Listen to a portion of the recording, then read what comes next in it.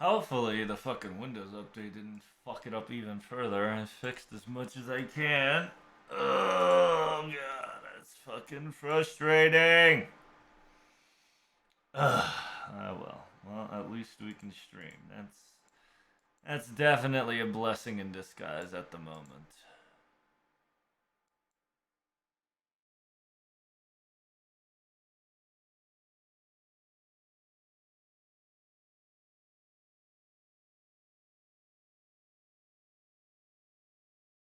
Oof.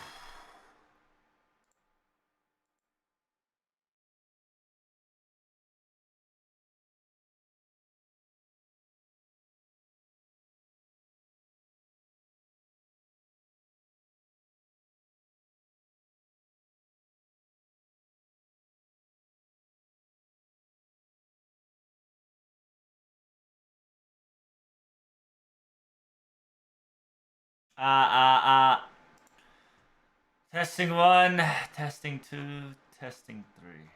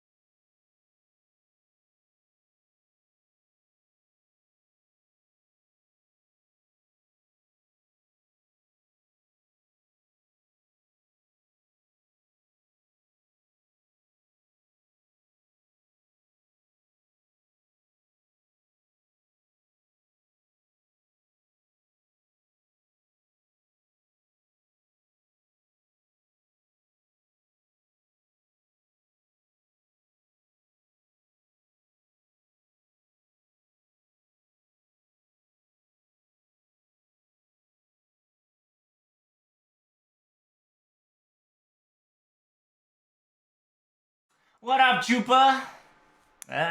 Things are gonna be alright. Things are not alright, but things are gonna be alright. You know what I'm saying? So it's all good in the hood, brother. So it's all good in the hood.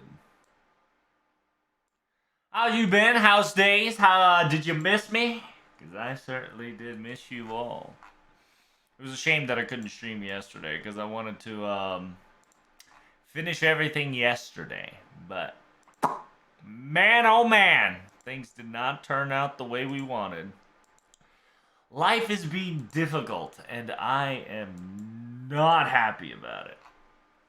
But good news all around from FGO's side. It's very nice.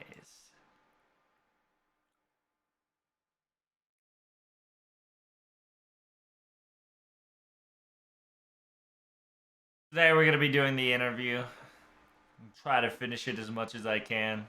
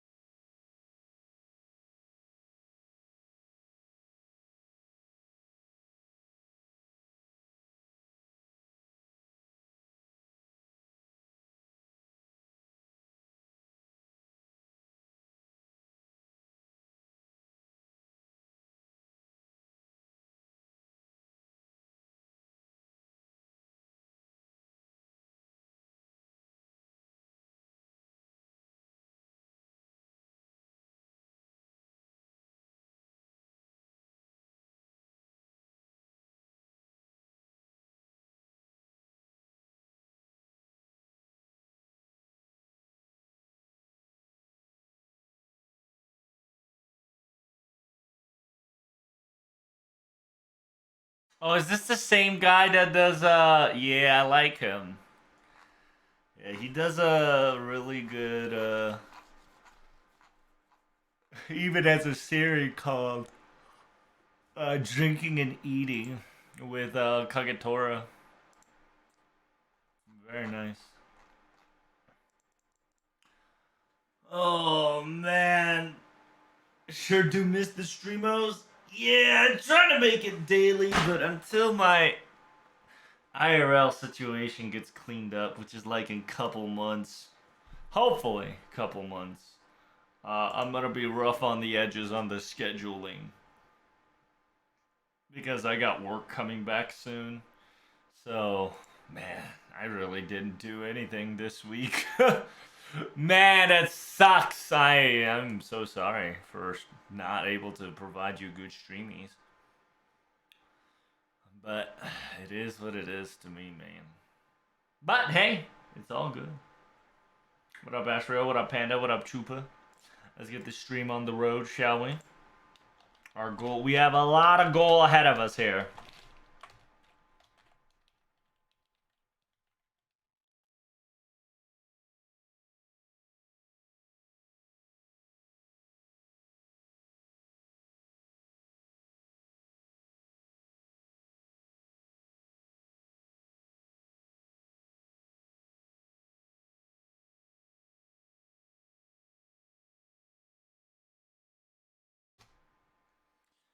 Here we go.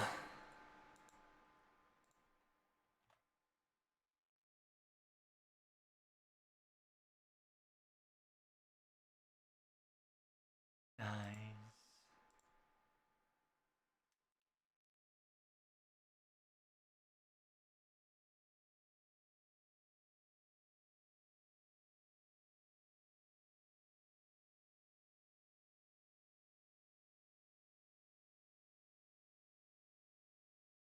Oh, say, say.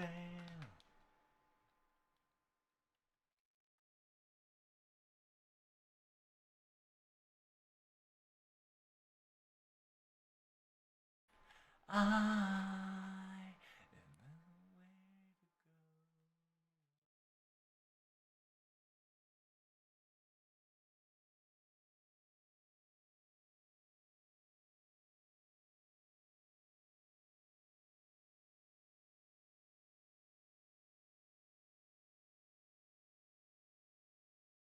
So we got good news all around coming in hot for you. Like, for instance, we got a live stream announcement, so that's exciting.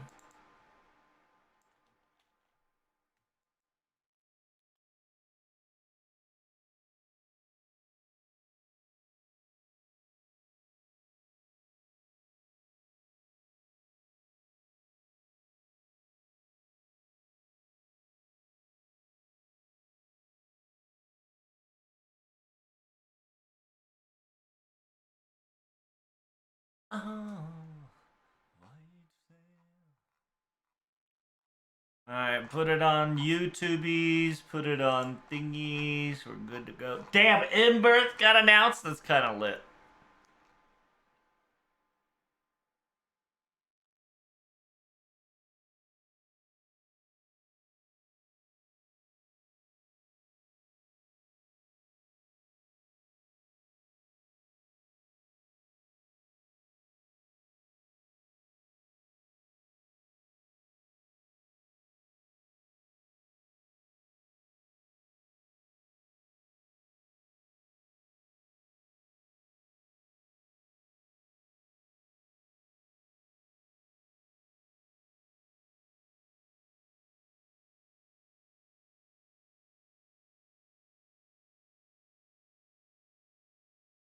Alright, let this go.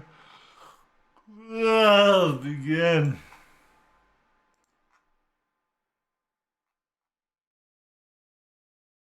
So if you guys don't know, there's a lot of shit happening in JP. Of course, the strengthening is pretty poggers. Hopefully, you guys are enjoying the strengthenings.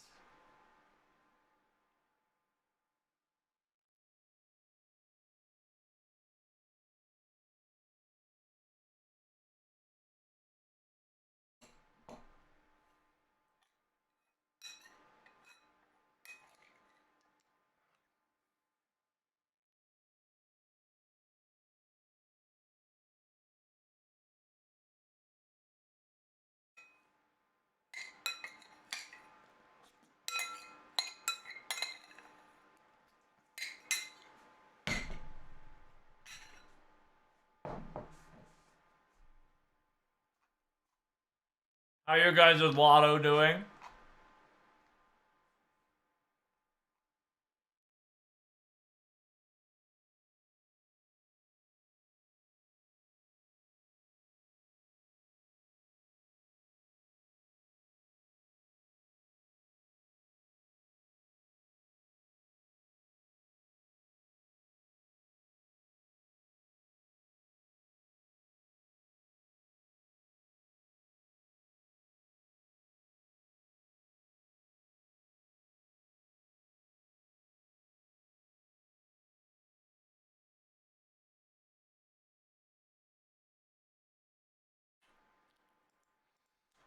All right. Testing 1, testing 2, testing 3. Yeah, let me do the Lotto real quick.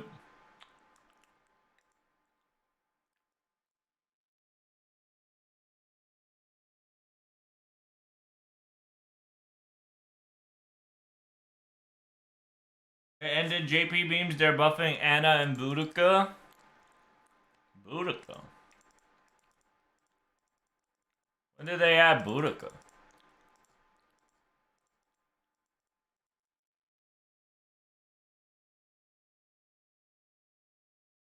Oh, you mean Booty Monte?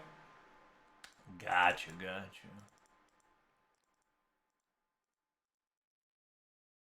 Yep.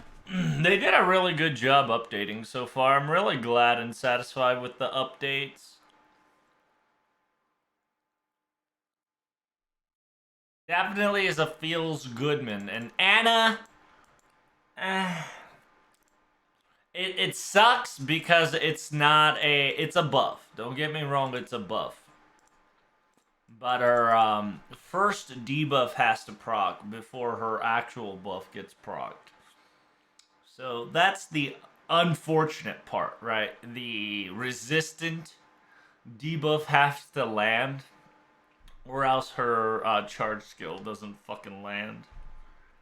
That's the only gripe about it, but it's still a nice it's a nice oomph to the our baby girl Anna, finally, right?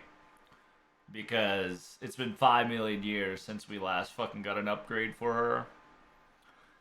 I'm not satisfied with the buff for Anna, but at least they did buff my girl. I don't know what percentage that is. I'm assuming it's like 20% arts down. Not even. Because if it's 40 or 30, that's Pog, but I'm assuming it's just like a measly 20.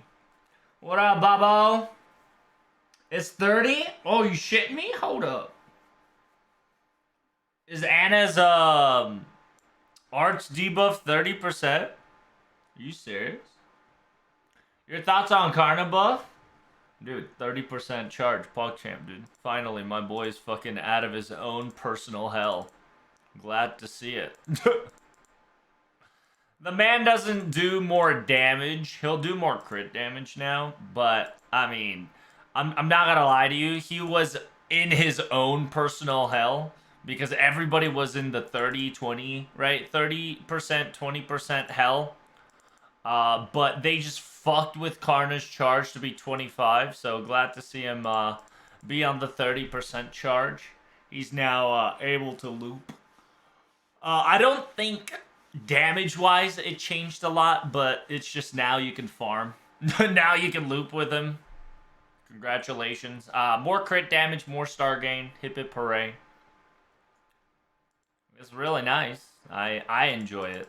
I don't think it's a damage buff, but it definitely made him more useful than ever before. If you want to use him in rotations, which is good.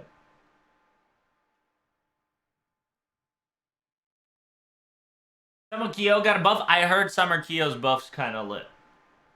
Finally, she's a servant, is what I heard.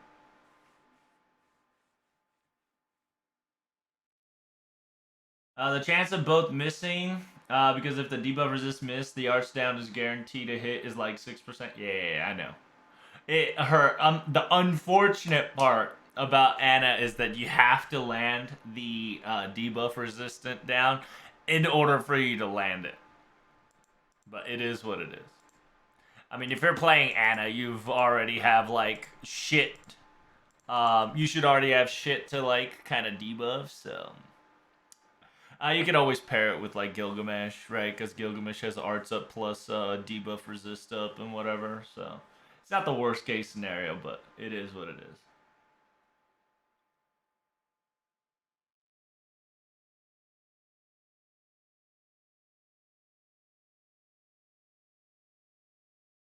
Yeah, the fact that they changed this 5%, you can now loop with 50% CE just makes me happy. Even though the damage didn't really change.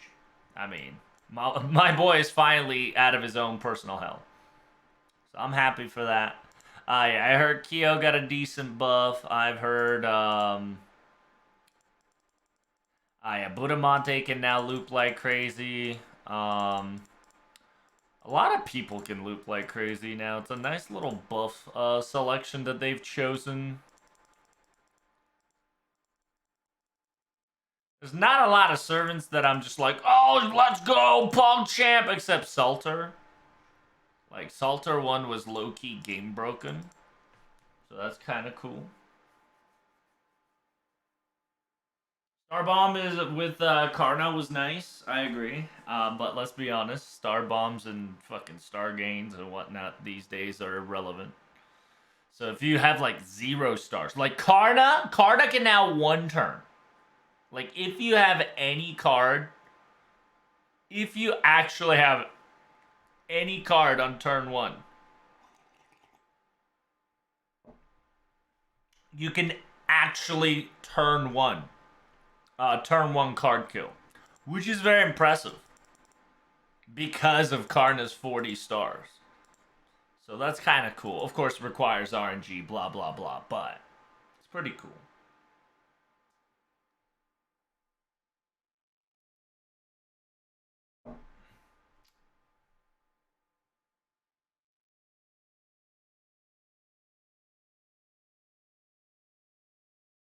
Isn't that an only problem with enemy sabers that don't have a lot of magic resistance? Yes, and other classes that specializes in magic resistance, right? There's gonna be some dumb characters that's gonna have like magic resistance EX and, you know, or some special abilities to give you an additional defense to magic resist and blah blah blah. Next year, arts buff 3 turns.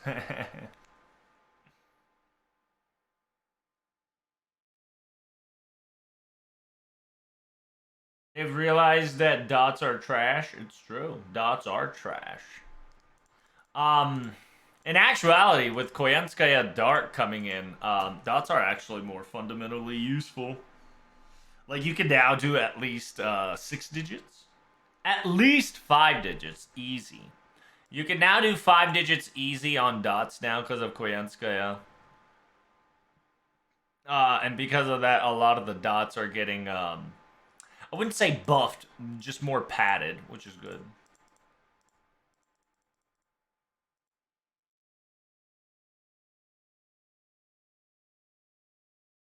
Please understand that my Lambda, right?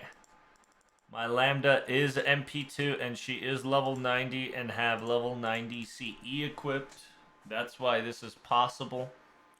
From what I've heard, that you need an MP3 to clean.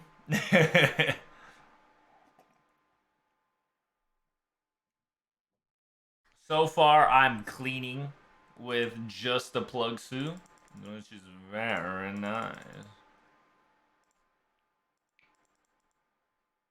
I just didn't want to use Oberon. Oberon just takes too much time.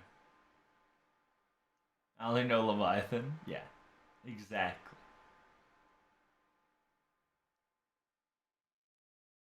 Just buy voice staff forehead. Only if that was the case, dude. Only if we can like buy like an item in game to like boost a character's stat for like a day. Don't give them ideas, bitch.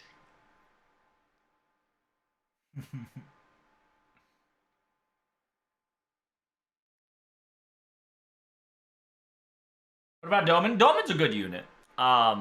He's not really a good dot unit in my opinion, but yeah, his dot definitely does good work. if your Noble Phantasm lands and, you know, all your skill lands.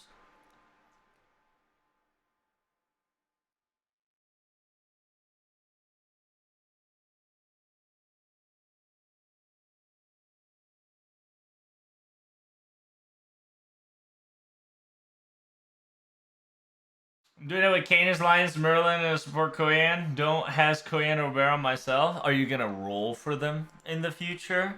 Ah! Bah!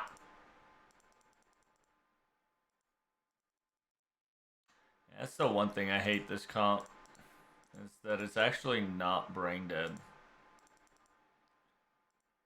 I can't brain dead comp this chat, and it's very frustrating.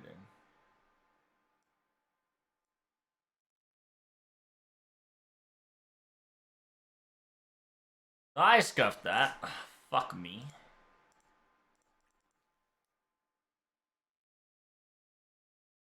Melu Oberon.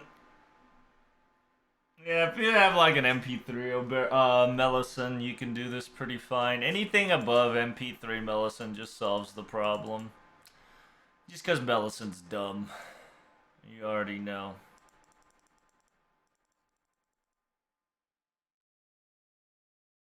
Coming for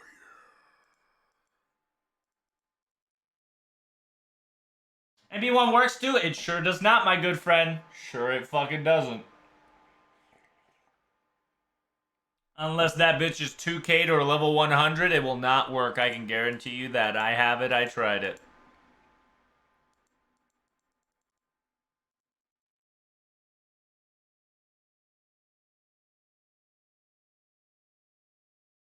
MP1 does not work. I will guarantee you that. And you'll probably see Cad pull that off too, because he loves to dispute those garbage claims. You do have to have like an MP higher level friend, of course, right? One side has to be like MP3 and higher, but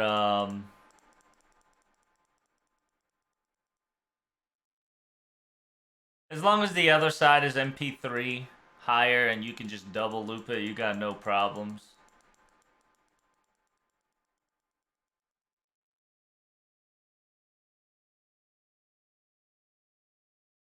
And if you're saying it works, are you saying it works 100% at a time, or are you saying that it works like 80% at a time? Because I'm gonna tell you straight up, if it doesn't clean kill, it's not working, right? Like if you have to card to finish, that's not the comp that we're looking for. Whenever we discuss about clean comps, we're talking about it kills on MP, not just MP plus carding, right? And Bobbert can tell you, you probably can pull it off with MP1 with RNG, but whenever we try to give you guys comps and whenever we tell you how comps are good, it's usually no RNG of mistakes gets involved in it, right? Like it might work, sure. I'll believe you guys it'll work, but I'm telling you it's not clean. Right? And hell, like I said, mine's barely clean. Mine works because Craft Essence plus level 90 Lambda. My shit is not a friendly build as well. Mine works because A, I have Bride. B, I have my Lambda MP2. C, I have my Craft Essence over level 80. And she's level 90. Right? I've already grailed her.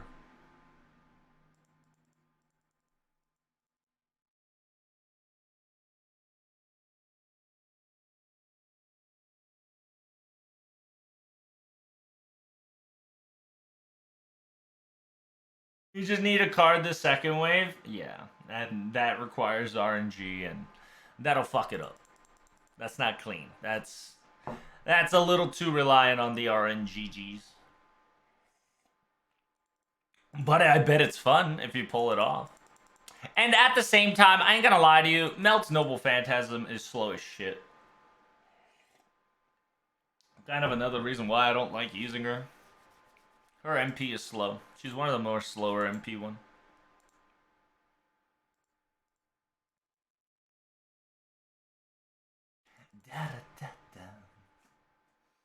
With my Annie roll being Koyanskaya, I almost had to hit pity, but I didn't get there. Damn! You didn't fucking go balls to the walls, pity? Come on, man.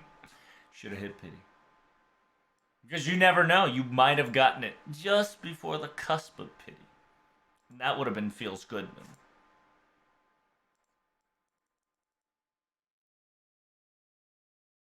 Because now it's gonna be crazy. We're gonna have generations of NA players that think pity is the worst thing of their lives, right?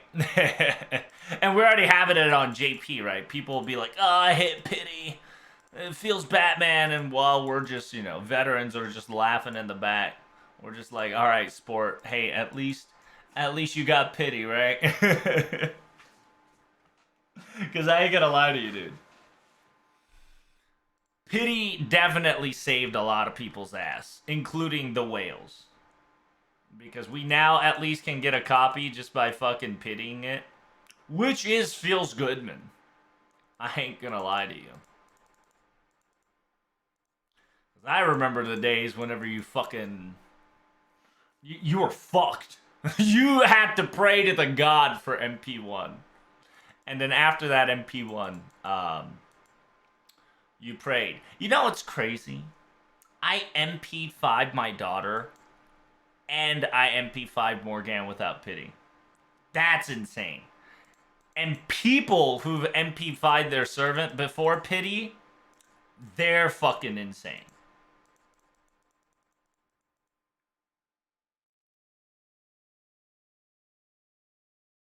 Oh, what's round 3 looking like? I can't remember either. I'll just look it up. I'll probably Dante Brain did it.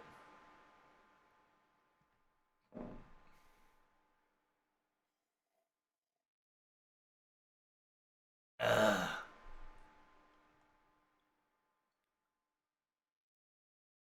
It doesn't matter which face card doesn't follow as clean.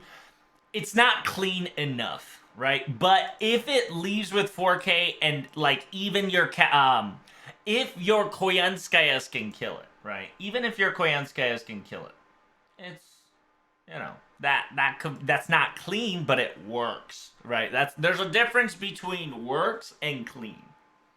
And probably Bobo is telling you specifically what those terms are, because Bob is the math master, the calculator, the young Moriarty ruler, the man with the plan with the rulers and the calculations. All right, so you listen to him. I only know basic math. Of course, I can only count to 4, but I can jury rig some fucking bullshit comps every so now and then. Because it just works. Like, anything that has to do with my daughter's comp, it works. Because, level 120 MP5 2K Fokun. Thanks for the resub, Elite Spartan. Remember, I am Sparta. Indeed, nice Sparta. Thanks for the resub, my man. Hopefully you're doing well. How's Lotto? How's Farm? I think last wave, I think I can do, yeah, I think I can do a coup. I think I'll just level 120 coup and just call it a day. Nah, remember Avalon's the math god now? True, true. You can now live in your farmhouse. Feels good, man.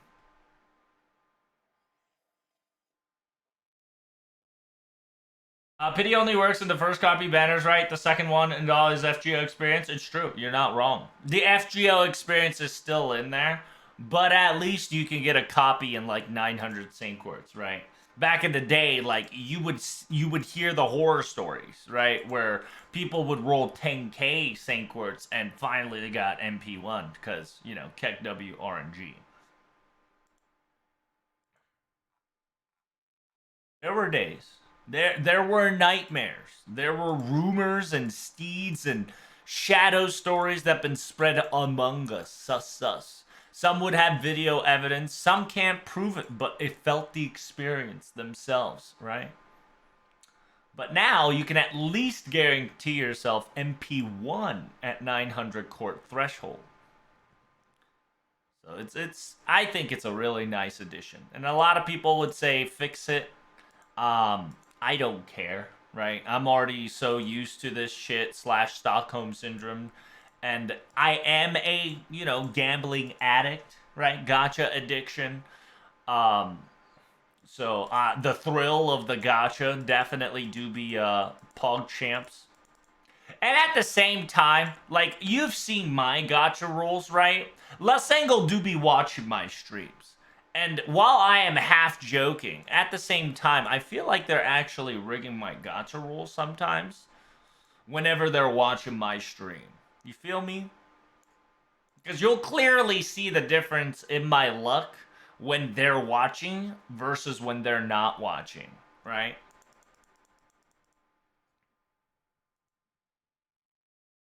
Because you saw that double 5-star Lancer pull that I just pulled out of my ass during a ASIC or whatever's fucking roll. Just how it is.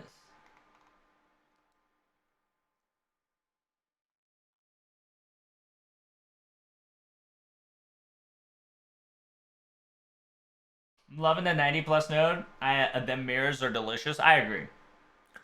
I'm definitely here for the mirrors as well. That's the wrong button. Yeah, I think it was this comp.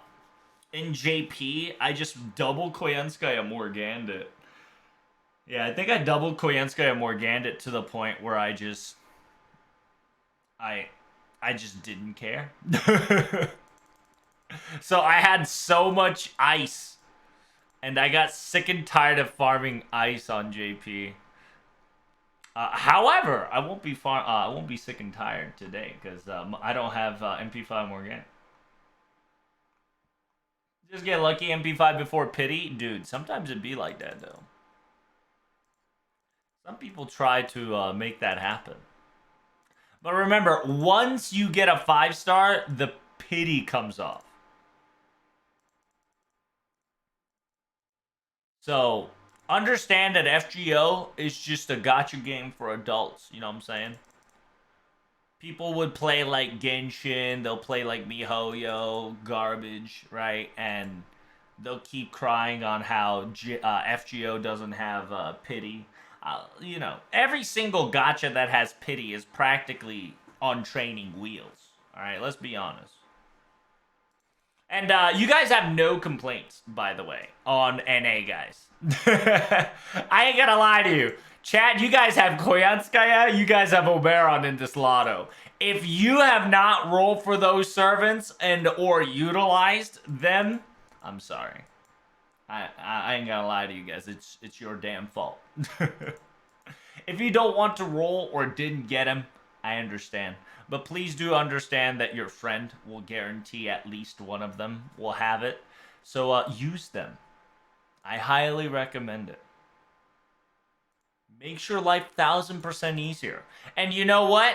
Oh, when did I pull this shit? Son of a beach! I don't know when I activated that skill. But oh well. It'll kill because of the crit. But luckily, chat, this lotto, if you plug your 200% damage CE, man oh man, it's the easiest shit on planet Earth. So I highly recommend you guys slap the damage CE if you're struggling, right? Like don't be afraid to go to 5 CE.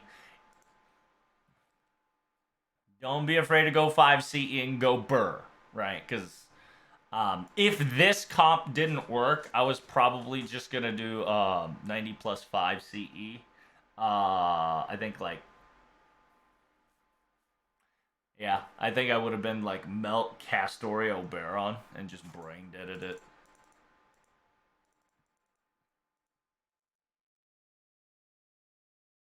But luckily this worked. They told me it requires MP3 to clean. I just told them not today, Jimmy.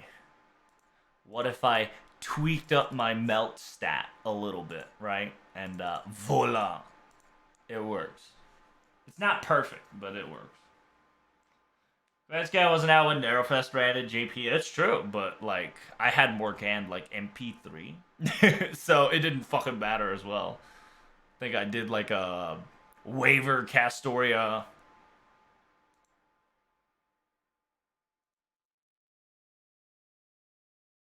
A waiver Castoria and some dumb juice.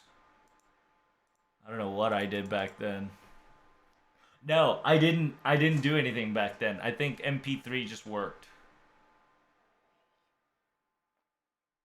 because everybody and their mom, right? Remember, everybody and their mom's human here, so just fucking everybody got obliterated.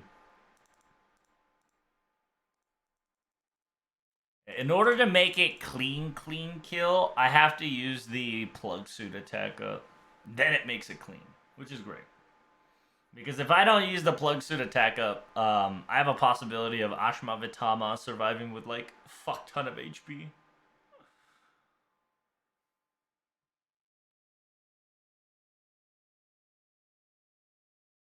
Bramante can loop now, just need triple Scuddy. I don't know actually. I heard Bramante can loop, which is pretty lit.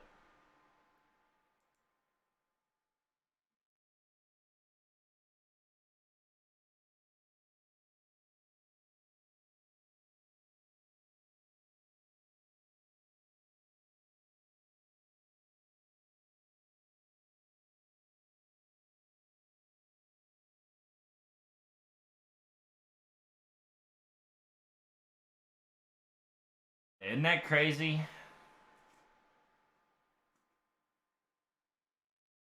Wait, who fucking used that, Ash?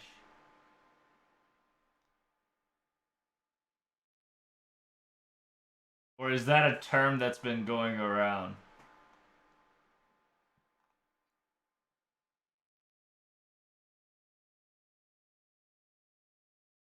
What up, Clear? Your account's blessed with gotcha guts? That's good to know, man. And remember, chat, if you join my stream and talk to my stream and watch my stream, as always, we always have a luck buff and a Twitch loot drop called Blessing of the Gotcha Gods parentheses fake, right? EX. And that guarantees you a possibility of a maybe of you getting whatchamacallit, of you getting a CE drop and 5-star of your choosing. It is what it is. See, the only thing that I can scuff is the 20% MP that I just did there, right? Because technically, this is supposed to work with unappended melt. My melt's appended, of course, so. It do be what it be. You know what the shittiest part is? This whole composition has to be played exactly. Like, I have to spot Bride for Castoria and shit. It's wild, and I hate how restrictive this is, but it works. And I'll live with it.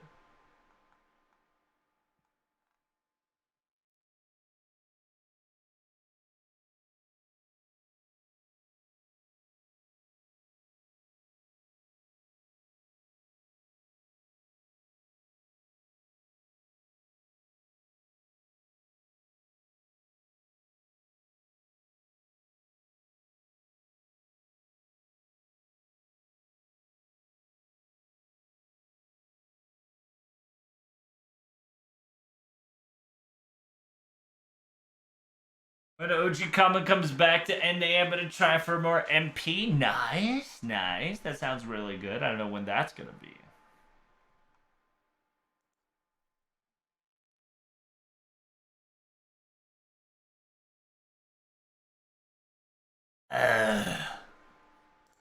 Well, the reason why I say fake, right, is because we don't actually have a Twitch drop.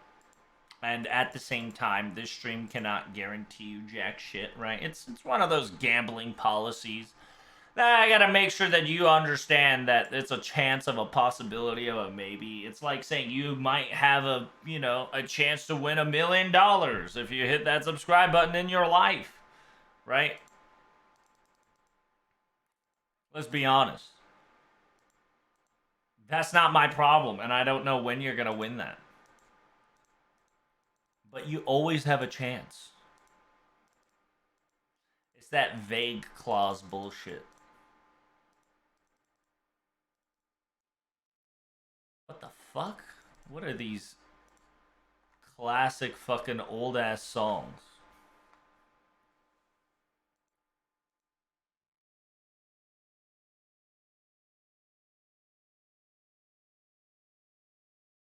That lug drop BOP though? I mean, you can ask my viewers. They've gotten a fuck ton of more CE drops. They've gotten a lot more shit than I got sometimes. So it is what it is. So quick update while we're doing Lotto. JP finally announced their FGO live stream, which is going to be on the 10th. At the same time, FGO livestream has dropped the LB6 drama. I'll be live translating that soon because, I gotta fucking do the Famitsu article first and foremost. Simultaneously, they have a bar, right? The Bilete bar has been being unlocked day by day. Currently, they're on Charlemagne. I believe tomorrow is Ibuki, if not Doman.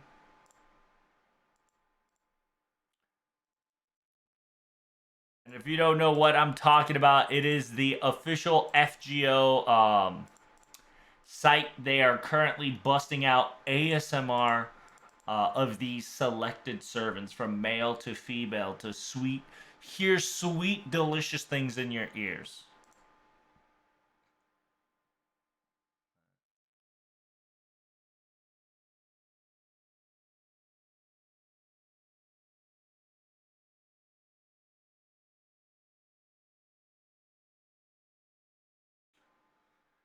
Do it, do it, do it, and do it. Let's do it. Let's do it, do it, do it, do it.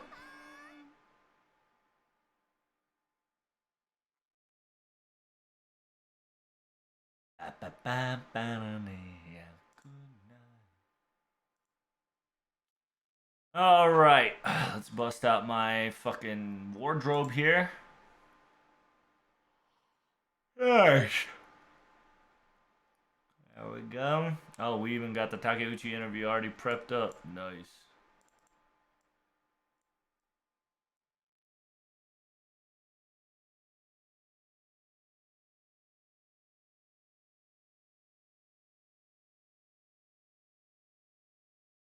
Kinda want to see E-Drop before I start, but I might just finish after this and start doing my readings.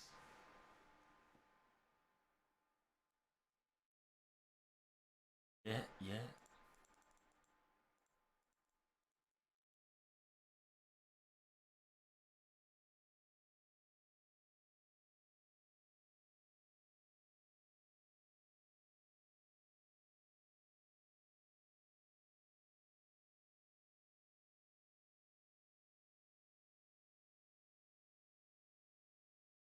Isn't this from Strange Fate? Bite down.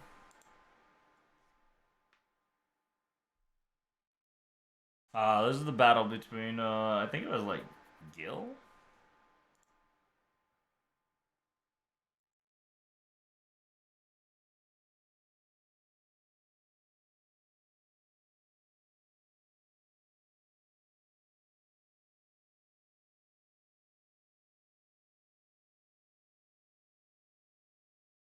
Yeah, they'll probably announce when Strange Fake Anime is coming out one day, but probably end of the year they're going to announce it exactly when it's happening.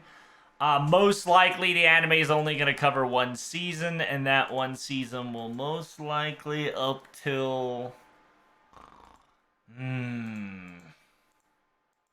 until book 5. I think comic 5. Which is up till the battle against... I don't know. I don't know how they want to end their season one, right?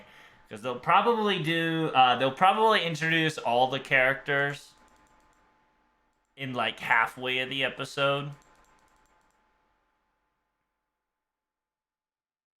and during the introductions of all the characters just kind of being implemented, there's gonna be a lot of fucking battles in between. And it really just depends on how they're going to showcase each individual. Because a lot of the times, what's the word? They have to either time everything on the spot, or they're going to constantly let you know that there's going to be a time rewind. Because in all technicality, all servants kind of come in at the same time. So, trying to keep pulling the viewers backwards might not be a good idea in anime form. It was perfectly fine in the manga slash like light novel form and whatnot. But yeah, it's not gonna translate well in anime.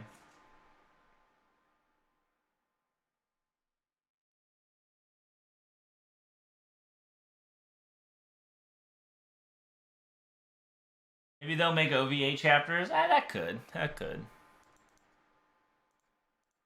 I can just guarantee you ain't gonna get season two till like next 3 years. So I hope you're invested. That's all I'm gonna tell you. Season one's gonna be a banger. You ain't gonna get season two till like 3 years later.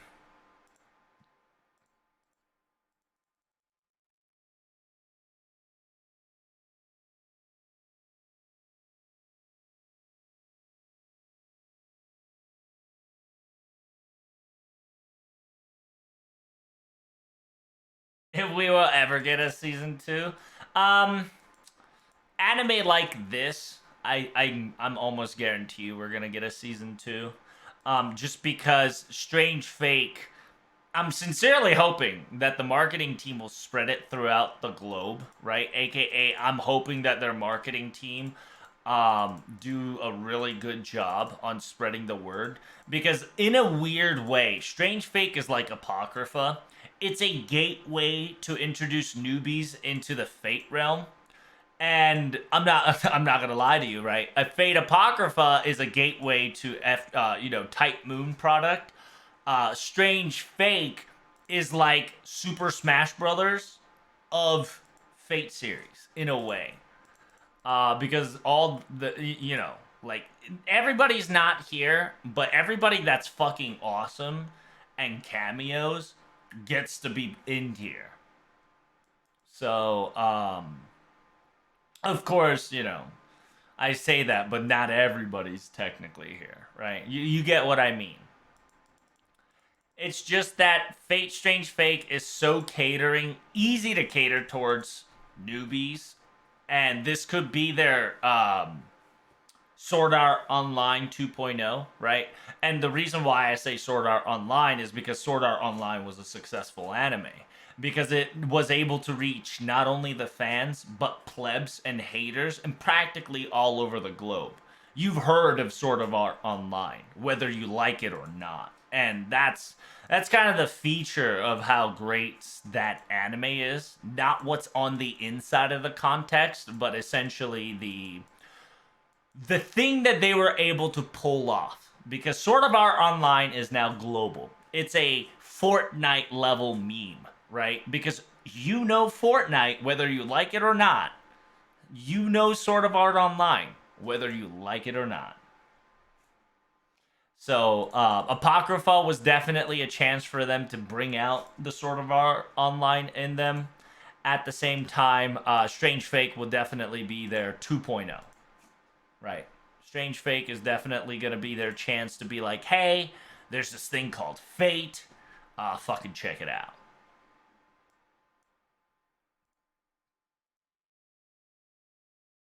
What? Fuck you mean I'm out of pods? Like, what?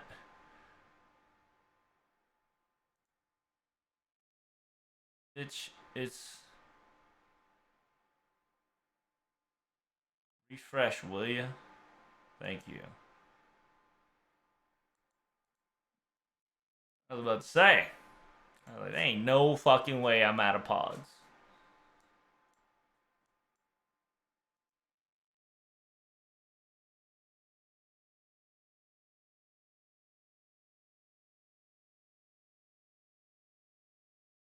Gateway references my ass. Strange fake is literally Type Moon references overloaded. People gonna be so confused, and that's a gateway too, and because that's also their job to essentially that's their job to kind of just try to make the anime. The anime is gonna be for us, 100%.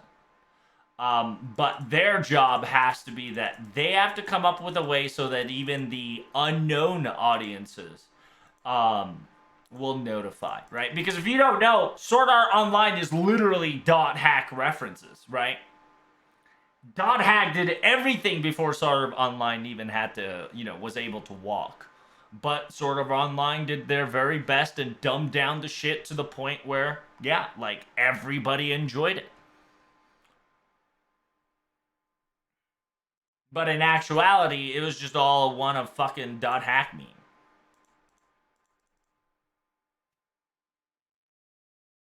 But dot hack is better because dot hack is like the World of Warcraft of Sword Art Online.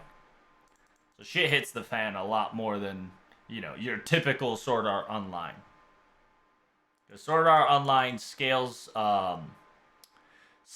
from people to planet.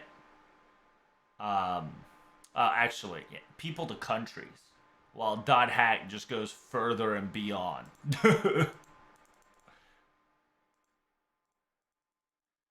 dot hack, you name a game, they've probably referenced it. It's pretty lit.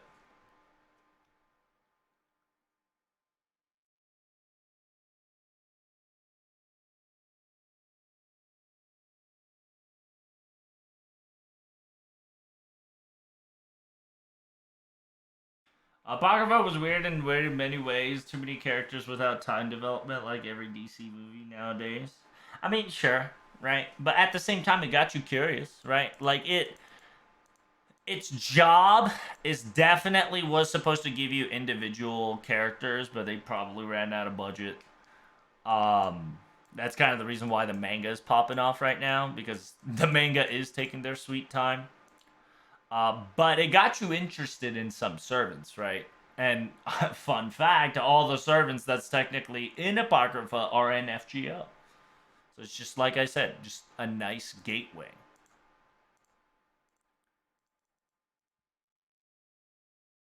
You want to know about Jeek-kun? Well, we got Jeek-kun as a servant here. We had a whole other Jeek-kun side on an event, right? You like OG Janu? Well, we get talk about OG Janu here. There's more than one OG Janu here, right? You name a servant, they're fucking here in FGO.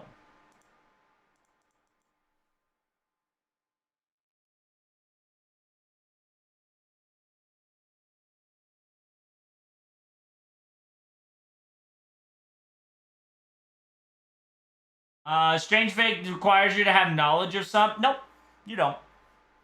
In order for you to enrich your experience, yes. But in technicality, you don't need any experience in Fate Strange Fate. You know why? Because they actually explain it to you. Which is the fucking big brain part. They actually explain what those are in the manga, in the light novel, right?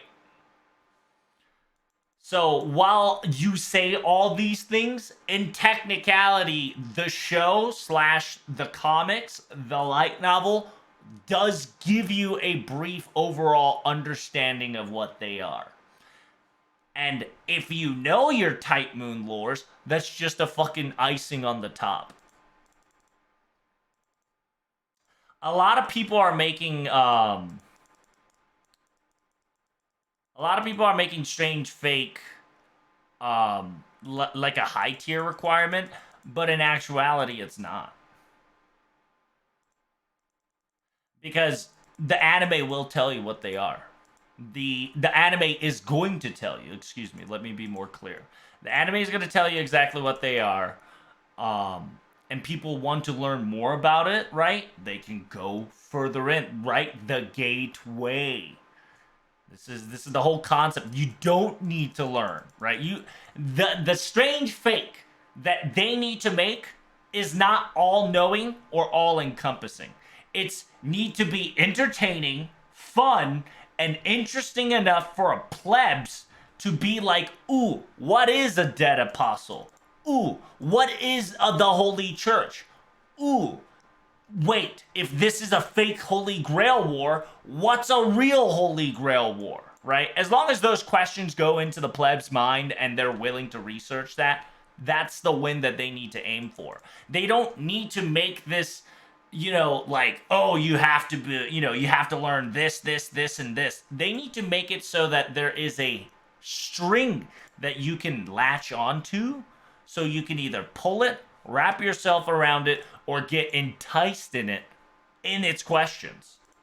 That's it. That's how you get the audience. Because remember, you always want to get new audience on top of old audience. And if you already do not know, Tight Moon should be going for older audience because a newer audience because the older audience are Stockholm syndrome. You're already a fucking slave to this IP. They've already got you by the balls and they have your wallet and you're gonna say wham bam thank you ma'am on whatever they fucking do. So they need to go for the plebs. They need to go entice the people who don't know any better, who wants to have mysteries, who wants to have these tragic tales. The moron that fucking wanders around and, does things for no fucking reasons, destroys an amphitheater, says some nonsensical bullshit.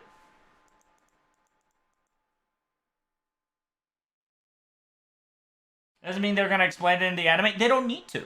They just need to say what they are. Right? Like I don't look. What are the problem with Tight Moon fans, right? And FGO fans, and Tight Moon in general, is that y'all motherfuckers are. What's the right word? Y'all motherfuckers are too peaky and picky, right? You guys want all the details on everything, and that also includes me as well. And so I know, right? Y'all motherfuckers wants to know everything. Y'all motherfuckers just want everything and everywhere. And if there's any reason, rhyme, or anything, you want that shit fucking explained in Encyclopedia Wiki on a PDF file, 48 pages, and you expect that to be in the fucking anime. Well, that's technically what happened to Waver's case file, and look where that ended up, huh? They still skipped content, but it is what it is.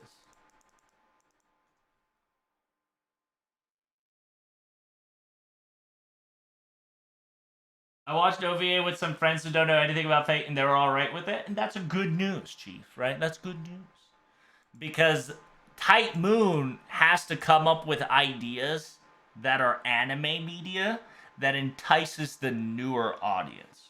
It needs to be cool. It needs to be flashy. It needs to be fucking awesome. Right? Because I ain't gonna lie to you.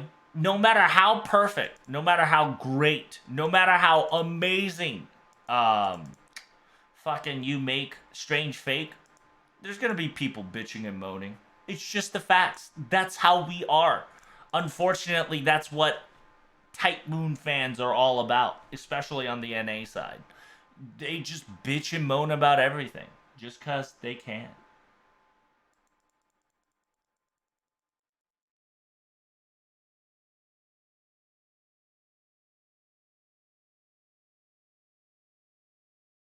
Break my back in the mines for them TM lores. Oh, I'm there with you, bro. I'm right there with you.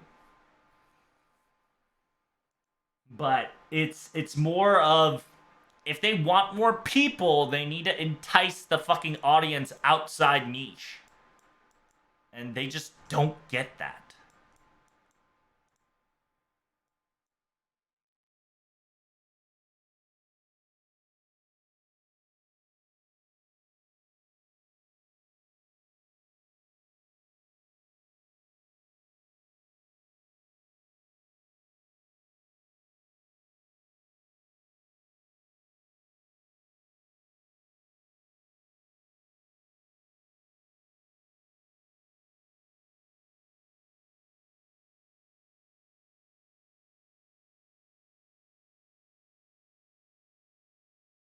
Gateway into the black hole called Type Moon Lore, pretty much.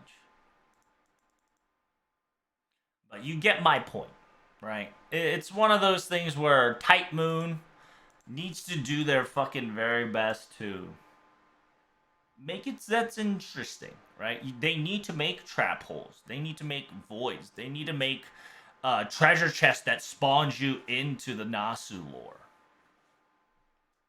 And these anime types is the perfect opportunity.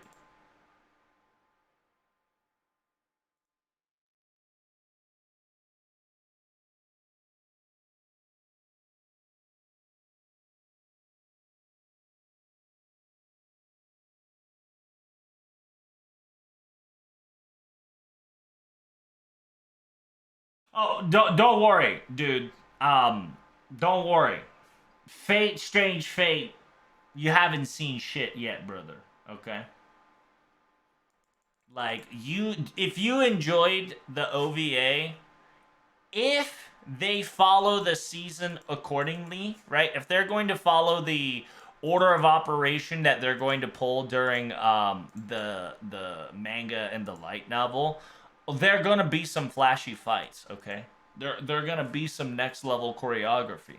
There's gonna be some building to buildings to fighting to shit, and then just fucking like buildings are gonna be falling, places be rotting, bitches be falling. All right,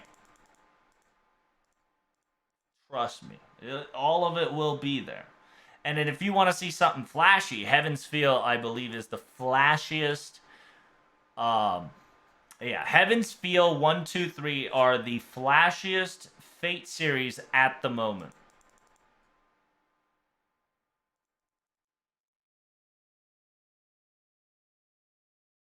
You don't know. I'm just brain deading to get rid of the AP. Once the AP is done, I better do the translation. Them skipping in the first 5 million books of case files into anime is fucking what made me go back to read it. See, it works sometimes. I'm upset. I'm part of the people who's upset that they didn't fucking animate case file from the very beginning, but it is what it is, right? What's done is done, and it got some people enticed to go back to the beginning, so that's kind of lit. I'm just hoping that if they're going to animate Adventure's case file, they fucking start it from the very beginning, because Adventure's case file is very lit, very importante, and pretty awesome.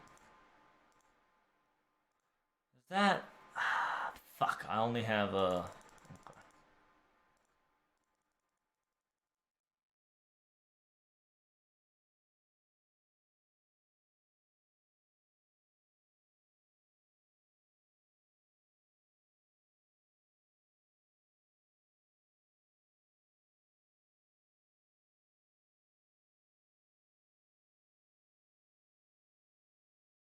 Yeah, so if you don't know, I'm just low key brain deading this shit.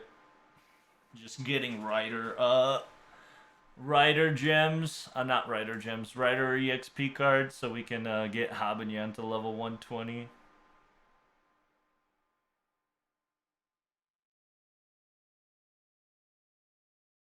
Oh fuck, I fucked up there. That's a oopsie on my part. I shouldn't have clicked the guts.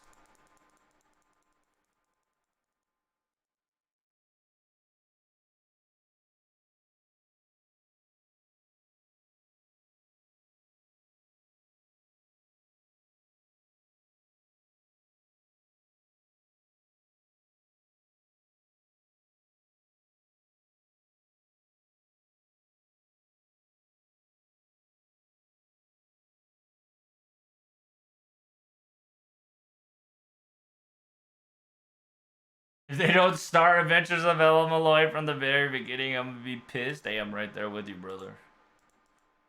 Especially if they're going to talk about book number 3, right? Because funny thing, book number 3 actually took so long that it took 2 books, so 3 and 4.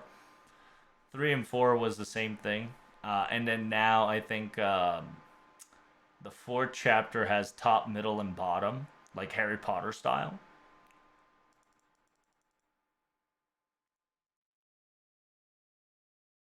So shit's pretty lit.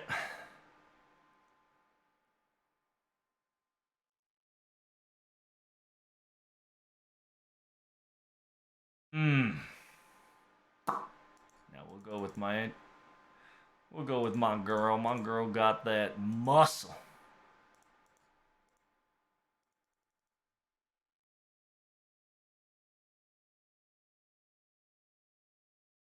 A massa. Nice.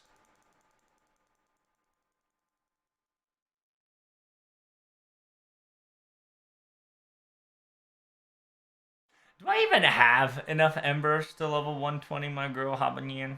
No, I don't think I have servant coins. I think that's what it is. Because I think I need one more Habanyan card.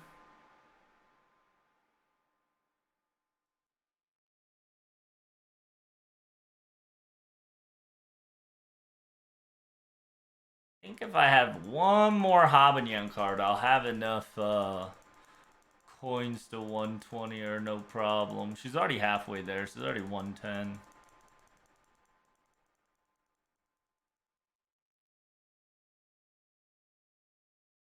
Do you think I'll get her? I mean, I'll just use like 1 million friend point to just pull her, no problem.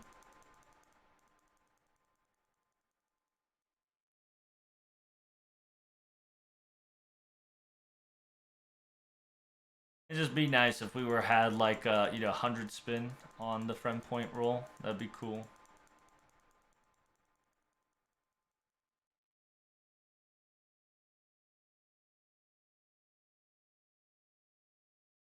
Sugar cream. Ba ba ba ba ba.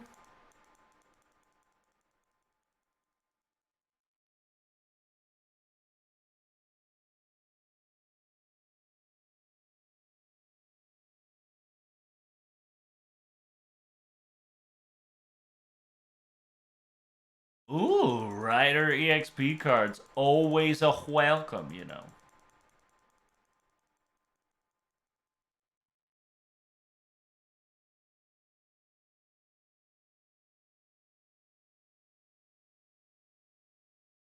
Yeah, going through like 100k worth of friend points is pretty fucking easy, but at the same time, like, very tedious.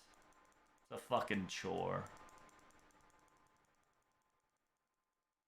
I'm really hoping that these Lasengo people find a fucking way to solve this problem.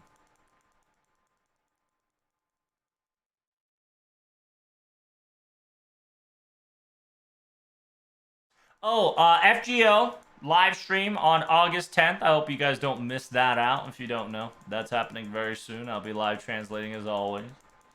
It is what it is.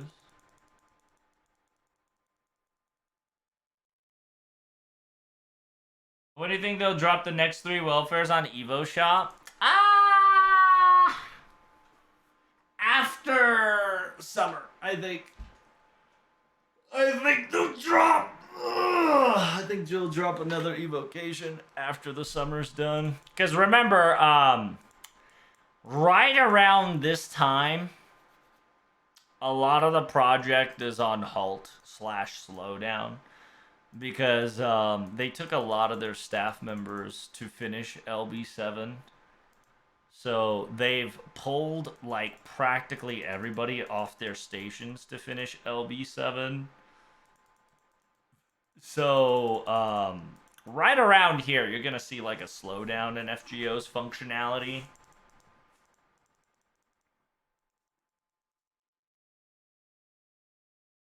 Don't expect any evocation just yet. If they are generous, right? Which I don't think they fucking are.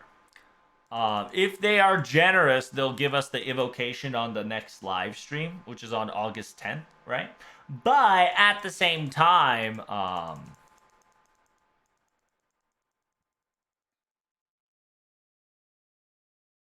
knowing them, they'll probably not do any of it until the next grill front, which will most likely either be, most likely either be on September, if not October.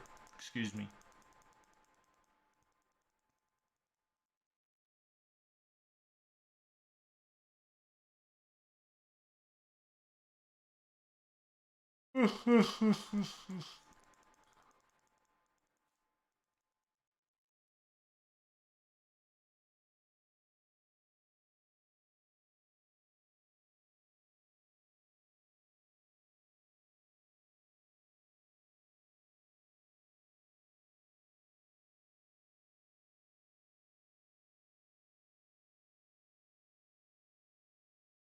Probably never, because it won't make money. That's exactly correct. Do you think the event will be right after the stream or not, since it's Thursday? It might be on Friday. Right? So I'm going to say it's probably will start on Friday. If not, it'll start right after this kind of bullshit, right? So you can always expect it to say right after this live stream, but don't get your fucking hopes up. With their current state, I can only tell you that prepare it for be on end of Friday, right? End of Friday, which is, it is what it is. Or if they've got everything ready, they'll say right after this stream.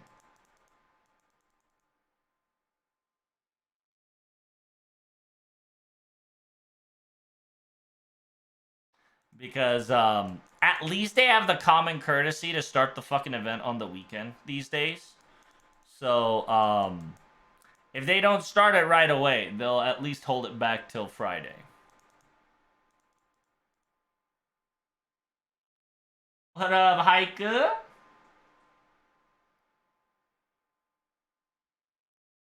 I can see Kuroe being an evocation because Aprilia anniversary is soon. Is that so?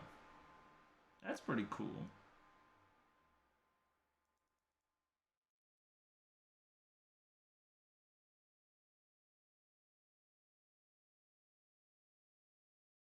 Something tells me that we might have to side with Morgan's Dojinshi or Castoria's Dojinshi.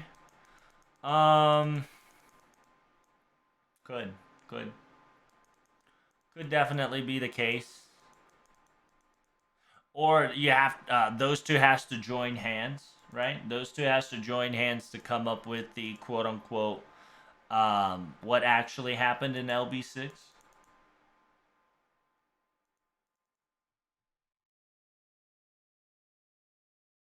Or we get to make our own story.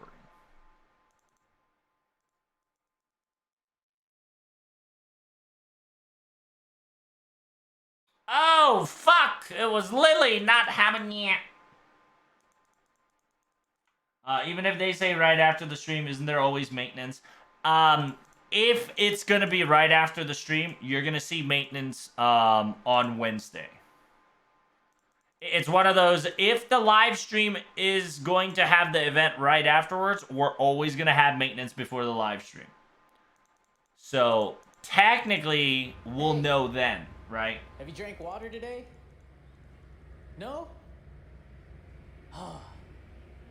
Do it. Do it now.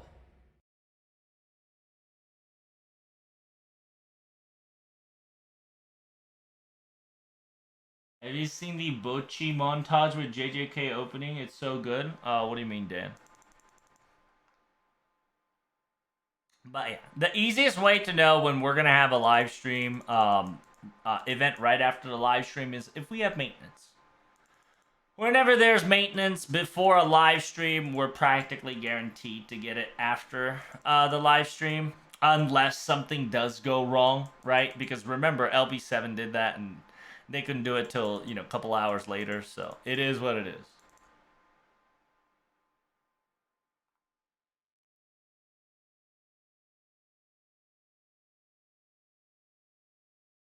Well, if there could be anybody at this point, it can be everybody and anybody. So, like, keep your copiums up, but it's, in the end, up to them. They're not going to give you reruns.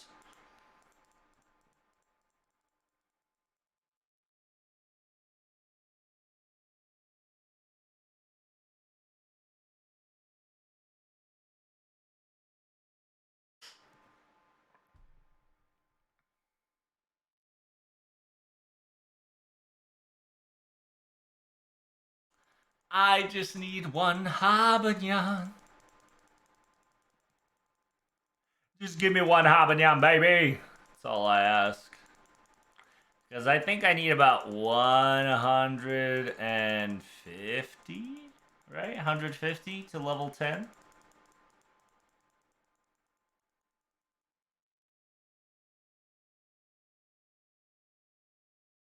Because I need about 5, so 150 coins. I think I need one habanyan or two to fucking get it.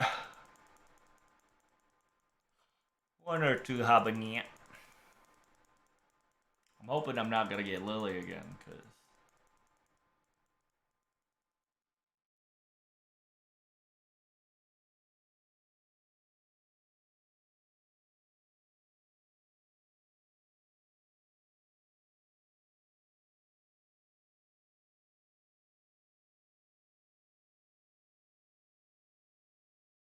we start to take what's on the PV at face value, like John commanding angels, for an example.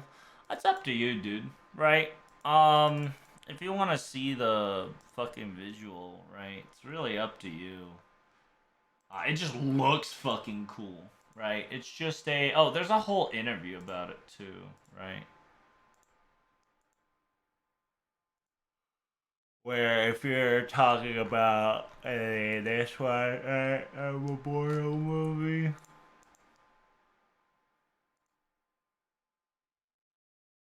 Here, we'll watch it while we're fucking, struggling to get Habanyan.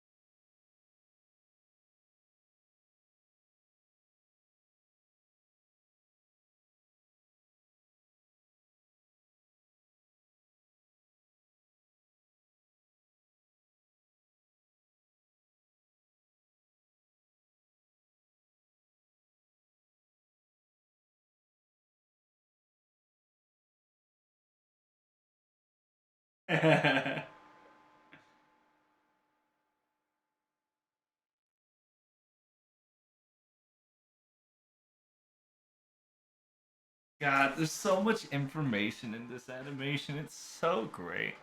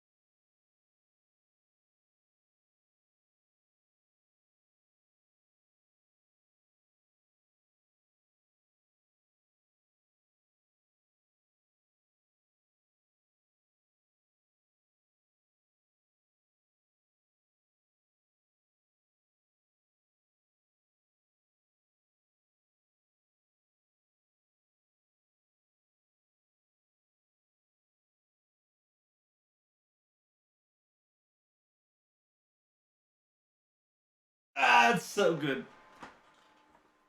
Such a good animation. Brings tear to your eyes for sure.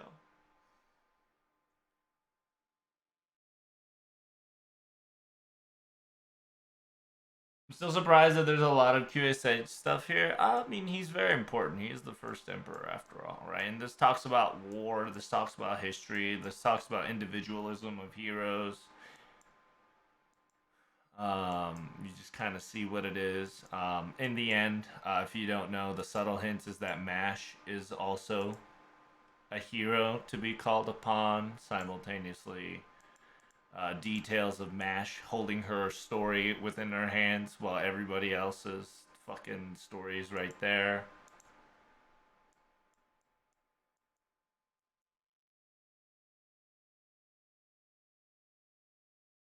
Starting it out just makes it so good. Depicts the Earth, but depicts the Grail, right? Like that's a subtle, very nice.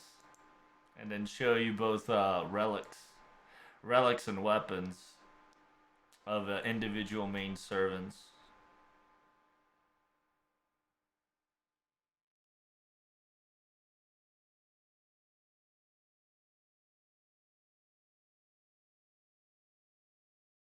And then I really like this small touch. If you're thinking who that is, that's Artoria. If you don't know, that's Artoria going into it's this whole depiction is the fucking fairy land da da da da.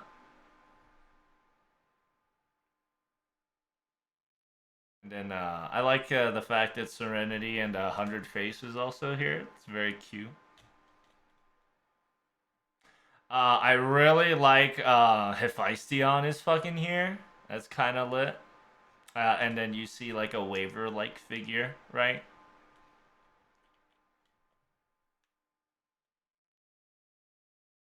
Frankenstein. I'm assuming that's Frankenstein right here. And this is, of course, oh, no, he's right here. Yeah, there's Frankenstein right there. And then Frankenstein's monster, aka Fran. And then we got two sides of Janu, right? Because Janu is always depicted two different ways, not only in lore but in IRL.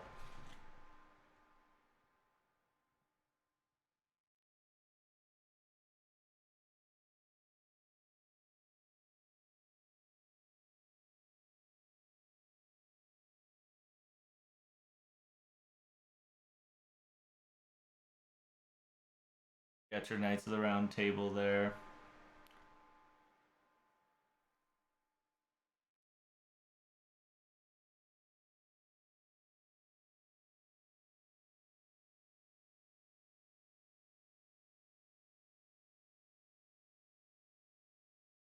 Then here's the battle against the Mongoloids.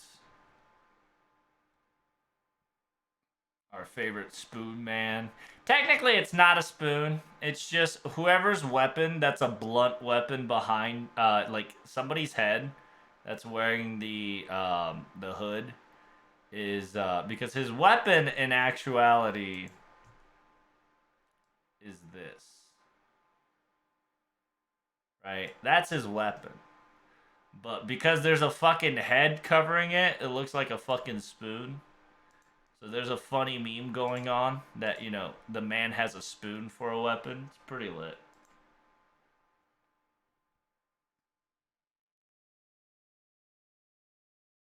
Oh, and then yeah, I like the fact that they brought it's really subtle.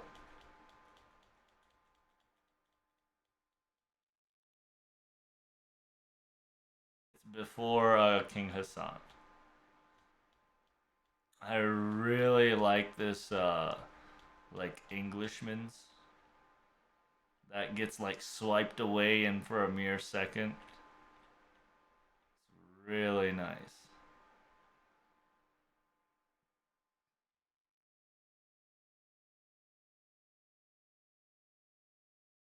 And And there's the battle against Hassan. Fuck, I forgot. These two are another Ishkandar's like other people. It's not Hephaestion, but I can't remember. But and then there's the Waver looking ass. Then you got your Knights of the Rounds. Then you got Jalter, right? Queening of the Dragons. And then QSH looking what the hell's happening. And then this is Arjuna Altar.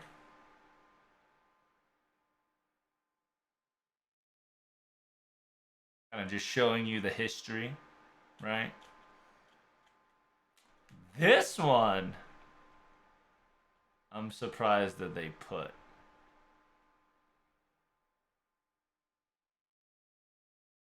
You can clearly tell. Who could this be, chat?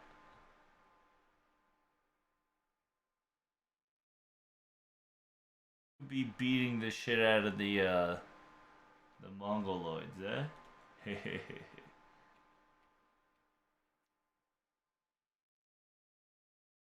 If anything, that's Vitra. It's not Vitra. It's I don't know if you get to see its leg. I don't think you get to. Yeah, you don't get to see its like good. Yeah, it's just a reaper, right? It's just a reaper reaping souls. Well, it's Bell Untold. Essentially, it's Hassan, but it's not, right? It's just a quick depiction of Hassan, just because he do be killing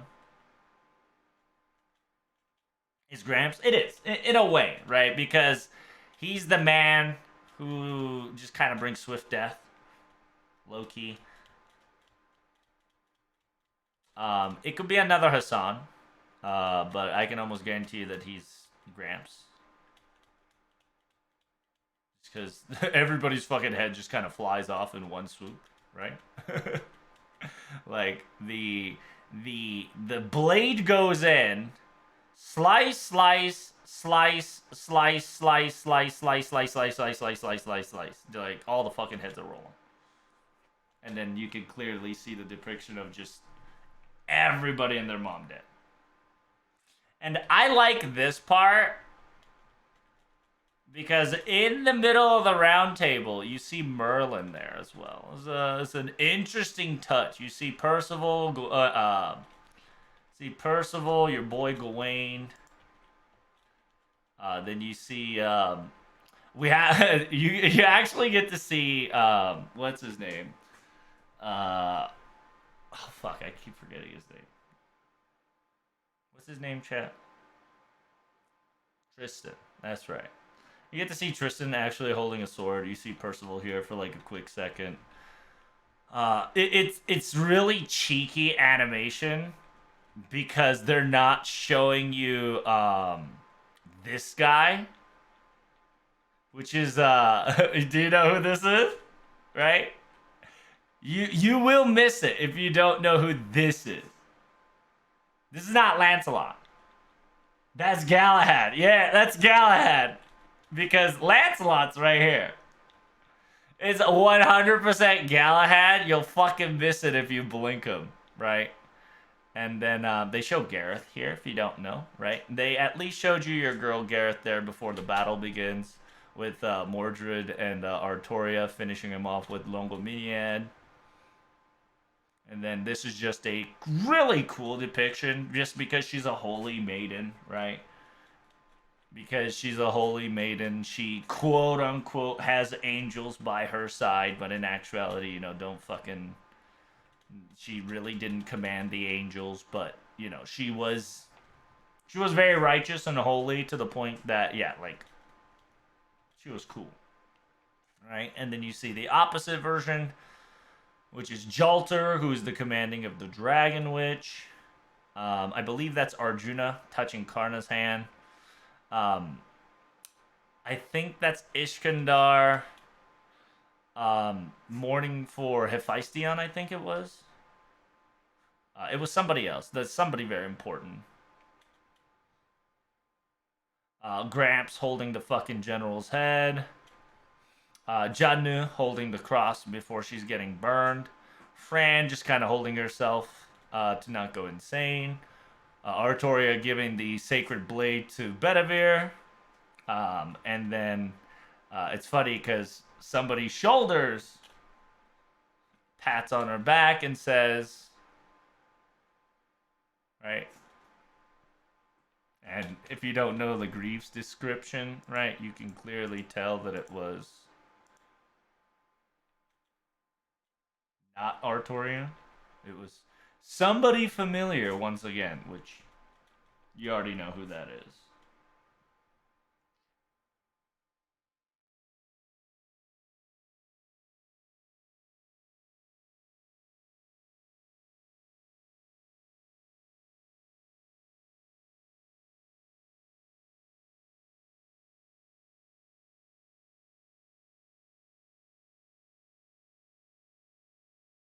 It's really cool here because the story kind of that makes her fall, and you get to see kind of the aftermath of everything.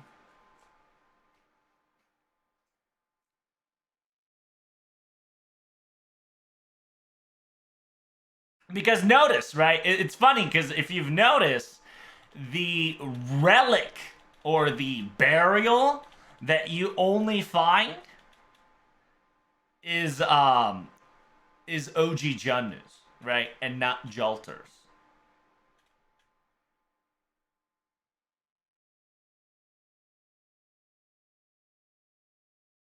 And this is Merlin watching the fucking next level shit happen to a town.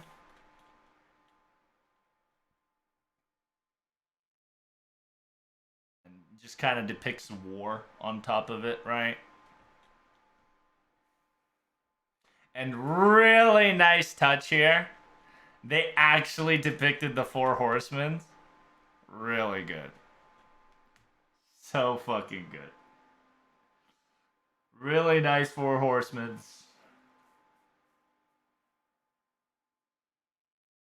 It's pretty lit. Like it's super subtle, but it's right fucking there. And then it's just kind of and it's a really nice contrast here where it's just a person praying to gods, right? Any person, any god, any depiction, and then kings, right? Praying to their kings, praying to their gods, praying to their lords. And then yeah, you see Galahad here. Oh, it's so cool. Yeah, you'll definitely miss this. There is somebody praying for Galahad. And then the stars show up, which each star depicts the person's wishes, right?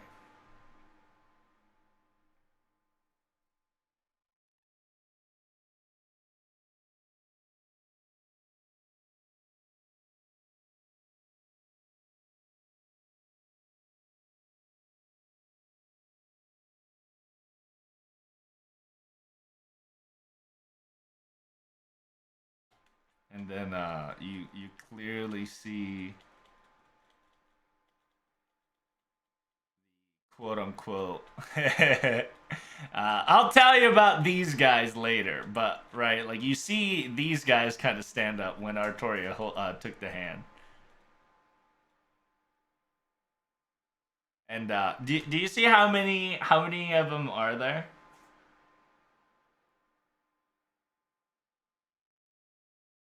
Can you guys count how many people are holding the Excalibur? It's such a great reference. It's so good.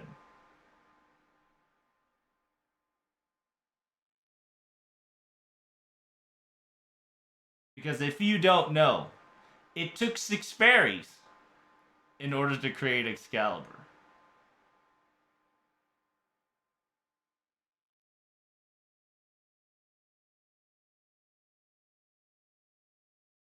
So it's really cool that they've kind of depicted this in a way because you can't see their eyes, right? You can only see their armor, and because you can only see their armor, you don't know if that's a human inside. But they have, they look like humans, act like humans, and they kind of give the blade to Artoria, which is so good. Are they dwarves? Yeah, you can definitely see the facial expressions and kind of their body physiques that they definitely looks like a dwarven features.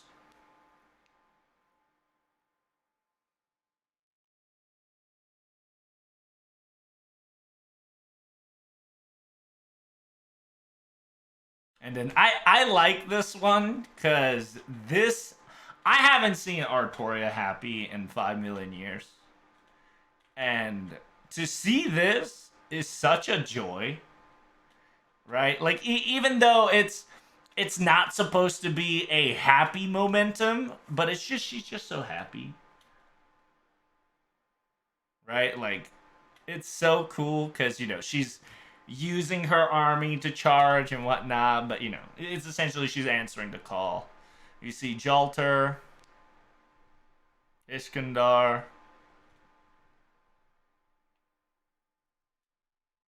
and then you see kind of Merlin, Assassin, the first.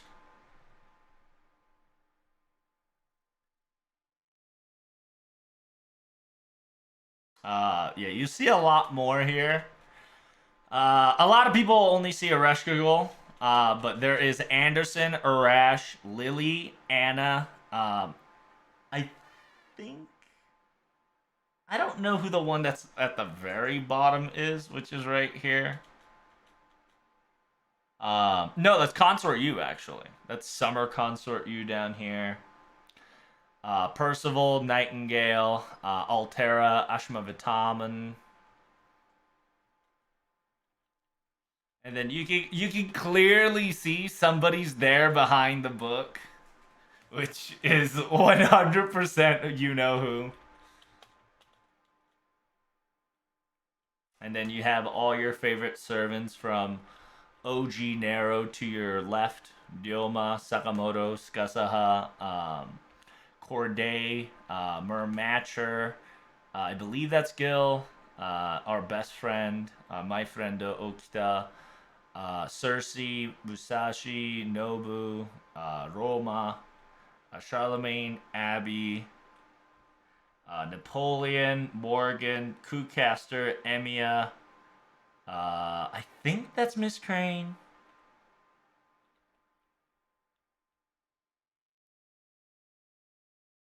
I can't remember the Kyo. I think that's Kyo. If it's not Kyo, I think that's like Ereshkigal, Mama Raiko, and Melt, right? Where's Kasaha? Kasaha's right here.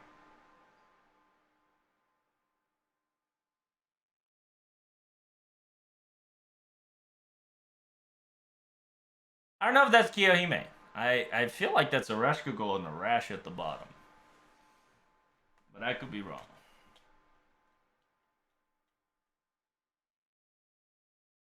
Yeah, then all the hands exchange. You can almost even say individual star represents individual servants. And this part is so fucking cool, right? It kind of shows you everybody's glory.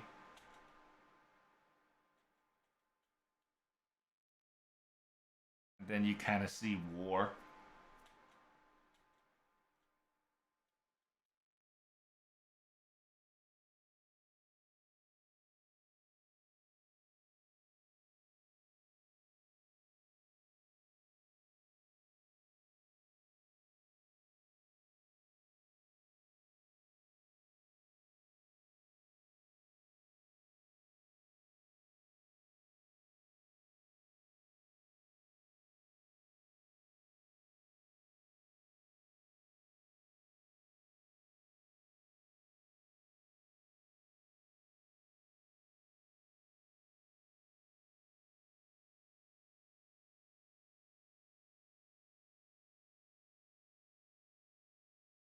It's pretty good. It's pretty good.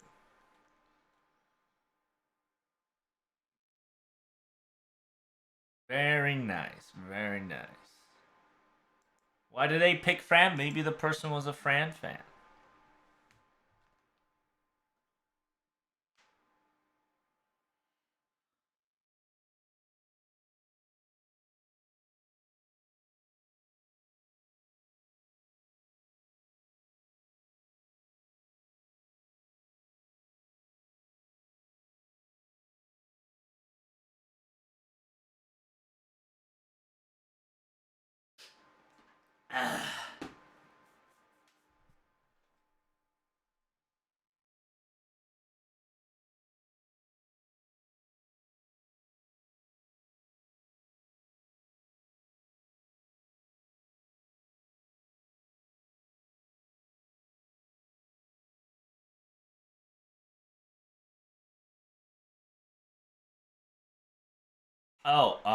Technically, I didn't even mention, but like right fucking here.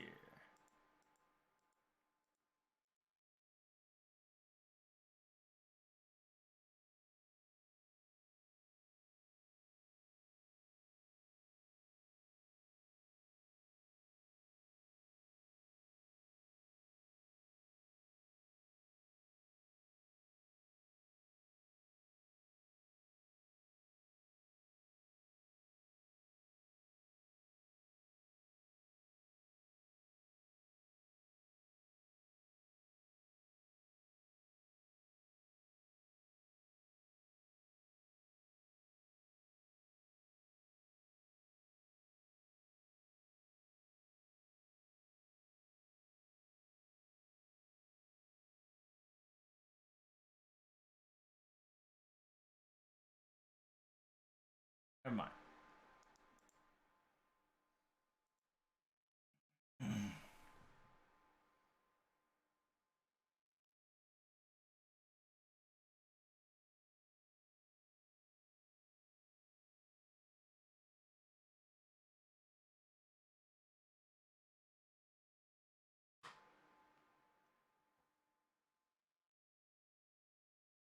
All right, let's start this Nasu 8th anniversary interview. We got a couple of pages. Spoilers coming in hot. You better get your ass ready because spoilers are coming in and they ain't gonna be fucking. They ain't gonna be stopping.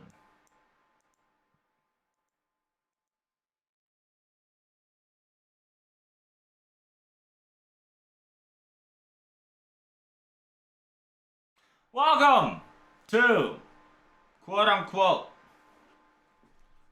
8th anniversary Nasu plus Takeuchi FGO Famitsu interview live translation. Woo! Oh shit. We're gonna start translating. So you better get your ass ready. Okay? Without further ado, here we go. So, 8th anniversary coming in hot. Their first question is, it's been 1 year since Alcrid, aka Archetype Earth, dreaming for others to come. Last year, around the 7th anniversary timing, all of a sudden Archetype Earth has came in, and it's quite the surprise. First, can we get an information of why did you and what sort of experience did you have to encounter to get this all going? So, Nasu specifically says, after Tsukihime, a piece of blue glass moon from here on out, Tsukihime R, after that's been released, I wanted to pull out Alcrid as fast as possible was my feeling. But at this very moment, we don't have her conjuncturing, right, with the main story. So it's not easy to pull her out just yet.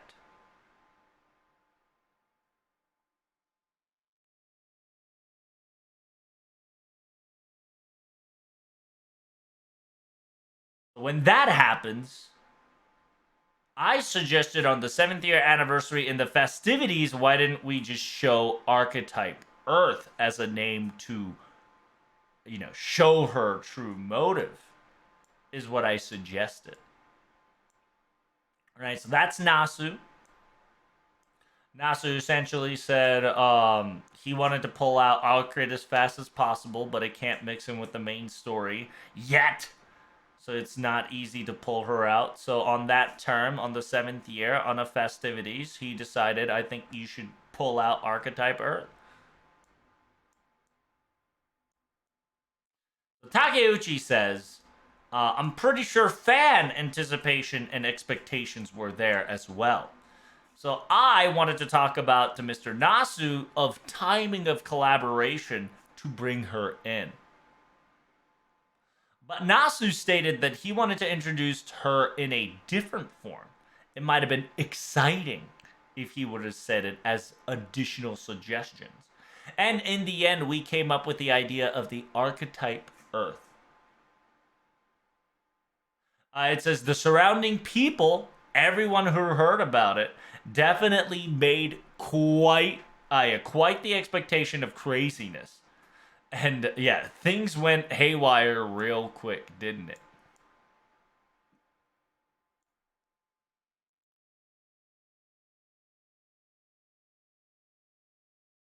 Nasu goes,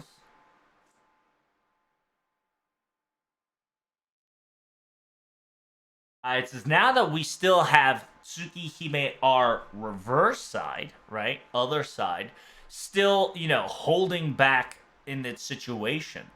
I don't think it's worth collabing, is what I've stated. Because even if we were to collab with them, we still have to bring out ton of characters that we know and love, like Shiki, Shiel, Akiba, the fucking little shit. Akiha, excuse me. Yeah, multiple characters need to show up. So while thinking about it and everything, while brainstorming, our conclusion was that we should give Arcrid on the 7th year anniversary in this timing. Is what we've decided. Until the announcement was there, we were half ecstatic and half nervous. I'm really glad that the audience and the audiences and the crowd went. Their reaction made me at ease. So this is the interviewer. Speaking of Tsukihime R, in Alcurd's ability, you can now rewrite or essentially extract texture of sort. But does this has to do anything with the bleachification of the Earth? In actuality, in order of operation, Arcrid's sequence was a lot faster. Because of when we started the bleachification of the Earth design, we're already seeing the ending of Tsukihime R's development, and we were in its final checks.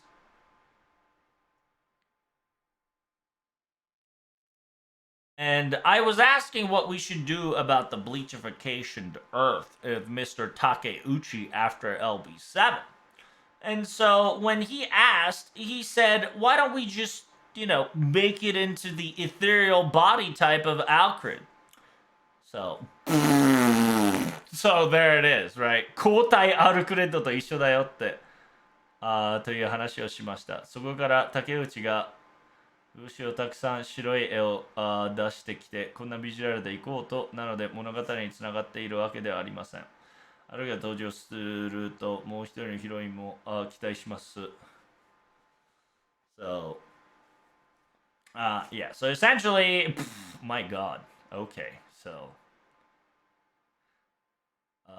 so whenever the bleachification or the whiteification of the Earth design, right when that was being developed, Tsukihime R was at its final state. When asking Takeuchi how we want to draw this or depict this, Takeuchi just straight up said, make it into the ethereal, aka, like, essentially the light body version, right? Light body version of the Alcra is the same thing, is what we've discussed. Holy shit. So they just that's next level spoiler shit right here, which is kind of wild. But just don't worry too much about it. If you know, you know. If you don't, you don't. Wow. From there, Takeuchi started to draw a lot of white pictures, right? AKA the white depicted area, and then became the quote-unquote white / bleachified Earth. So, story-wise, there's no technical connection. This bitch is a liar and a half. このビジュアルでいこうと、なので物語につながりがあるわけではありません。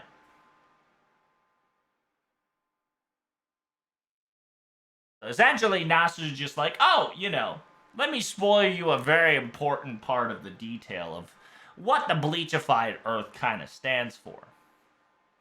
And I asked Takeuchi to draw the, bleachified Earth, so therefore, なので物語につながりがあるわけではありません. And then Nasu specifically states here, so therefore, it has nothing to do with the storytelling, which,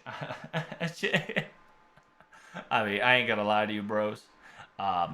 This shit is spoilers. Like, this shit low-key confirm a lot of people's statement, right? Like, if I already didn't know what it was, this literally just Nasu admitting one of the gigantic ass spoilers in FGO. And then he backed it up saying, oh, by the way, this has nothing to do with the story.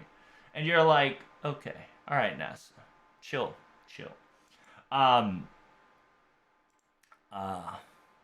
It's hard to explain this part because it's going to spoil you, like, a lot of FGO. But just understand that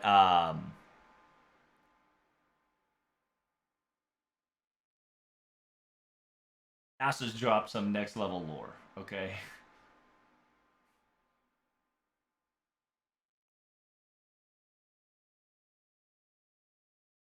Speaking of Alcrid, we're excited to see and hear about the other heroine.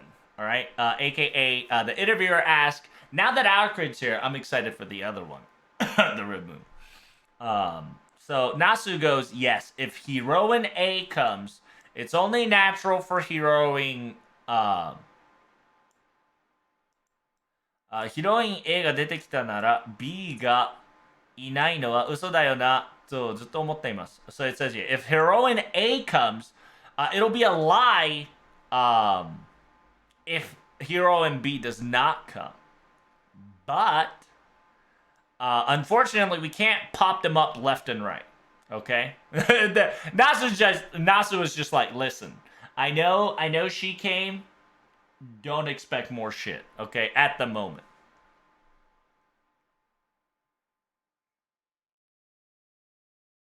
It says, I would like to give it to you guys in a interesting service, in a fun way, and it's exciting, is what I think. So I'm gonna leave it up to my future self. Okay, so Nasu just literally threw that question, right? No. Nasu literally just threw the question saying, every other character's future Nasu will take care of it. So he said, later bitch. So we don't know. We don't know when they're coming. He literally threw it into his future self, meaning that he ain't answering the question. All right, bringing back the conversation. Archetype Earth. There's 3 different ascension. What was the hardest ascension that you've worked on? The very difficult one for sure was the first ascension, Princess Arc.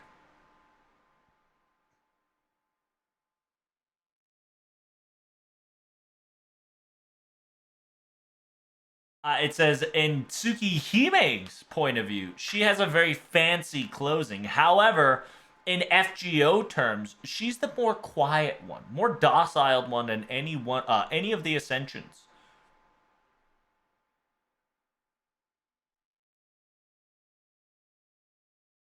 I wanted to make sure that the essence of Princess Arc was shown and felt through the pictures and motions. And because of that, we had an entire design overhaul at one point.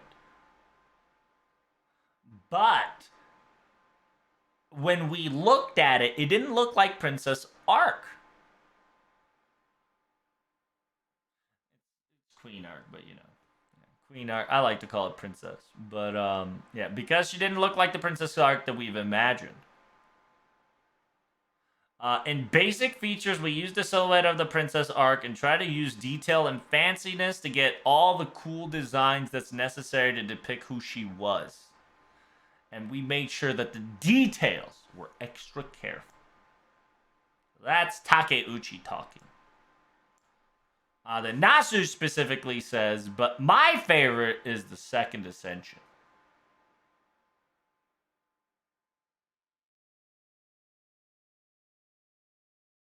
Yeah, specifically my favorite is the second Ascension. When I saw the design-wise, I thought to myself that in Tsukihime R, if a certain route was made, Hulk would look like this 3 years later. And that's what the image that came to my mind when witnessing it. That can create, yeah, as a character, I think it can be unique all of its own. And I could write lines as much as I can left and right. And so therefore, I made this arc super happy-go-lucky. Parentheses, lol.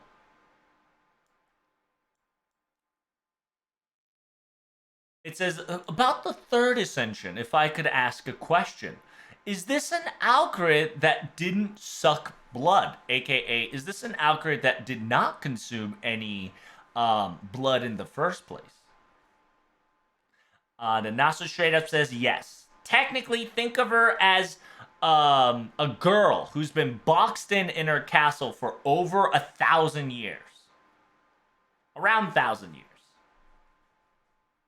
That's the image we came up with. She's technically used and specifically used for a what-if situation on FGO and tuned it up. She's the most pure Alcrid out of all 3 of them. It says, I am quite excited for Phantasm Moon as well here. And then NASA answers, man, I too wish and would love to put that out. But it says, but if that were to occur, then the true collab would be questioned and desired. But there are many things that FGO has to do very first. Once that's all done and over with, I think Phantasm, maybe a Phantasm-like carnival might come back again.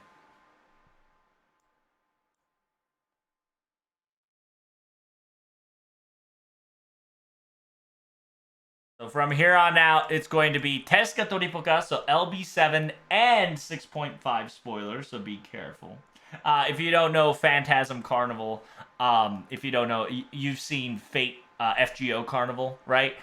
It's the predated version, right? The quote-unquote Tight Moon Carnival. The Phantasm Moon is essentially Tight Moon Carnival, right? It's where all the Tight Moon IP does their shenanigan charade. Nasu says he wants to do it, but FGO has to finish a lot of things first. Once that's all done and over with, he's thinking about it. Okay?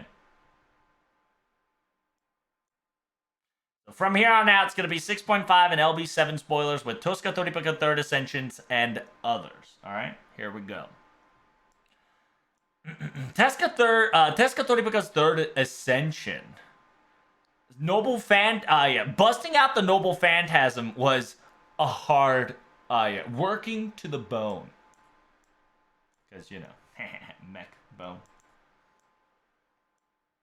Bad Ends of Moon is a Sailor Moon arc, though? It's a parody? Well, yeah, I mean, essentially that's what they're asking. They want both parody and Phantasm Moon, right? Which involves moons.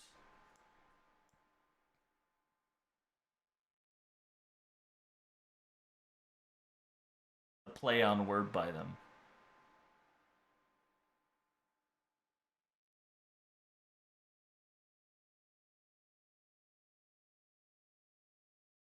Last year we talked about Sherlock Holmes. シャーラック・ホームズが第2部第7章以降特にゼロ部と期してその全ては第2部で配置の予定というお話がありましたが正直なシナリオはどんな内容でしたか? It says in the last year's interview, Sherlock Holmes was supposed to exit at LB7 is what you all have planned for beforehand.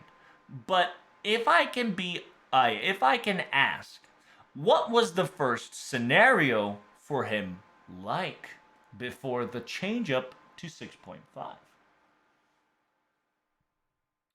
Like I said, this is going to be LB7 spoilers, so just be careful. And actual prompt-wise, in actuality, the basis of what you've all experienced didn't technically change.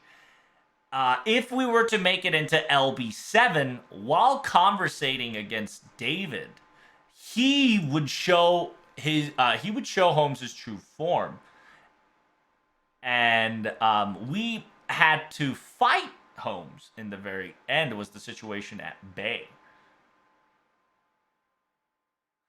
To be perfectly honest, now that we think about it, and now that we put a lot of things in LB7, I'm really glad that Toramu existed, aka 6.5. So it says no matter what happened, fighting against Holmes was inevitable in a way. It says that is quite correct. We were planning on making him take the leave around this stage, but while we were creating and while we were coming up with ideas, the developmental staff came up with a young Moriarty. And because young Moriarty became a thing, it was only natural that he were to take the Holmes were to take the exit at Toramu. We made sure that Holmes was able to exit anywhere and any time in the story after Olympus.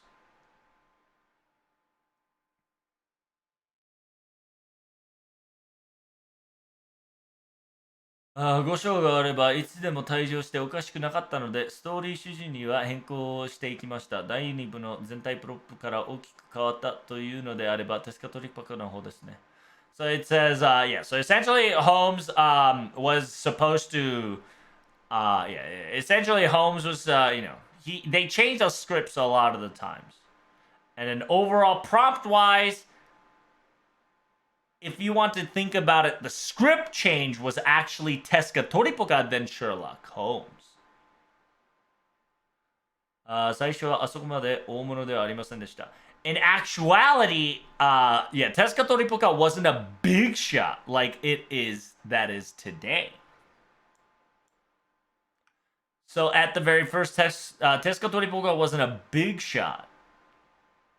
It's the fact that you would state that, it's quite impossible to not, it's impossible to quite visualize him not being such a big shot.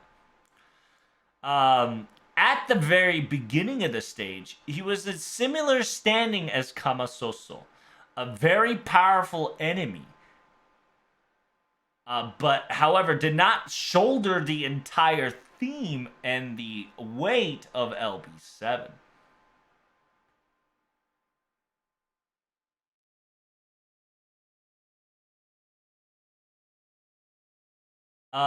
It says, in 2021, when I was trying to detail and finalize the plot for LB7, I've learned and researched about Tesca Toripoca in the southern region. And when when I had more understanding of the god of what Tesca Toripoca was about, I instantly knew that this topic was completely over the head, and it's not as simple as good and evil topic. And at the same time, Tajima Show's design was amazing at first.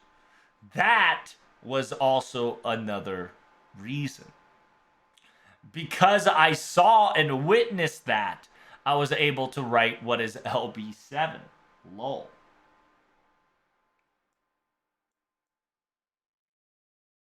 So if you don't know who Tajima is, Tajima is a person who wrote. Let's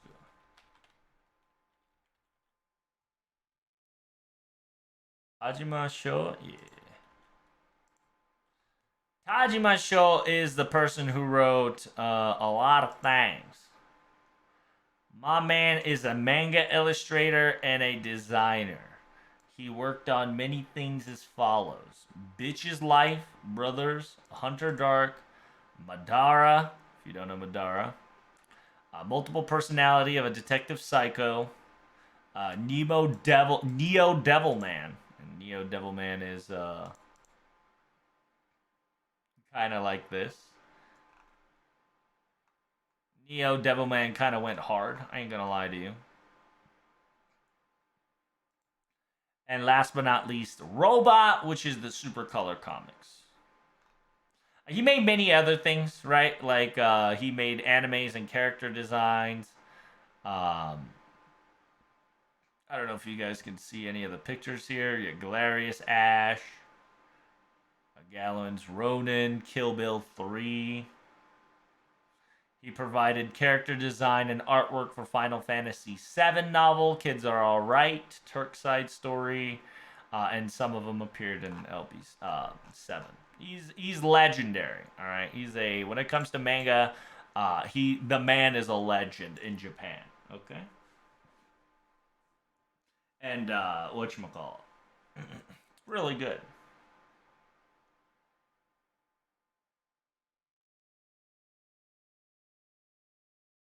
Hajima 氏に依頼した経験を教えてください. So, can you explain and give us the experience when asking for Mr. Tajima? It says Tajima Sensei, right? Teacher Tajima is a legend, illustration and artist that goes beyond generations. A teacher that I have super respect for. There was some fate and circumstances of happenstance happened, and we were having a dinner or able to eat together. And while eating and conversating, he really just said, "If you need anything from me, you let me know," and that was it. And from there, I asked him if he would to draw Gilgamesh's illustration during the Tight Moon Fate's Day Night 15th anniversaries. So yeah, he apparently drew the Gilgamesh's illustrations in Fate's Day Night 15th anniversaries walk path, right? AKA the footstep.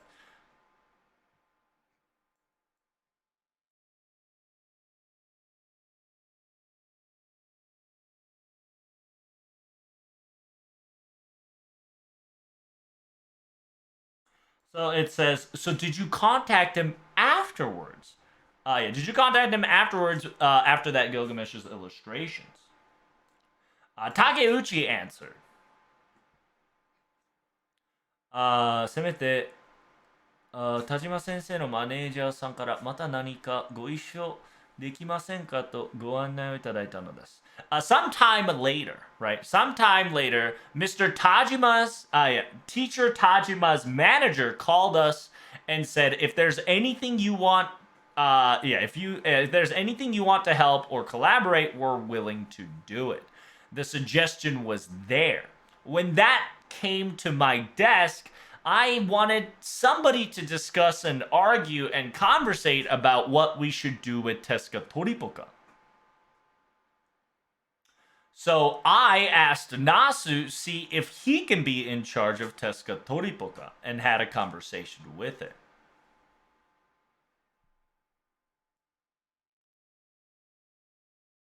And then Nasu answers, when I heard the conversation, I definitely thought that Mr. Tajima Sho was one of the legend who can make Tezuka Toripoka the way he is.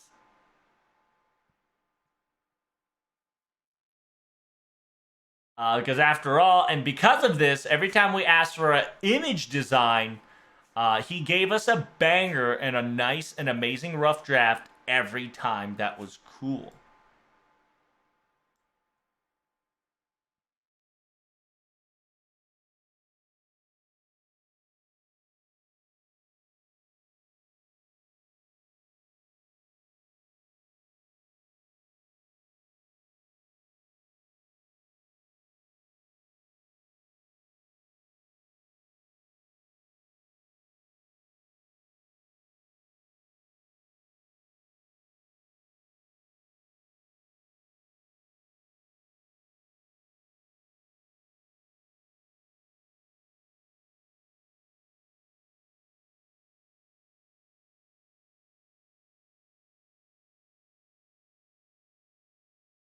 All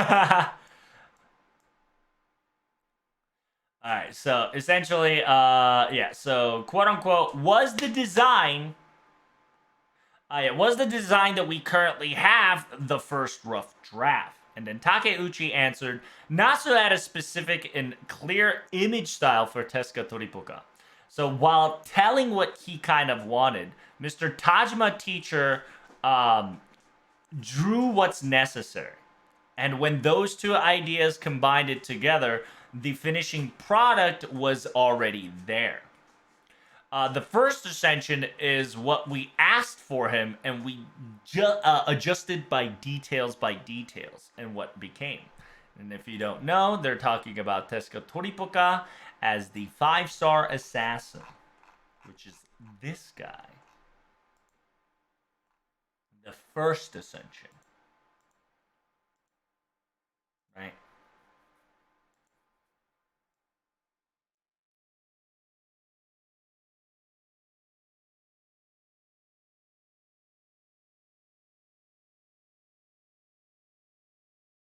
テスカトリポカは物理の人間なので過度な飾りは必要ないという考えで第2ステージのジャガースーツは少し SF チックなでも飾り気のないダイバースーツというイメージをお伝えしました。そしたらまさに名のものがしちゃったんですよね。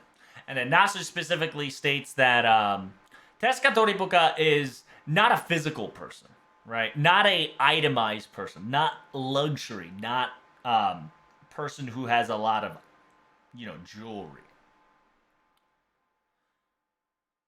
So by thinking of that, I asked him if we could get the Jagger suits on the second ascension to be more sci-fi, aka science fiction-like, and I wanted something that has no additional ornaments as sort, like a diver suits, and then next thing you know, voila! Exactly what I have stated and want came to fruition.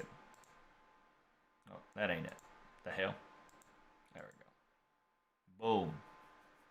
Right? So this is the second ascension. Not a lot of, ornaments, not a lot of things. Specifically a diver suit, but very mysterious and godlike. And Takeuchi specifically says, on the third ascension, though, we kind of let him loose, saying that if you want everything, go for it. I want to see him go ballistic, go monstrosity, crazy. And we kind of let him go. And Mr. Takashima went wild. And that's just kind of the hope that we wanted for the third ascension. Then next thing we know, we had a design that was a gigantic skull structured robot came out of nowhere. As a playable character, it was off the scale. So we used the design as the Noble Phantasm and asked him again for the third ascension with some restrictions. So essentially, this robot was supposed to be the third ascension because Takeuchi says, I want to see a monstrosity. I want to see some fucking bangers from the legend himself. And the dude said, all right, here it is, and fucking made the Noble Phantasm. So essentially, yeah, so Takeuchi was like, holy shit, this is too good to give up. So this model was supposed to be a playable character. But they put it in the Noble Phantasm. So that's kind of lit. So at one point there was a chance we could have played this Tezuka Toripoka robot Skullman. そのキャラクターデザインは、宝具として採用し、せめて三大会を作ってくれました。So yeah, yeah, instead of moving it as a third ascension, they moved it to the Noble Phantasm. And then Nasu says,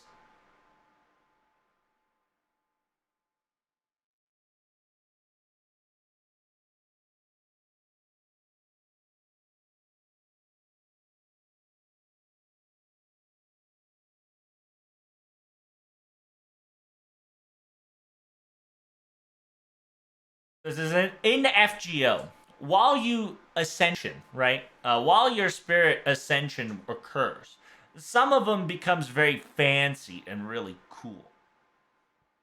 And there's not a lot of servants or SSR that has a simple design on their third ascension.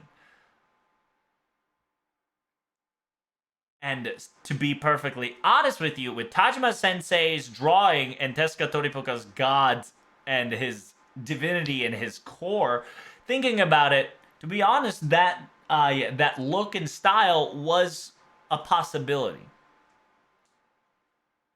But because the first ascension was more modern-like look, I kind of wanted the third ascension for Tezuka Toripoka to go back to his official roots. Go back to his true self.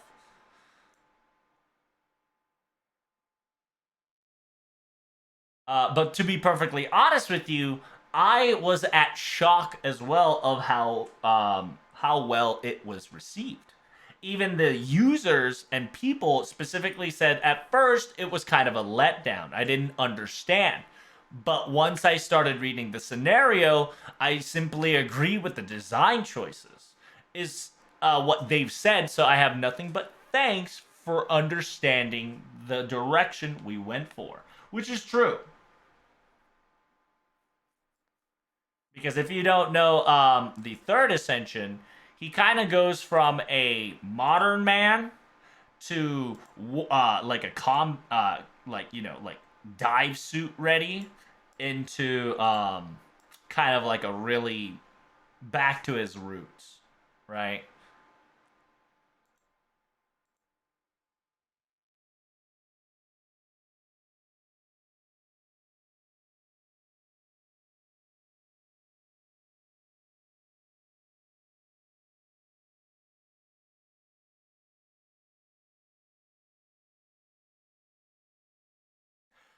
And then Nasu says, Takeuchi says, Mictoran was an irregular place of the world, above all else. On top of that, Teacher Tajima, aka the artist, right? Tajima Sensei drawing this irregulariness and showing things as it was is phenomenal, right? Because it looked like it came from another world, the understanding and the explanation makes sense. After all, LB7 characters kind of shouldered their world on their own shoulders. After all, and that was a really good thing. That was a really cool thing that we were able to create.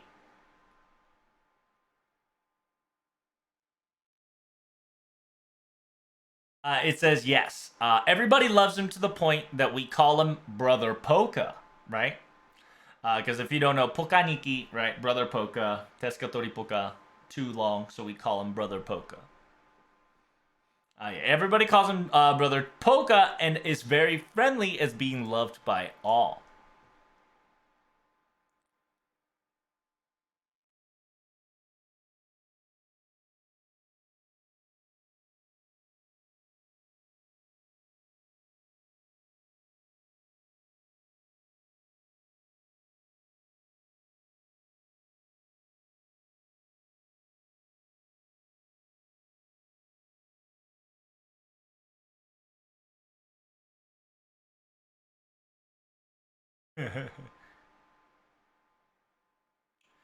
Teska Toripoka is Teska Toripoka 思うわけは自分で当たっていてめちゃくちゃいや今日が乗っているから現代風に言っているんだけど It says that man in basic functionality he likes to enjoy things after all. Whenever he said that's what Teska Toripoka thinks is him kind of saying it to himself at the same time is excited on the modern way of life. But during Q&A 多分 Q&A で口調がここだけ違うんですかと主張されるからこれはあえてですって説明を入れたりしましたし So it says during Q&As, during the voice acting sessions,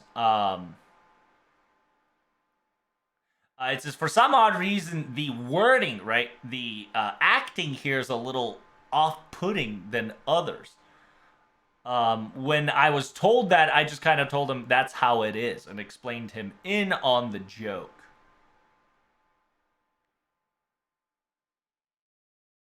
Specifically in front of ORT, Tesco Toripoka, who's on the highest tension, exciting for the chaos that's at hand, and you can see Iskari, who's honest and true, can't react. So yeah, they're just kind of talking about so okay. テスカトリバカと思うわけは自分で語っているめちゃくちゃ強度が乗っているから現代風に言ってるんですけど多分 QA で口調がここだけ違うんですがと指名されているからこれはあえてそういう説明を入れました ORT を前にして最高に乗っているテスカトリポカそれを聞いてうまくリアクションができない真面目なイスカリ君がいますって So essentially during this time, right? Nasu wanted to envision Teska Toripoka on his high horses, excited about everything, the festivities of the LB7's crisis shenanigans. And then he just kind of says that he's a man that enjoys things, right? In everything. あのセリフは何度も出てくるわけではないのに SNS では交流しましたね。Yeah, because in one point, I think it was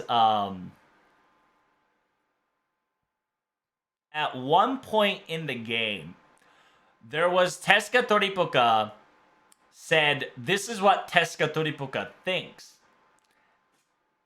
and it was fucking wild. Because Teska Toripoka referred to himself as Teska Toripoka, talking to others as Teska Toripoka, and he's like was on his high horses. So they're asking,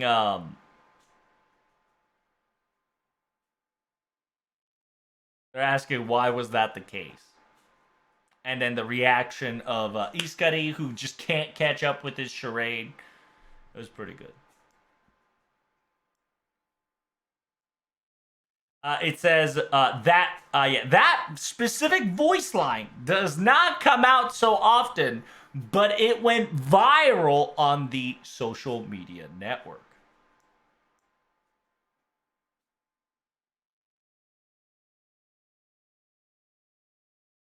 I don't know if I can find the voice. I think it is in one of the dialogues.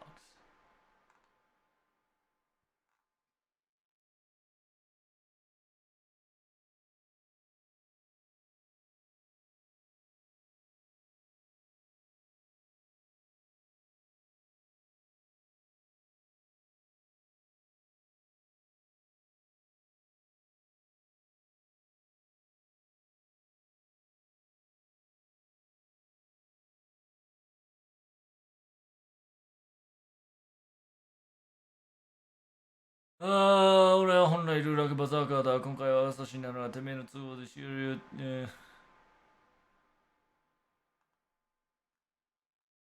俺は運がない。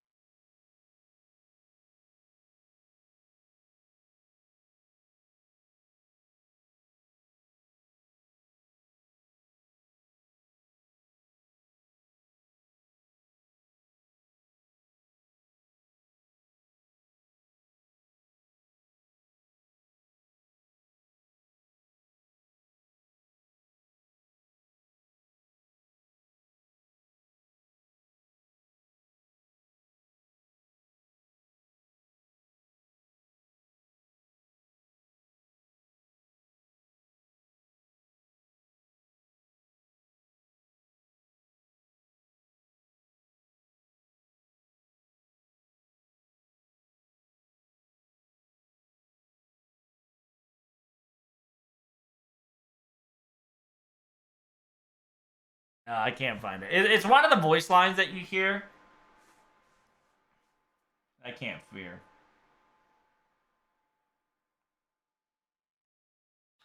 But yeah. Da.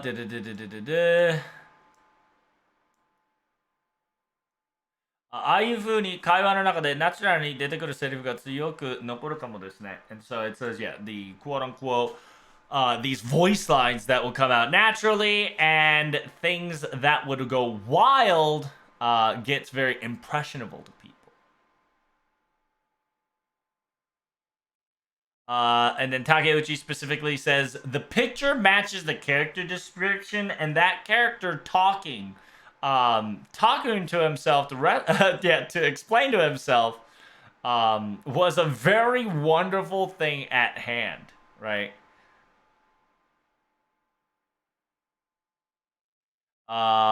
Lastly, I asked Nasu beforehand, how are you gonna pull this off? But he answered me with, シノリが書いてる中に絵をずっと見ていると自然にそうなるんだ. It's that while writing the scenario, it just kind of becomes the natural norm. And then, yeah, I noticed that he was trying to make something special because it's going to be LB7, spoiler alert, right? Because there's technically four. I think there's 4 different Tezuka Toripokas. So the fact that Tezuka Toripoka specifically says Tezuka Toripoka thinks like this in Tezuka Toripoka ways is a fucking meme. Okay? Because it's a first person referring to a third person referring to the first person, which is Kek W. Know what I'm saying?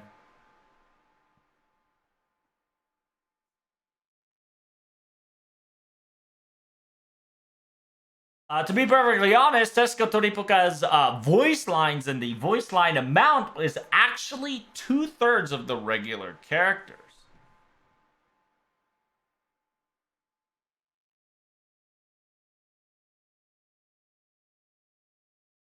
Uh, あえてセリフの量をいつもの3分の2くらいにしています。もっと表現がマシマシの言い方も、言い返しもできるけど、多分この人はスパッと言い切れる。So it says the reason why for that is because we could have made additional expression sheets for roundabout things. However, I sincerely believe that this Tezuka Toripoka will not fuck around. So this Tezuka Toripoka is able to say things on the spot, on the dot, without any bullshit. And because teacher Tajima's drawings, solid picture, fit FGO's motif, and that all combined together made FGO Tezuka Toripoka. And it's quite the wonderful aftermath, in my opinion. So here comes, right? Here comes more spoilers, okay? Here comes the grand spoilers. Here comes the servant spoilers / LB7 spoilers. Then talking something new. During the dream sequence battle, Tezuka Toripoka came out as a shadow servant. However, he was positioned in the Grand Berserker However, when he comes into Karudea's side, he comes in as an assassin. What exactly is the meaning of this, or if there's anything you can talk about? Nasu straight up says Tezuka Toripoka was supposed to be a Grand Berserker at first. That was the given. However, because the old man of the mountains, aka the first Hassan, left the seat of the Grand, and there was no other people replacing it, he knew that he was the only one that could take its place. So he became an assassin to take that seat. Tezuka Toripoka is a very straightforward man. When there's anybody else on the job, he would have let them have it on the spot. However, when there's nobody else but him to do the job, he will take that job and do it sincerely. He's that kind of a person.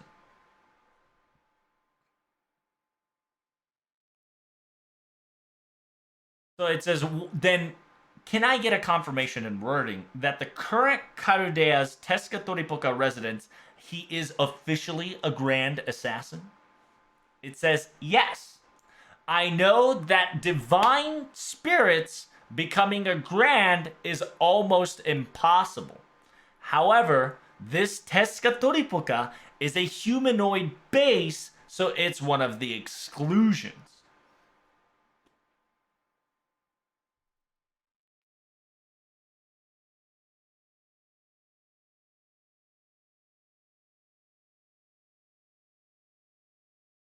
There's your Nasu bullshit right there, right? Because yeah, in technicality, Nasu stated in one of his fucking interviews that we can't remember. He specifically says divine spirits can't become grands. Then 5.2 happened. Then this shit happened, and then here's this fucking answer.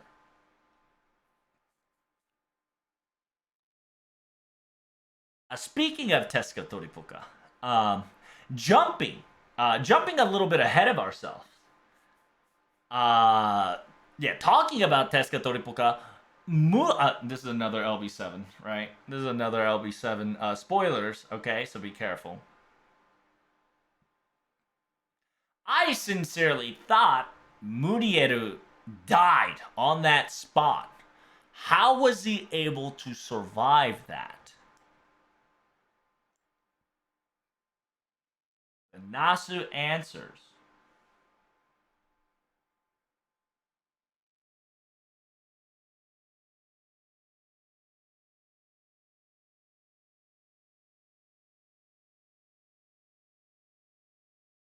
It says, if you were shot in the middle of the brain, doesn't the bullet go through the left?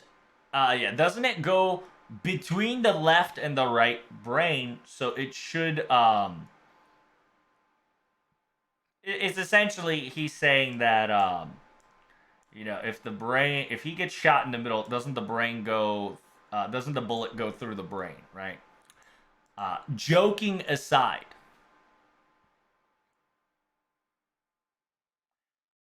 Joking aside, when it comes to Murieru, the bullet has definitely fucked his part of his brain up.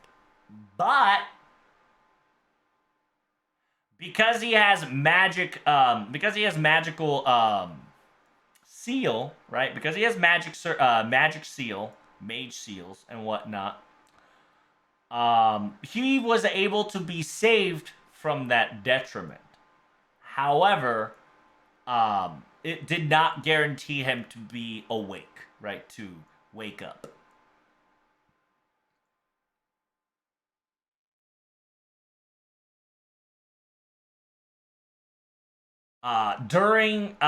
He was in a state where you needed a really powerful shaman that could,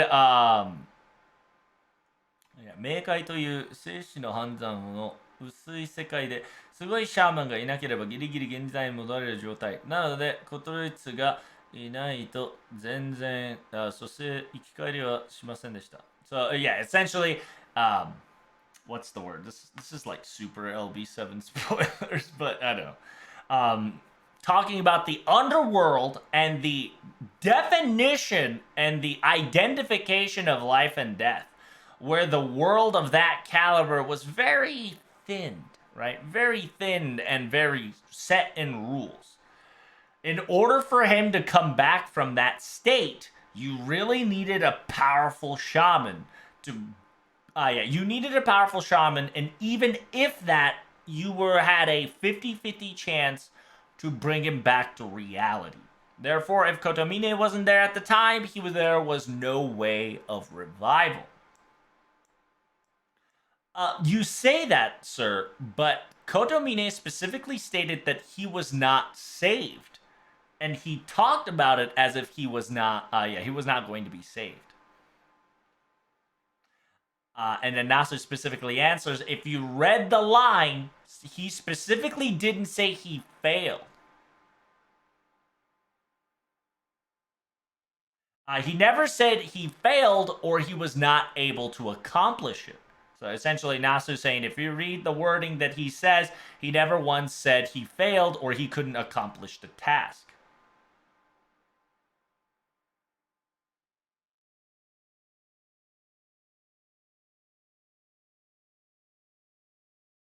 It's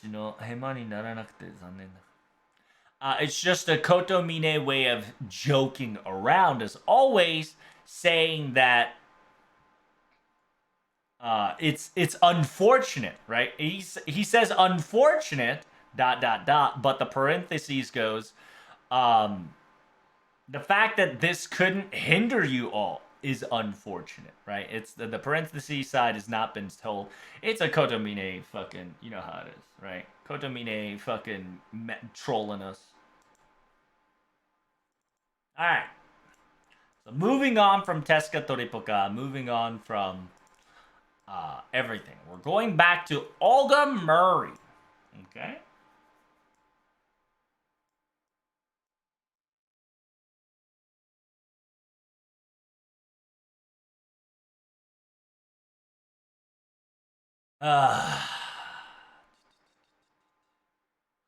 Olga Murray and the Olga Murray と干渉した第7章の後の計画はあるのか? The Olga Murray's and its conversations and Olga Murray's interaction. Was she planned for LB7? And is there a plan for LB7 to bring her out in FGO world, right? During LB7, you, Olga Murray, adventured together with the protagonist. When that happened, it was quite a surprise. That occurrence, that turn of event planned from the very beginning? In a way, yes, because before we went into the final, before we went to our final arc, we wanted to make sure that you journeyed together with you, Olga Murray. That was the plan at first.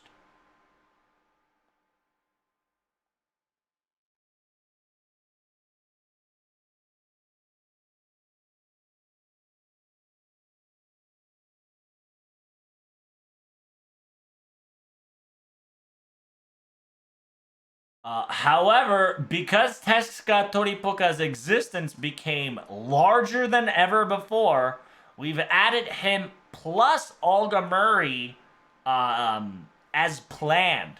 The volume went above and beyond as we expected. Always. And then we thought we could pull this off. However, it did not. So therefore, we created a part 1 and part 2. Lol. So Nasu as always. So essentially, because the servant's existence was so big, essentially Teska Toripoka's existence became so fucking big and large in factors that it was supposed to be a one-parter, became a two-parter. So that was the reason.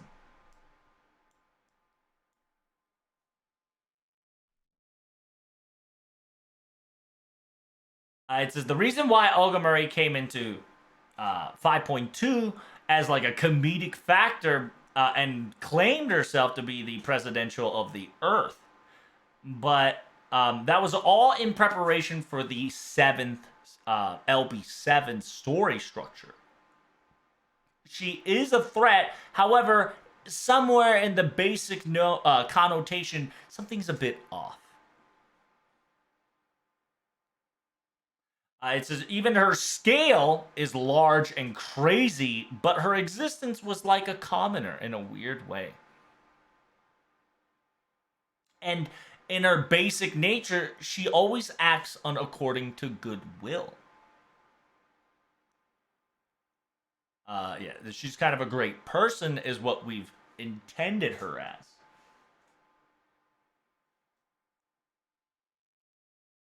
But to have an ending like that was quite shocking.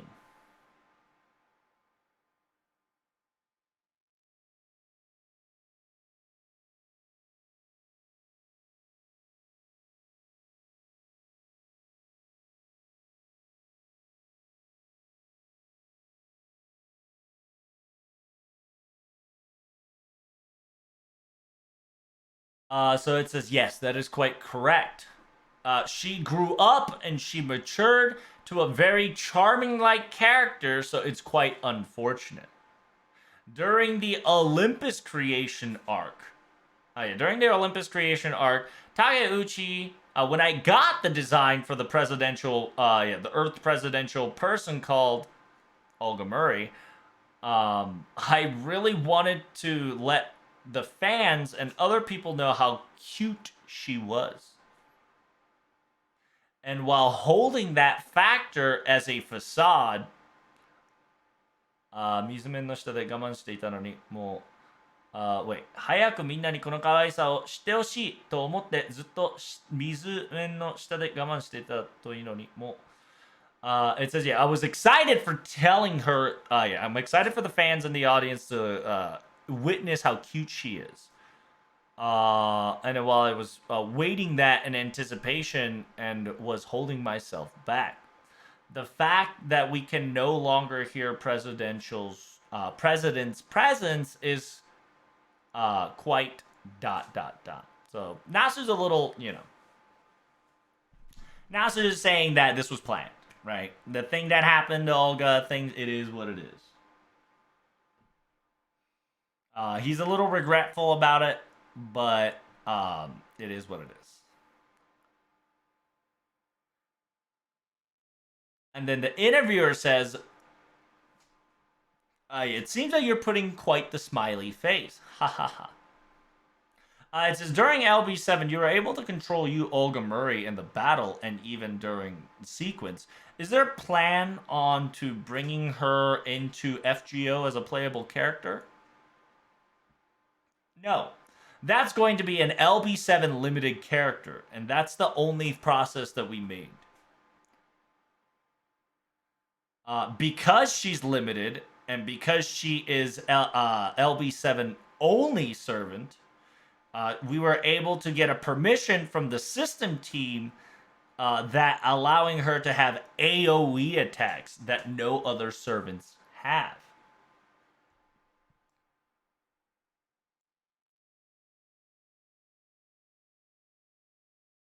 A surprise があるのとないのとではゲームの対する注入力感が違っていきます。また7章に出てくる相手は設定的に無敵を持ってしまっているので、全員に無敵貫通を送ってくるユーオルガマリーというバックアップがあって初めて自由に使えるのです。ユーオルガマリーを入れてないと大変なことになる場面もあるのですが、そのあたりは話を見ていただくと。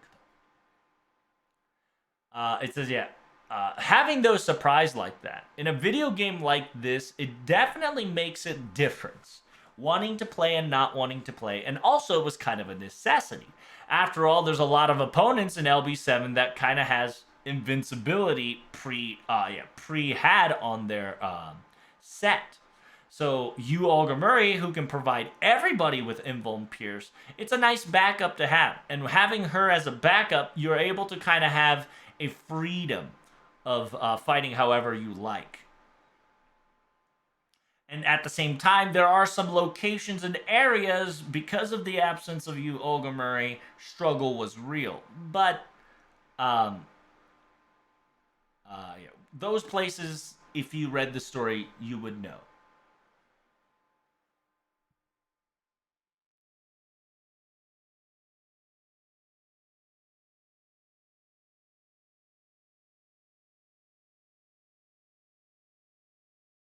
Her objective was to absorb ORT.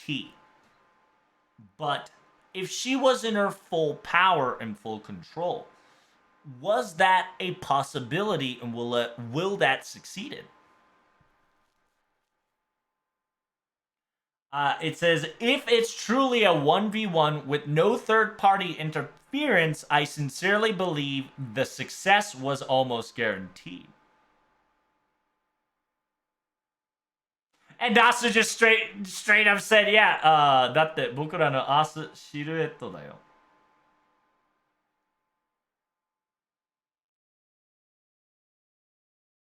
Yeah, if it's 1v1, it would have been almost guaranteed. After all, she's our Earth silhouette. AKA, she's archetype Earth. That's, archetype Earth silhouette. She's our ORT. Quote unquote. That's an amazing. It says during the 6th soundtrack. During the 6th soundtrack, Olga Murray was the jacket, aka the front face, and designed her as such. And around her, there's a lot of celestial and shit. What is it called? It's a geocentric, and what's the other one, chat? What's the opposite of geocentric?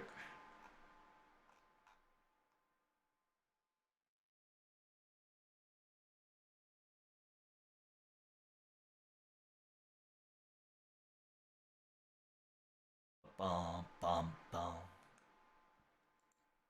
Heliocentric, thank you.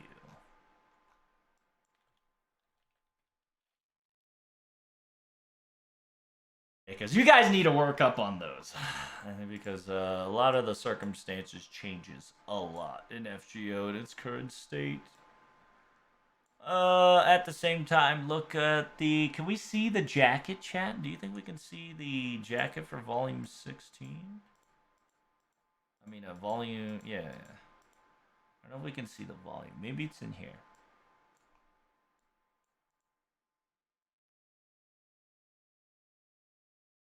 Nope. We can't see the jacket. Give me one moment. We'll show you the FGO soundtrack volume 16.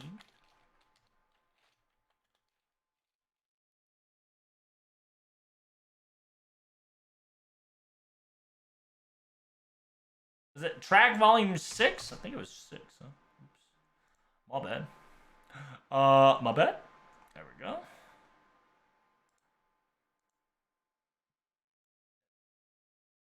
Baba boy. Future. Alright, so there it is.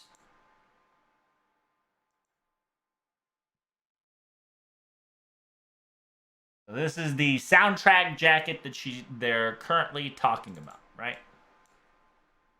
There's a lot of globes, right? A lot of globes and very celestial spheres everywhere, right? Very sophisticated drawings, kind of depicting all around. It was very impressionable illustration. What kind of concept was the base using such things? 地球大統領なので地球儀を囲まれている状態ですね。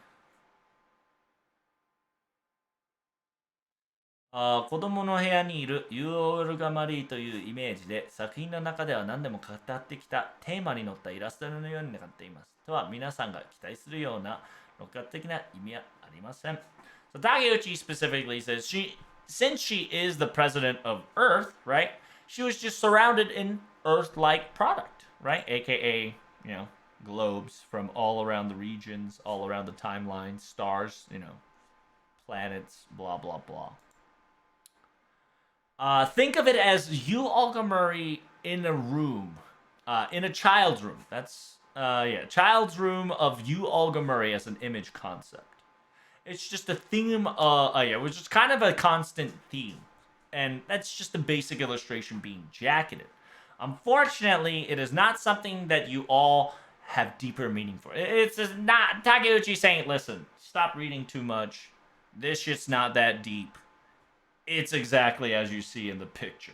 It's just Olga in a room surrounded by glow.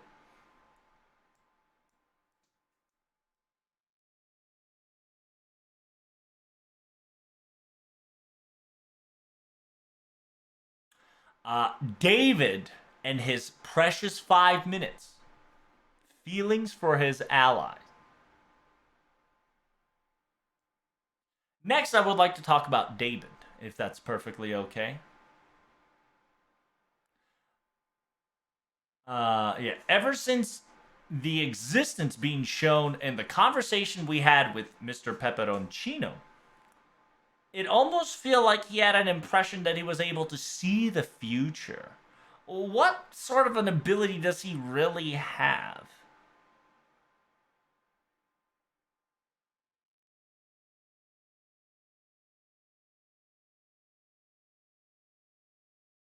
So it says, to tell you clearly, he has a really strong perception. That's about it. He chooses his life that every day he only is able to store 5 minutes worth of memory. And so he is able to future predict and calculate to a magnificent degree because of this.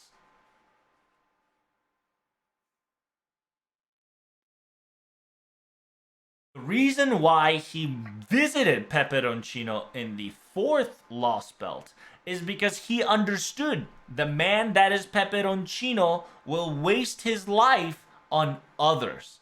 That was to be predicted and known for. So while he is still there, he wanted to say his last greetings and he wanted to say his last hellos to him.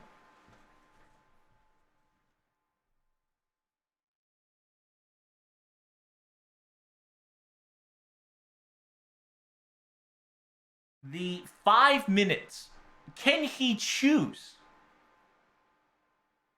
The last 5 minutes that he gets to keep, can he choose that on will?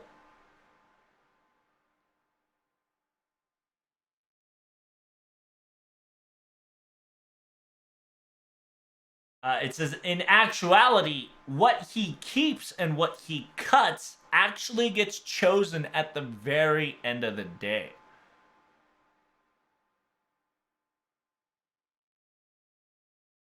It's not like a moment to moment, pieces by pieces. He can pick 5 minutes.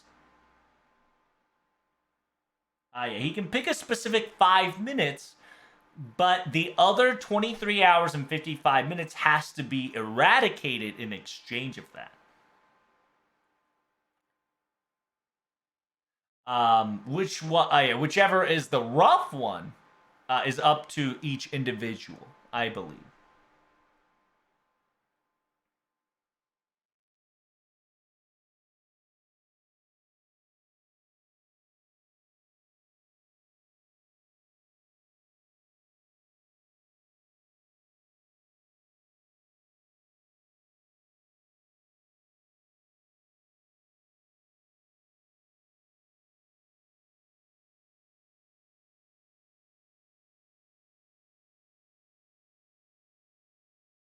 その5分間に関しては、オルフェリアについて割りいた1日分にも満たない時間は、寝るならプレイ後の印象で受け取っていいのでしょうか。第2部ではこの方のやつと思える、第2章ではこの方のやつと思える人が結構デイビッドのことを知っていると、すごく仲間感情を思いだったと分かるようにしました。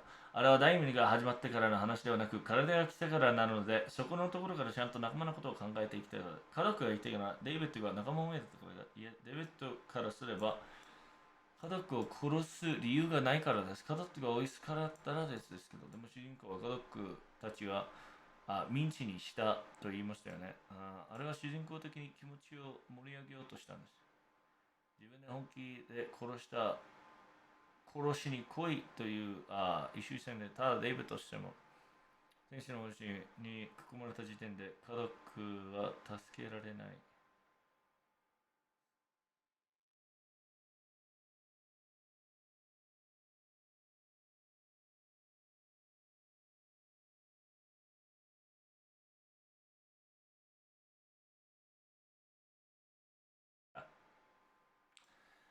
How far did we go? Yeah, so speaking of 5 minutes, whenever he talked about Oruferia, he specifically says, um,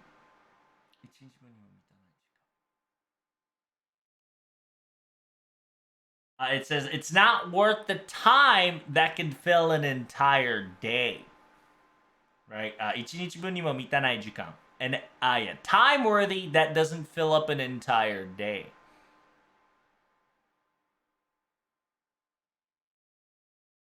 That exact wording, can we get that concept and that expression, understanding him, and was that implemented also in LB7 as well?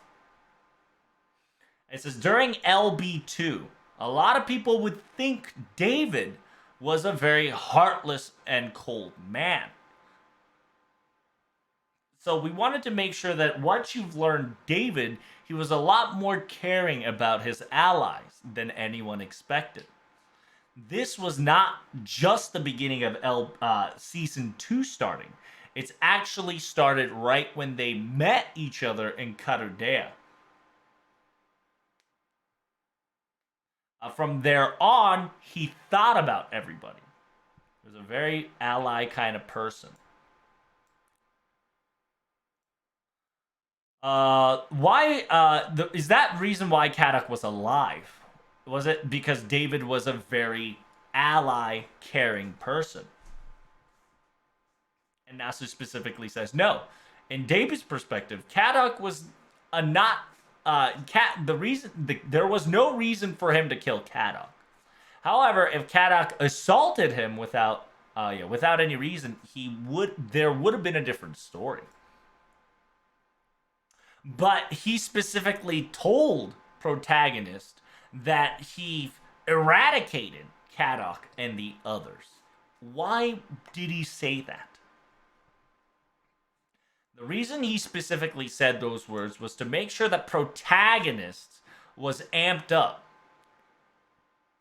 He wanted Protag to come at him with full force, to the point that he wanted the Protag to come at killing intent.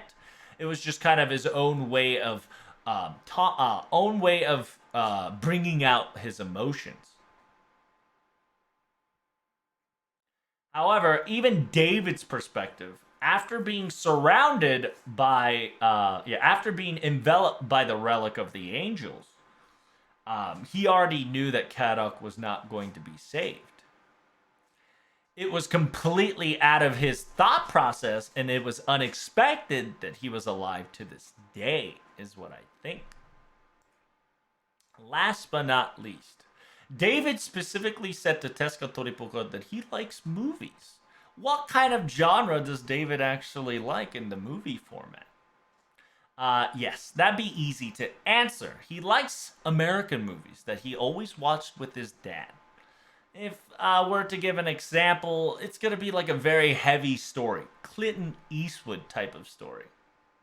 There's probably a couple movies that was meant for children at all, but David's father always watched what he wanted in basicality, and he watched together.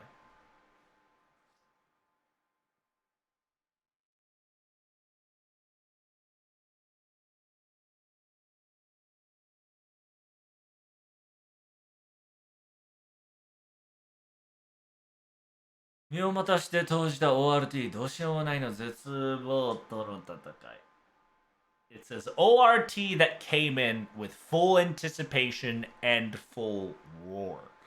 A battle that was despairing no matter where you look at it. これまで設定やイラストのみが存在していた ORT を FGO メインストーリーで本格的に登場させた理由を教えてください。It says ORT who only known in settings and illustrations and, mini stories. Can you give us a reason why you wanted to use it in the main scenario of FGO? To be perfectly honest with you, because it's FGO, we were able to pull it out. We can't pull him out unless it was not FGO. Because if you were to pull it out in a Tsukihime world point of view,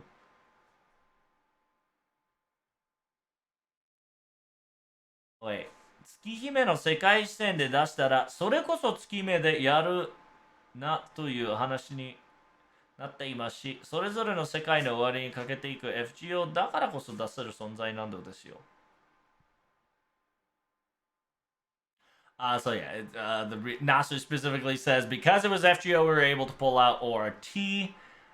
If we were to pull out ORT in a Tsukihime vision, right, then it becomes a Tsukihime story that needs it to come out. However, FGO that talks about going at the end of each world, right? それぞれの世界の終わりをかけていく FGO だから。AKA, Nasu straight up says it's an FGO because we get to see worlds end and we kind of witness that. We were able to pull it out. Our very first objective was to pull out ORT advent types at the end of LB7 and fighting it. That was our original goal and concept. So you were planning on ORT fight from the very get-go.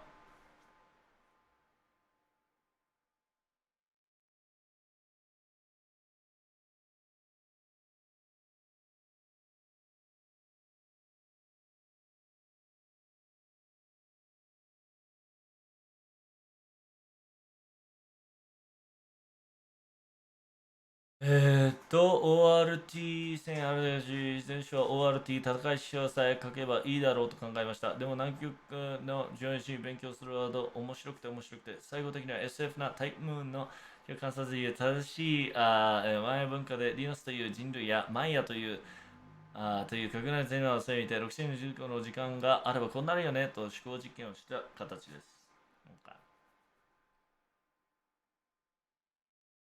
At the very first, Nasu specifically says LB7.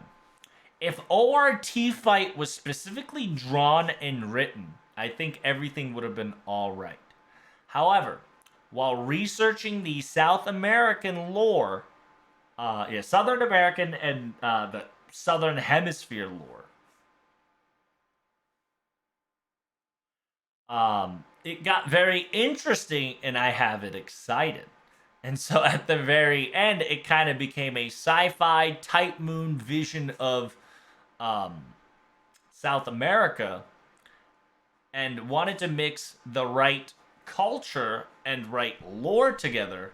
So therefore, we now had Dinos as a humanity and Maya, having Dinos, having Mayans, and AKA the extraterrestrial life form. And using the 66 million years, this would become a certain scenario. And while thought processing and thought experimenting and brainstorming, that's kind of what LB7 became. ORT's individual designs. How did that work? Can you give us an explanation? あれは正真正銘の怪物だ。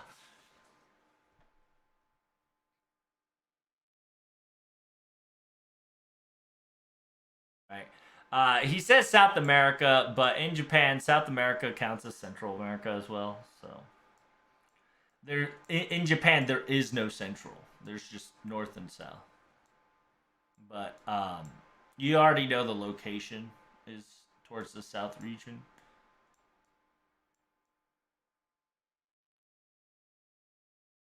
10年前からオスに言ってたのですが、円盤が本体にあることをお伝えておらず、ピースプラザには、雲の方が本体だとごまかしてしまいました。ごめんね、雲の部分は、日光系したら剥がれてるみたいなもんだよと説明していきました。てっきりもともとあった ORT のイメージで行くかと思ったら、ナスからのデザインを入力したいという提案があった。そこから仕込んでいた P ファズラさんにお願いして、変身部分を決めて何度かやり通してあの形まで行った。So yeah, it says please explain about ORT, right? How was ORT designed?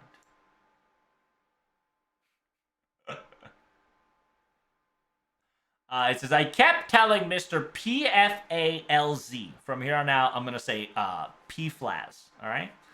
I kept, from 17 years ago, I told Mr. The artist, PFLAS, that its existence is a cylindrical UFO, right? AKA, what do you call this? The fucking, Mbang. It's how do you what shape is UFO in, right? What shape is UFO, chat? I don't know the shape of the UFO. It's not a circle. It's not a sphere. It's sauce. Thank you, King. Yeah. So I told artist P Flaz that this creature is a saucer life form. Okay? Saucer life form. But he he said that shit 17 years ago. But he thought the spider was the main body and we had a little miscommunication. My bad. You have to think of the spider form like a skin, right? A skin that's you're peeling off from a sunburn is what I've explained to him. So yeah, 17 years ago he said it's a saucer-like creature. But P Flash, he won't remember shit from 17 years ago. So he recreated the character as he recreated the character as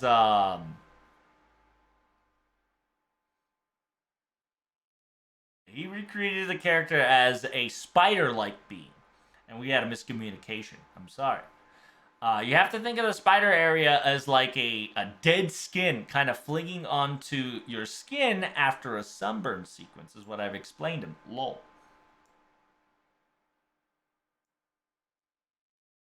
てっきりもともとあった ORT のデザインイメージで行くのかと思ったら、ナスからのデザインをリニューアルしたいって提案があった。そこから試作を固めて P プラスにお願いして、変身部分もまとめて何度かやり通してあの形まで突き止めました。So it says, I thought for originality, we're going to use ORT's OG image, but Mr. PFLAS wanted a design renewal. Wait, Nas からデザインをリニューアルしたいの提案あった。Oh, Nas requested from a renewal of the original design. By doing so, we've talked to artist PFLAS and including the transformation sequences, and was able to conversate over and over, left and right, and we were able to make the shapes and the character that you now see.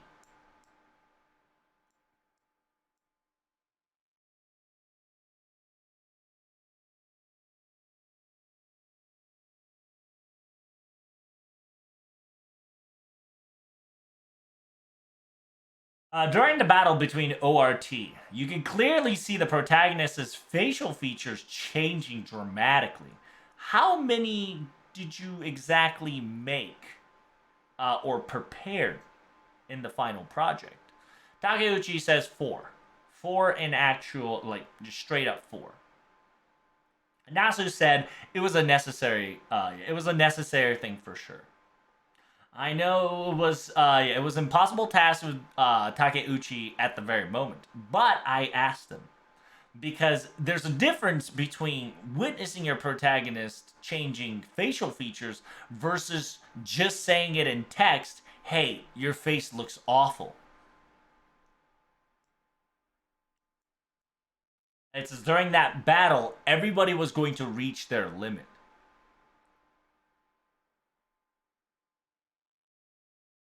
It says so individual people trying to look out, or at least trying to put up a facade, were to be just liars in general. It's a very hardship circumstances, but he has to pull it off.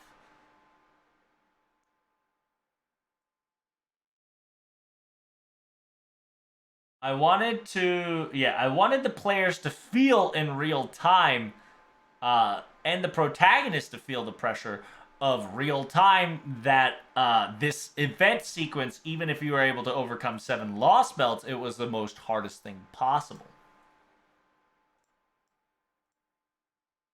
In actuality, there was a final, picture of protagonist practically at its end. The illustration was planned out.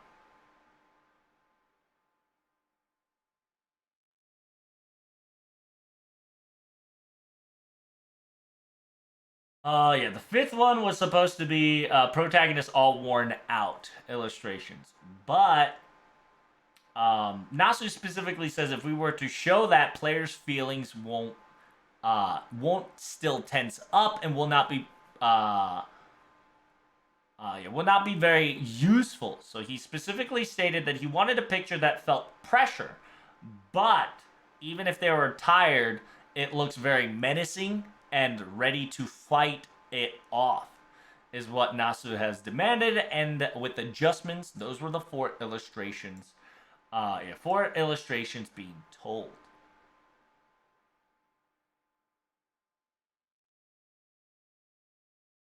This is the last picture was definitely protagonist in his trance state, wasn't it? Like, trance.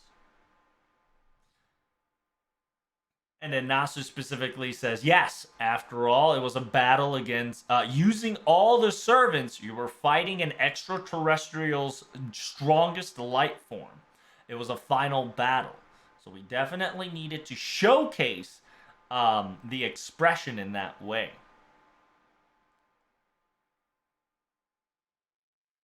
戦いの失せる激しさにおいては、この先これを超えるものはないとあらかじめて決めていました。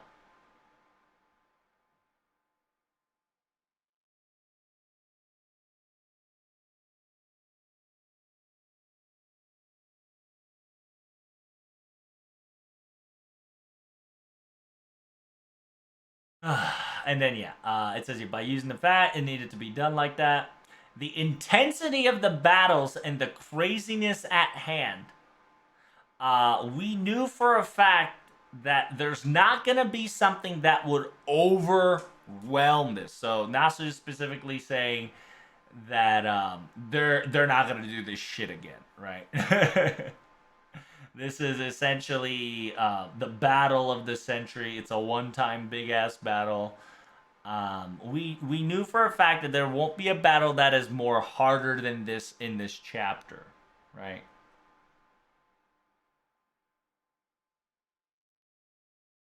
As a protagonist, not only yourself is worn out, but you used heroic spirits as sacrifices. So your both body and mind was beat up into pieces, and it was in peril. But above all else, we made sure that the expression showed strong will and conviction to pull it off.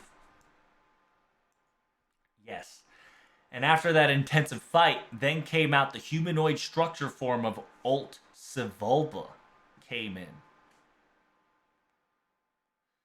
Nasu says, ... To be honest with you, during the plot creation sequence, Alt Sivolba was not supposed to have a heroic spirit form.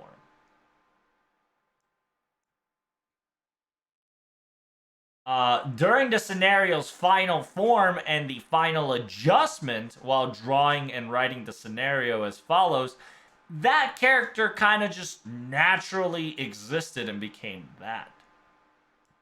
And so immediately I asked Mr. P-Flas for a rough draft. And from the rough draft, we used the humanoid form that we used a humanoid form that we dropped from the rough draft sequence. Essentially, this one, because I bet one of the renewal draft was this, and then NASA specifically saying that it's supposed to be a saucer creature instead of a spider creature. I think they pulled this one at the last minute and said, "Hey, we're gonna use this for Alt Sibolba."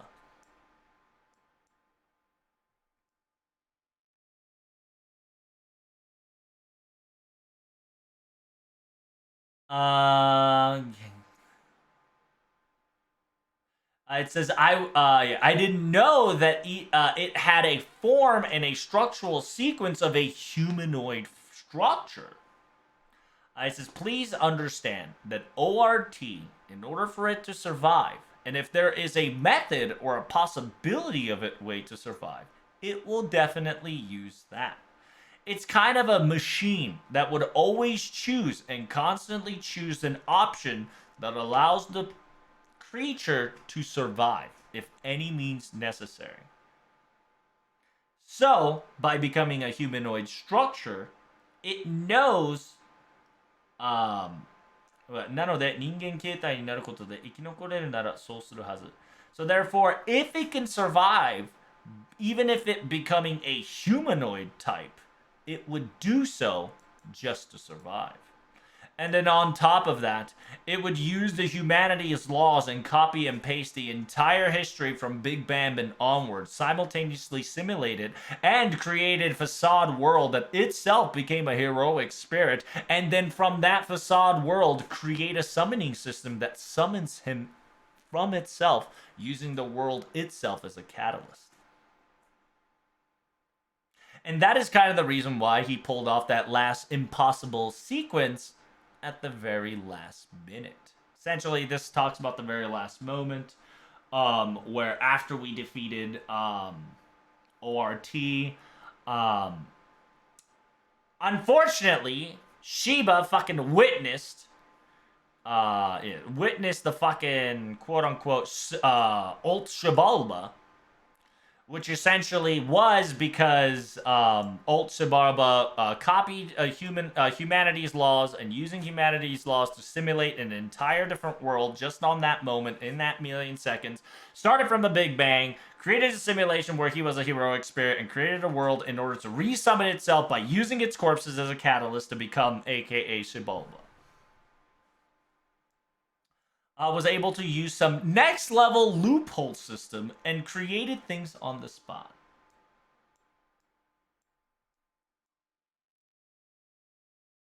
It's like creating spider webs, Takeuchi says. It's really cool, right? まずは雲型の A の絵を作って、それがなんとかなったら次の雲の素材を作って、それも終わってようやく UFO 状態だ。なんて思っていたら NASA が今度はシバルバーだと言い出して、ははは、一番山根状になると思ったので早めに動かしてもらっていたのですが、開発にとってもいつまでも ORT が襲ってくる状態でした。I says, first, we were told to ask a spider formation A. And then on top of that, we were going to create a spider formation B. And then after all that was done, we would get the UFO saucer formation. I thought it was over. Then Nasu came out of nowhere and says, next up is Sebulba. And that shit came out of left field. Lol. I knew that word that he stated was going to be the problem above all else. So we made sure that we moved on to double to make sure that things were done fast and efficient. To be perfectly honest with you, I'm pretty sure that even I and even the development team felt like ORT kept assaulting us as well as in game. It says even the development team had a quote unquote rough yeah, even the development team had a rough little the war of attribution, didn't it? Yeah, the fact that Alt Sebulba came in as a grand foreigner and came in as Sort was quite the surprise as well.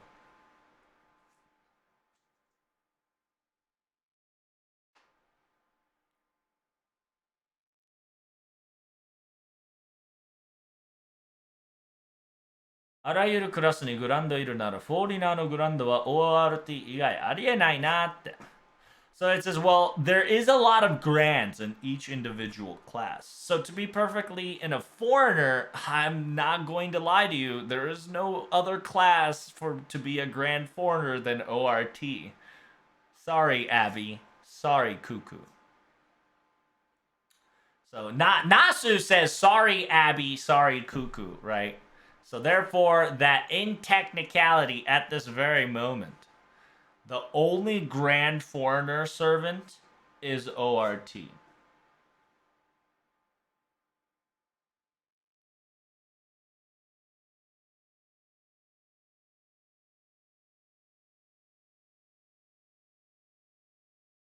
ORT の決着のつけ方は最初から思い出し、そうですね、あそこまでやったやつを人間が倒しても納得できないだろうと思っていたので、どうしたら倒せるかと考えた結果、ORT しかないと。The ending, the finale battle, in order to finish ORT once and for all. Was that planned from the get-go of sort? It says yes. The fact that this monster did so much things, so much things and so much effort to be defeated by a mere mortal, aka human, it wouldn't have been very satisfactory or understandable. So therefore, the only person that could finalize it, I think it was ORT in the end. Another spoiler drop there.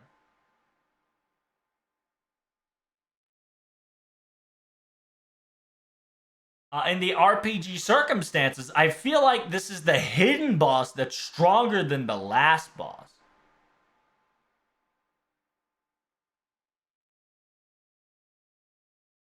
It says at that current moment, I didn't know how to exactly defeat that thing once and for all, and I never imagined it. So, to be perfectly honest, I now get it, and it does make sense.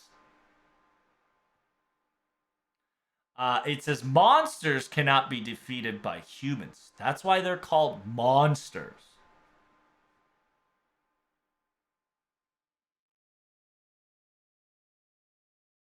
It says to think about it like that. Going back to Kamasoso, he who actually defeated Ort once is would be called up into questioning. But please understand, he himself was an amazing person as well. Lol. It says, I am very wondering how he was able to defeat ORT. Is there a possibility to hear that? After all, a population's spirit and strength was imbued on him, and was able to obtain the flesh that never withers, right? AKA immortality. Then from there, it was just a physical battle, one after another. He knew that there was no method and a way to just keep beating him, but by infinitely attacking him over and over. Kamasoso was a lance user. So in the very end, he was able to struck the heart of its core in one pierce. He was able to concentrate his spear into one location and kept poking it and keep piercing it.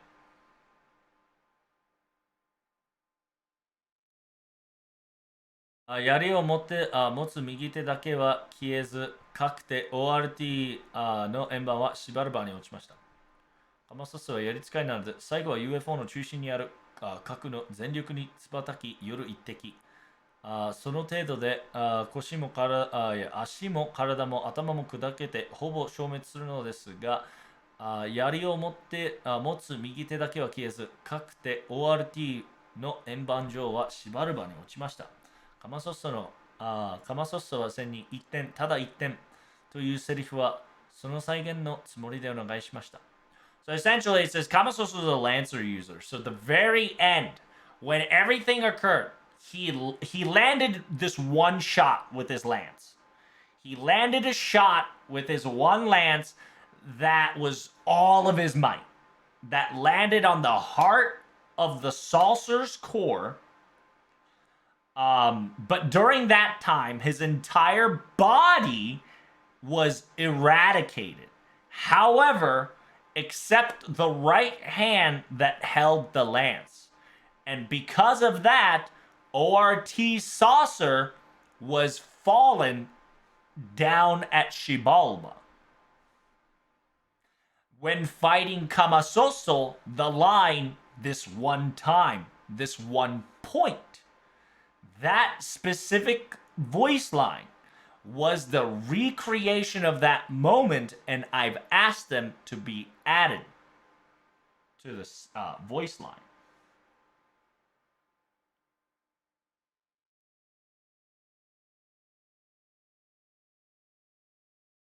ORT の棺桶はカマソッサが撃ち抜いた槍の跡なんですよ。The ORT's damage, the corpse, the coffin, is the example in the aftermath of Kamasoso able to pierce it with his lance. ORT's corpse fell into that hole.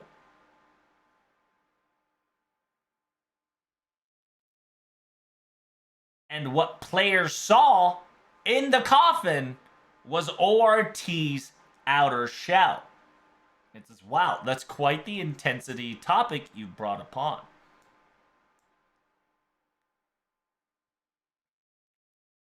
It says, in technicality, Xibalba, シボルバにはカマソッソの槍とその槍にこびりつくような残された右手が残されていました。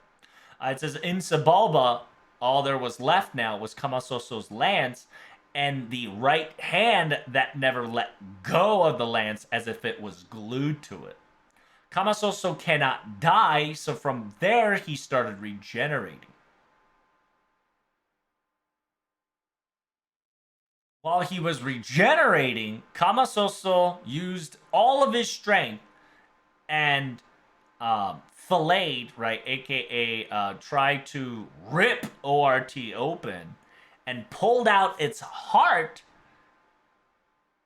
And Maya, right, Maya retrieved it and made it the source of the sun, was the flow of the conversation.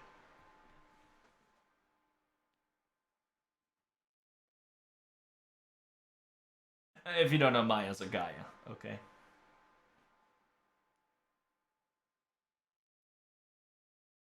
And then yeah, that became the sun, the source of the sun. ちなみに ORT を一回殺したディノスがいましたが、あれは誰だったんでしょう? It says, from what I've heard and what I've read so far, there was one person, a specific Dinos, that actually killed ORT once. Who was that exactly? Of course it was Tepe.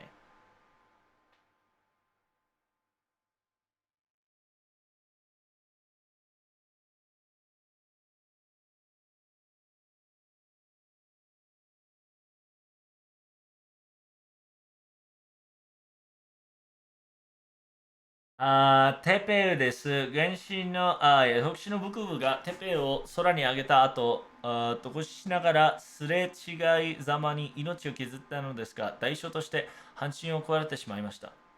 そこをイベントシーンにするのも良くないので、文章だけで見せる形にしました。So it says, while Vukubu was doing his damnedest, right, while injured, he brought Tepe up in the sky, and after he was up in the sky, しながらすれ違いざまに命を削ったのですが, in order to, in order to do the blow, he had to shred his own life. Unfortunately, as a result, he lost half of his body. However, drawing that in an event scene would not be good, so we've only just depicted it in picture, right? Because if you don't know, there was a sequence where you would know that ORT's break bar, one of the break bar was gone. Um, we already know it was Tepe. Because you hear the quote unquote 気候のようなしで空を避けという表示をしているのブクブかなと思っています。And so yeah, they didn't want to give you an event scene, but they wanted to give it to you in sentence and show it to you in that. 空をかけ it says, yeah, just going after, flying through the sky as if there was an intention, as an expression was being shown. So I thought it was Vukubu that actually killed it. It says, please understand that Vukubu, Tepe can fly to an extent. And plus, using the proper human histories magic that he learned, using the ga ga ga ga ga, like a maneuvering it like lightning. And afterwards, if you listen to the break sound effect, you'll definitely understand it. Yeah, if you guys don't know, there was a sequence of event where you hear a flying noise and like a lightning fucking insertion in order to like fight against ORT. And then NASA specifically states that if you don't know, the sound effect was actually used exactly in Melty Blood type Lumina when a certain character, aka Shiki, a certain character's demonic, not demonic, the eyes of death perception, right, aka the Chokshi no Magan. The mystic eye that Shiki has, right? The mystic eye effects, activated sound effects was used during the LB7.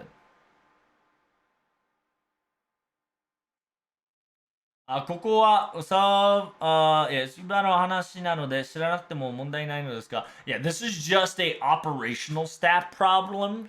Operation staff's little gimmick. So it's technically you don't need to know, or other people don't need to know. But the fact that people actually figured it out in one shot was actually very scary online.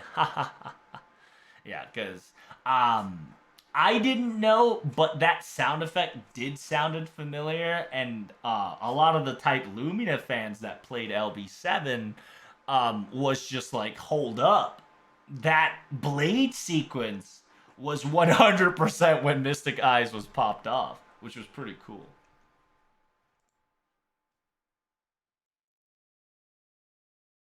All right, so give me 2 minutes. I gotta piss. I'll be right back. So from here on out, we're gonna be talking about Paper Moon and onwards.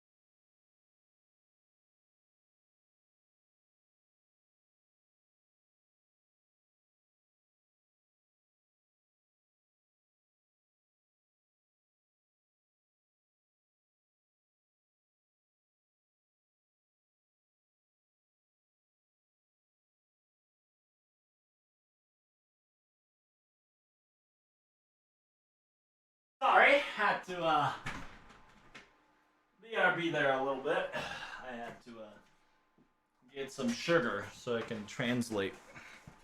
I need sugar intake. Ugh.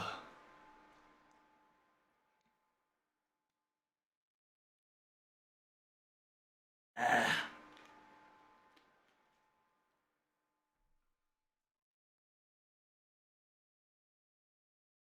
Going over Paper Moon.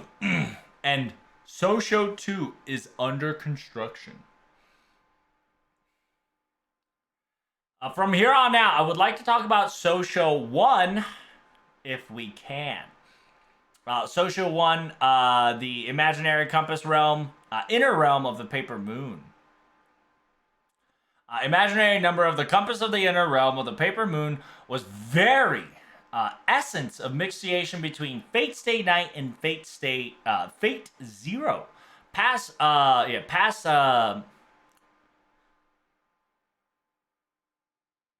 creations mixed together. It was quite intriguing.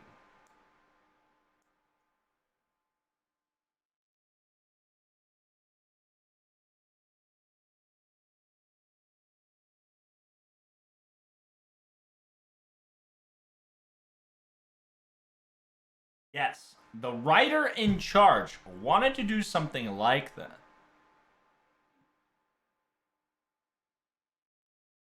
Sosho definitely has Sosho and 1.5 will have a very similar theme if shown, but I want to make it. I wanted to make sure that the author had strong will and the go have a creative freedom to do what they want. 奏者も1.5部の同じように、小する、増内とするテーマあるけど、so yeah, just like Shosho, just like 1.5, there is a theme that has to follow. But we wanted to accept more creative, we wanted to accept more creativeness from the writers and the artists and whatnot. So I told every single one of them is that I want you to do your very best, even that can almost rival, if not beat, your best product. Is what I've asked them.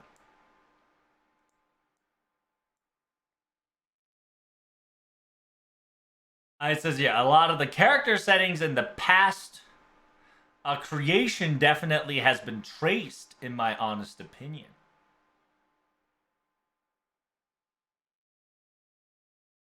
It says technically this is a technically it was the world of a simulator. So in meta terms, in technicality, I told the writers and the authors that we're probably going to recreate a Holy Grail war that might have happened somewhere somehow.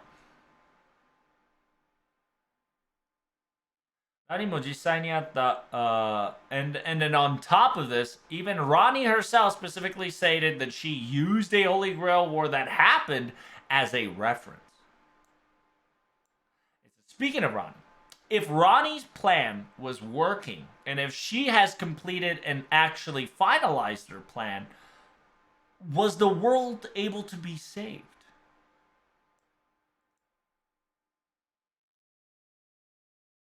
It says, we would have a lot of forces. Fighting power-wise, we definitely would have had an easier time. But it's very questionable that if those additional forces would reach the final boss.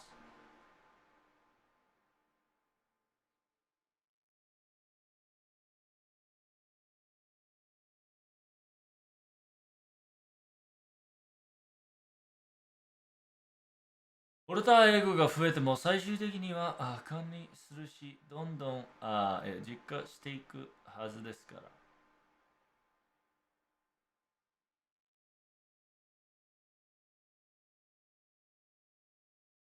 ら。It says, yeah, even if we had alter egos increased at the very end, at the very end, the final problem would not be solved, and little by little, you would lose in the battle of attrition, right? Essentially, you would have another problem.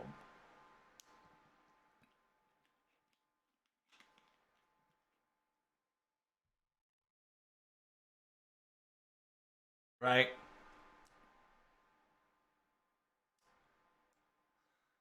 During Social 1, Ronnie's series coming in is one of the, in my opinion, one of the more additional points in the story. And then Takeuchi specifically says, ラニー12以外のシリーズは全ての螺旋岩の開発スタッフにデザインしてもらいました。So, besides Ronnie 12, a lot of the Ronnie series were developed and designed by the Lasengle development staff.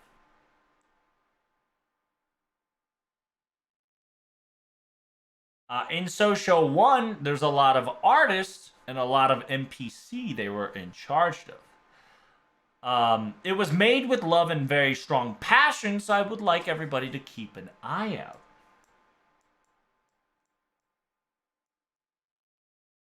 And then Nasu specifically said, at the very first, our first idea, right? My first idea was I wanted a Sakura series.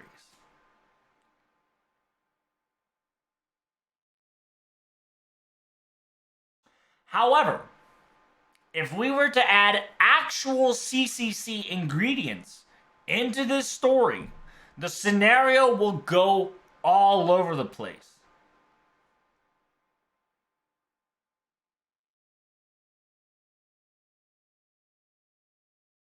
so they first planned to be a Sakura series, but if you add more, CCC source in the current or Paper Moon, shit would have been all over the place. So it didn't happen, is what Nasu is saying. At the same time, there was another series. There was another series that involved MASH. So instead of Ronnie series, we might have gotten a MASH series. That would have been fucking insane. It says, if it was MASH, I think a lot of people would have taken some shocks.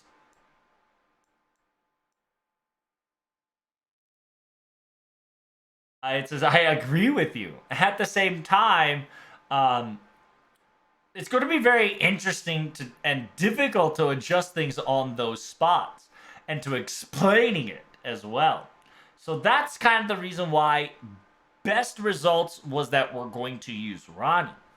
And we conversated and discussed with the writers and decided to create a mass production of Ronnie series.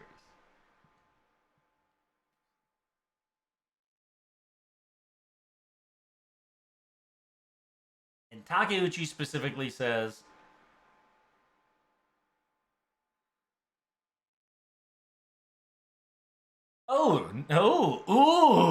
Takeuchi, let's go. So it says, when it comes to Ronnie series design, I wanted to give, ライターさんから全員違う方にお願いして個性的を出してほしいと思います。We've asked the writers that every single one of them, everybody would have a different personalities, right? Different personalities and different quirks is what we've decided. どうしたものかと悩みましたが、何シーズンではライターさんが全員違う方向にお願いして個性的を出してほしいという動きをした。Oh, okay. So writer during the Ronnie series design, the writer specifically asked us that they wanted the Ronnie series to all have different personalities and quirk. That was the request that we've received. We didn't know how to solve this problem. However, Lasengle recently increased in the staff. So we were able to draw a lot more characters and the timing was kind of perfect. So if this doesn't tell you, right? Right, if this doesn't fucking tell you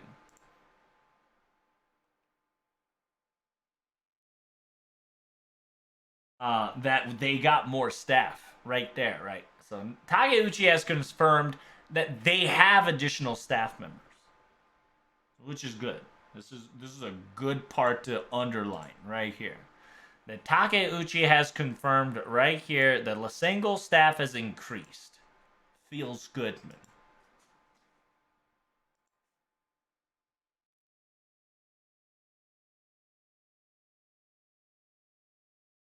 活用するキャラクターを描こうと愛情を込めてクリエイトしてくれた結果です。It says, let's create a character that will be functional and PogChamp. And yeah, because of their creator, because of they created with love and passion, the result was those series. Every single Ronnie was very cute in all aspects.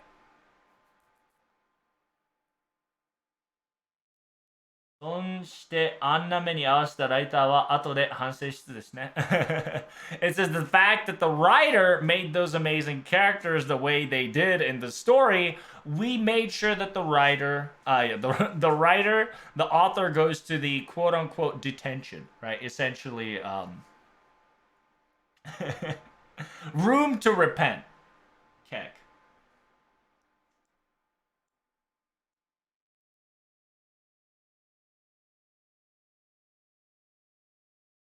And then Takeuchi says, adding those to perspective, this story was very interesting. In a different, completely way from LB7, the main scenario was able to be painted and created, was pretty awesome. To be perfectly honest, personally, my very favorite is the Hotosoaka. The Hotosoaka's Sakura and Medusa. Which one is Hotosoaka? Illustrator, Morning Glory や Free Sheeting など様々なクロッシング。Oh, it's the part where I think it was this. Yeah, I think when they were together, is Takeuchi's favorite.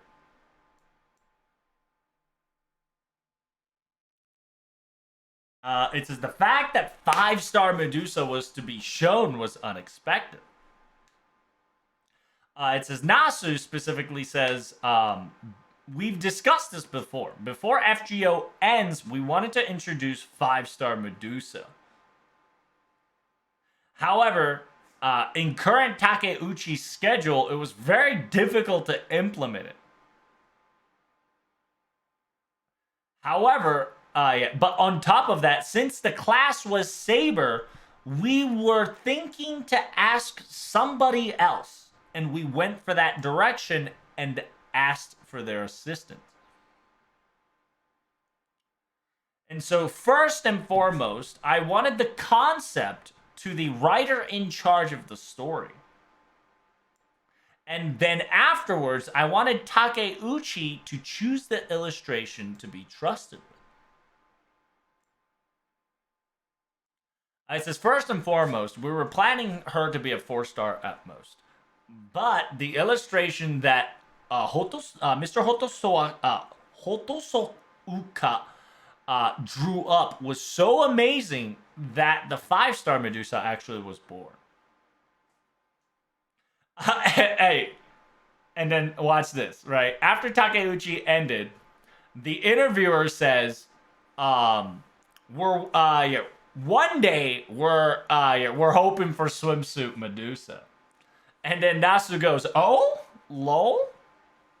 And then Takeuchi says, we'll keep it in the back burner, right? We'll look into that.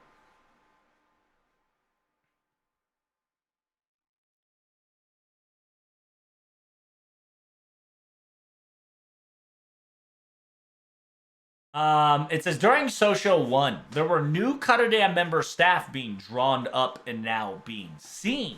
Will we able to see the rest of the staff members being drawn up as a character? Nasu specifically says that particular person was very involved into the story, so it was a special case. In actuality, we're not planning on it, essentially is what they're saying.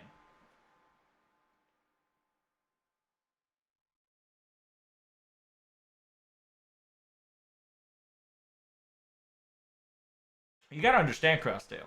Even if it's on a back burner, they're thinking about it, right? That's big brain. That's already a step further than whatchamacallit, right? Step further than not acknowledging it. So it's good news.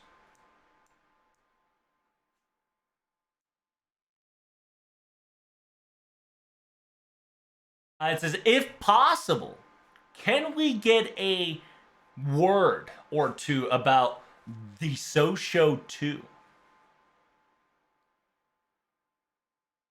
Nasu specifically says it's coming along. I be patient.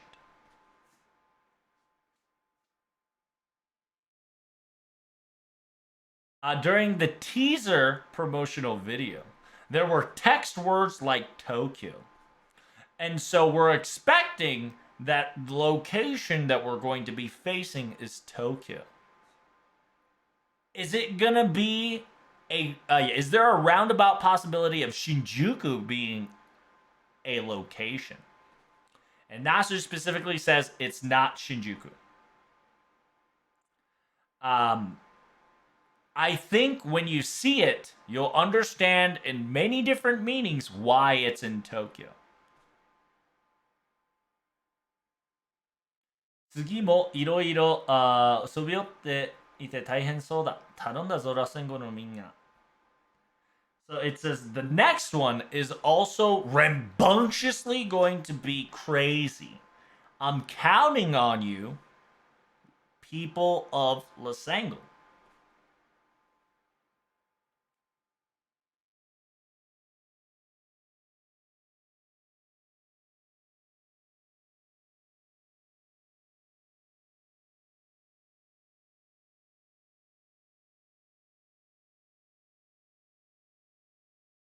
Oh, dude.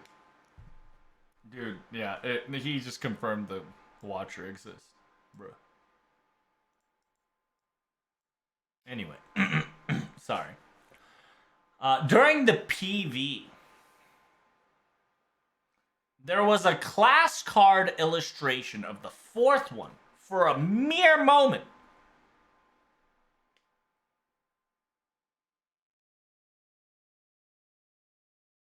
During Sosho, can we say that there's 4 parts to this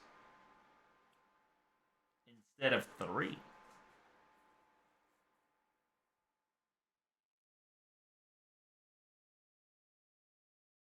It says everybody's probably predicting about this, but the timing of when it will come up, when it will be shown, I think if you're excited and if you're anticipated, and if you're, it's essentially if you would enjoy that anticipation.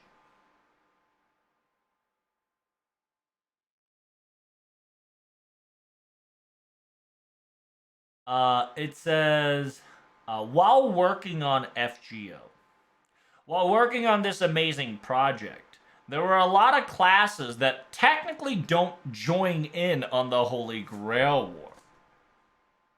So before the game ends,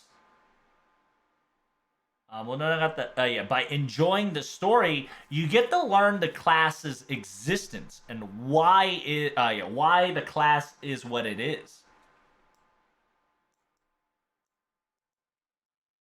許される理由を説明するべきです。それは各話でもあります。それを書いているのが醤油。So yeah, essentially Nasu is saying they're going to the individual class that should not be available in a regular Holy Grail War. Their existence and why they should be forgiven, right? And why they're continuing to exist. As a responsibility, that's what I'm doing. And so that's what Shosho is about. So it's essentially, as we all know, and if you did know, and Nasu just confirmed it, right? That Shosho is about explaining the extra class, right? And why they were there, and what exactly they are, and having a fully fledged understanding of that class.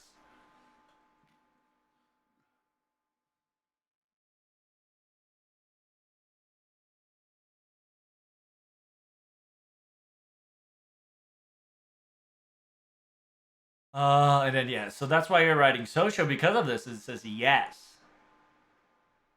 At the very first moment, I kind of wanted a story or just an implementation of just explaining individual class right off the bat. But if I were to do that, it won't wrap up very cleanly.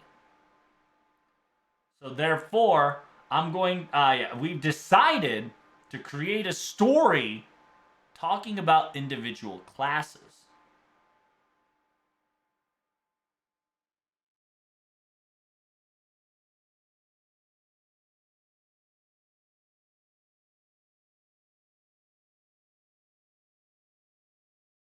And so we've decided that from 2023 onwards, we were going to show show. And we went for that direction.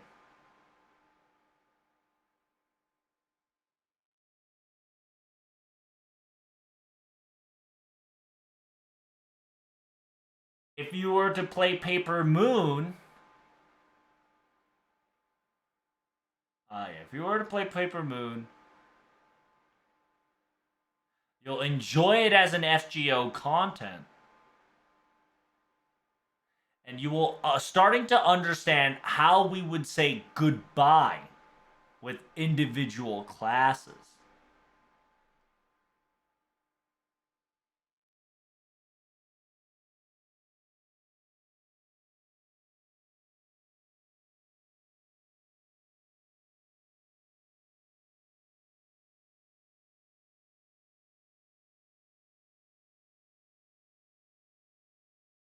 Oh, interesting. And then the interviewer asked a really good question. It says, "Will Moon Cancer be included to this all extra class story added that you have prepared?" いえ、ムーンキャンサーは、まげんおまけお、いえ、まきえんおまけ漫画というか、EX というか、存在自体が、完治違法、いや、違い違法ですから、プリテンダーは、元のクラスがあった上で化けているので、歪みはありません。シールダーは定的な話を作るわけにもいかないので、そうきたかと思ってもらえるやり方を予定しているのでお面白ください。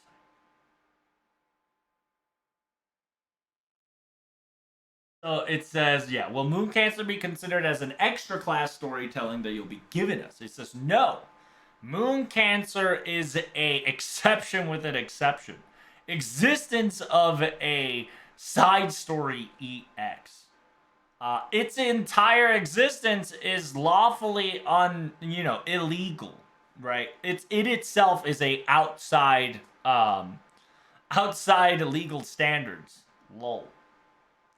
And at the same time, pretenders are practically a character that has already a class putting up a facade on top of it.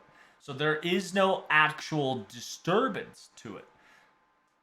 Shielder, for a shielder, 単体で話を作る. There's no reason for us to write a story just for one person.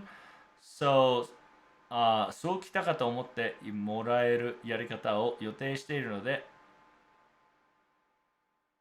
And so this is how you we want the audience to see it as this is how you did it. So please be prepared for excitement that is to come. So Nasu essentially here is saying that he's not going to do Moon Cancer because that shit's Keck W.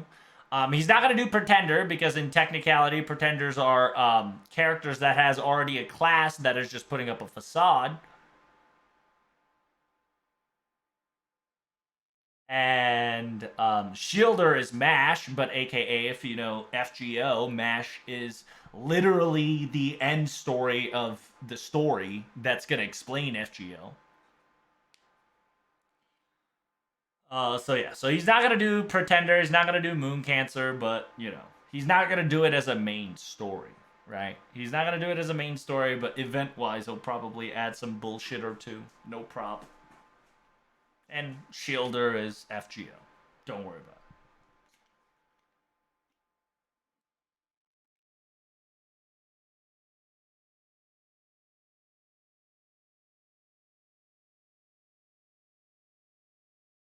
Next クラスを用意した結果生まれた歪みをエクストラクラスを含有して結果生まれた歪みを総書で正していくはずなのに、その直前にソドムビースト、ドラコビーストクラスのまま仲間になるのは驚きでした。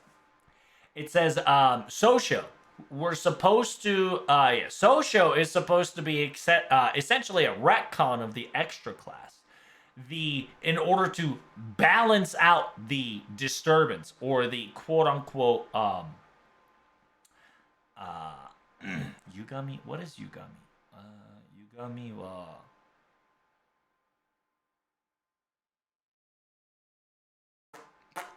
Yugami ってなんて言うんだろう。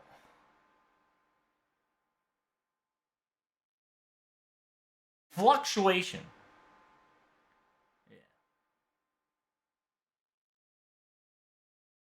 Like unhinged, right? Like it's something's not aligned, right? But right before that event started, we got ourselves a Sodom Beast Draco as a beast class itself to become an ally was quite the surprise for all of us.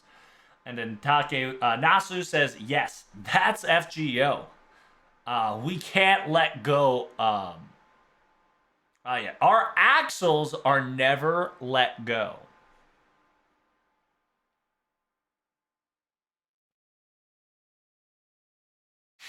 Essentially, Nasu says, we're going balls deep. It says, even Takeuchi says, when I heard that the class Beast Draco is going to come out, when that suggestion came out for the first time, we were surprised as well. Nasu specifically says, I think it's high time for a Beast character, at least one of them, right? At least one of them to show up. それが何でもやるということなんだよ。That is the meaning of we'll do everything we got in our hands. The class card is specifically aimed, right? The class card is specifically aimed and mentioned for Draco usage.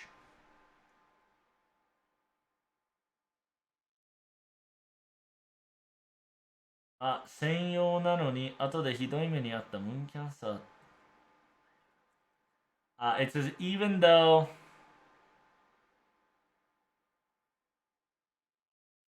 クラスカードもドラクオ専用なんだ。まあ専用なのに後でひどい目にあったムーンキャンサーっているんですけどね。So it says it's supposed to be Draco exclusive, but there I suppose a moon cancer that's supposed to be, that specific class that gotten quite the harsh treatment later. Ha ha ha ha.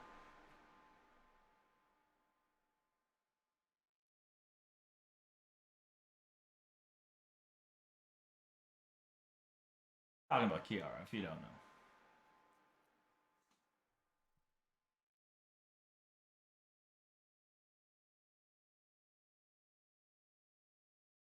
And then the interviewer asks the big question.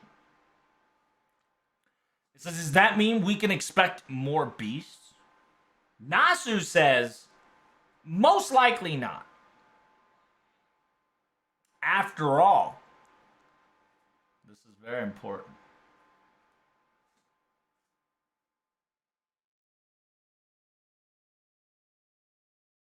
This beast exists in proper human history. あれは凡人類史において唯一的に存在できるビーストなんです。This character, right, is a proper human history based and is existent of beast. Right? So Nasu is specifically saying, okay, there's not going to be any more beast. Okay? No more beast.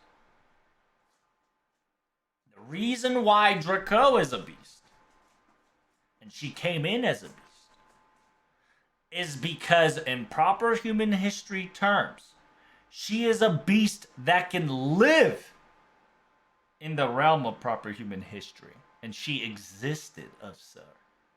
And then Takeuchi says, are you sure it's okay to say that?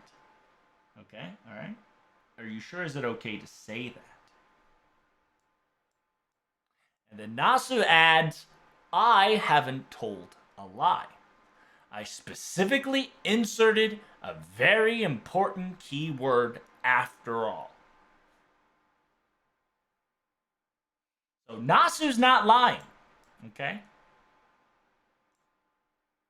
And he doesn't say it's not this is a maybe not. Okay? It's a maybe not. Right? It's not 100% no. This is more like a 70% no. All right? That's a 70% no juncture in Japanese word. All right? Whenever you write things like this is 70 to 80% no. Okay? 70 to 80. But it's not 100%. All right? And at the same time, he specifically says it's a beast that resides in proper human history. Right? It is an existence that is allowed to exist in proper human history as a beast.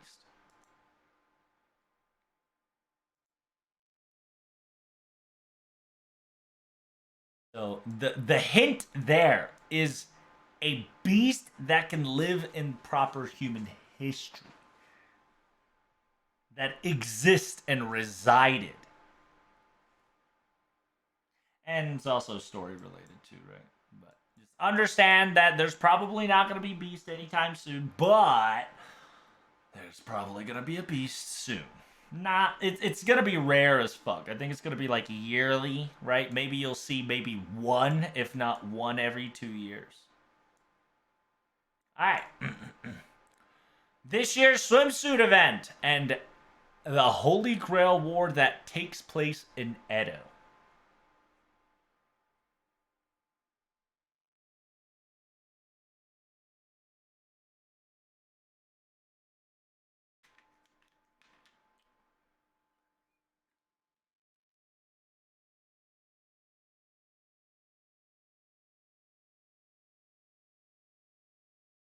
Can we talk about 毎年例外のイベントについてもお話を伺えると思います。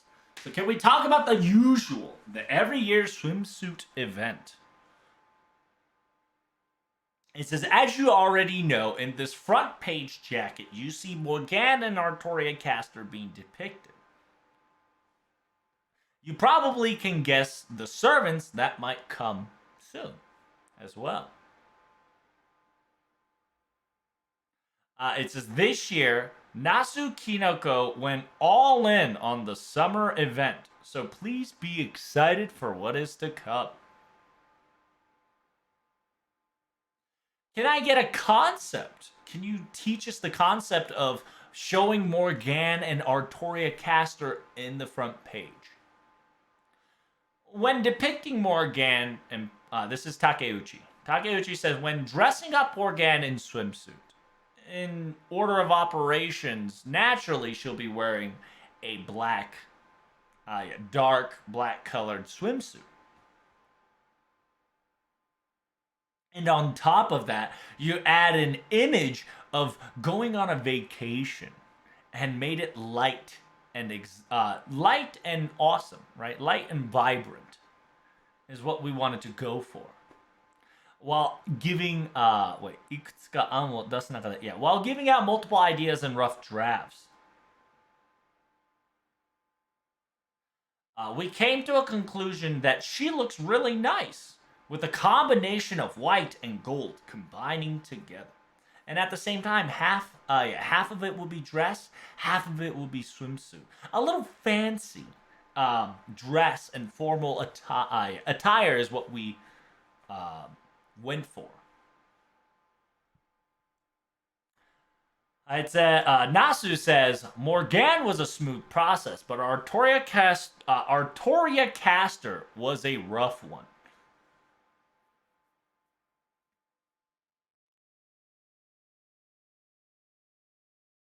And Takeuchi answered, I agree.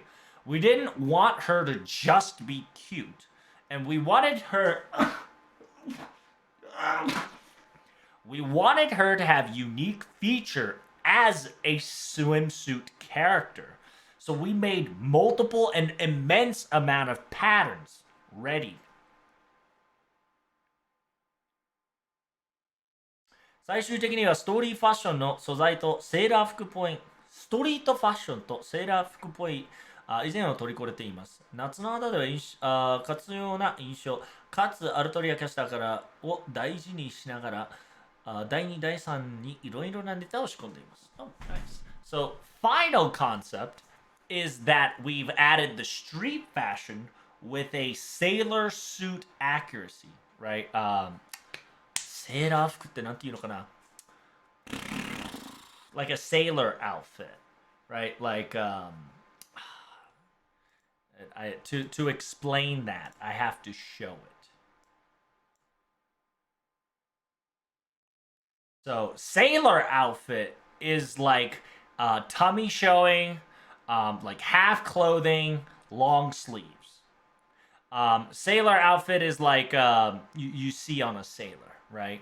But at the same time, you would see it's like your sailor outfit's like a long pants, long sleeve, but also mixed in with the streetwear. Hence, she has half leg, half jeaned insanity. It's essentially sailor uniform.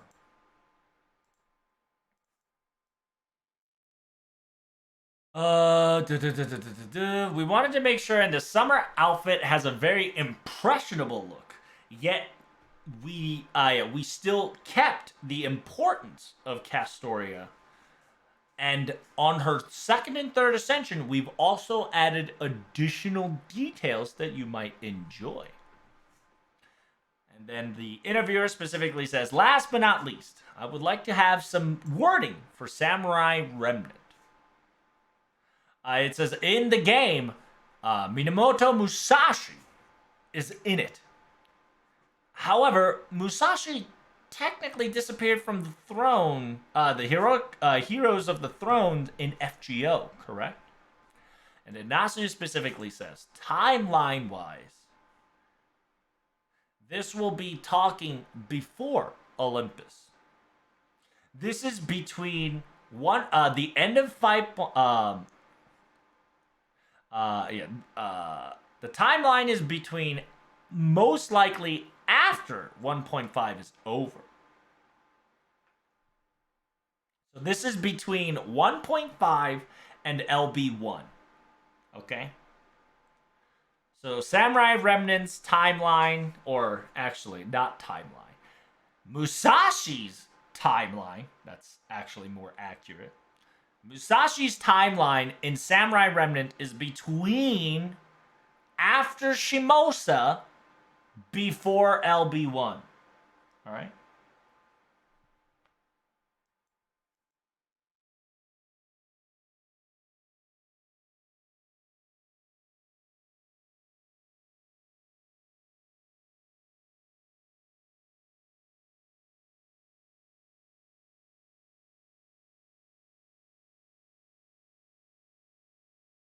It says, this reminds me, during the swimsuit warrior fairy whatever event,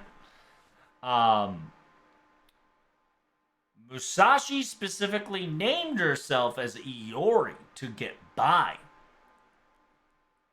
So that was a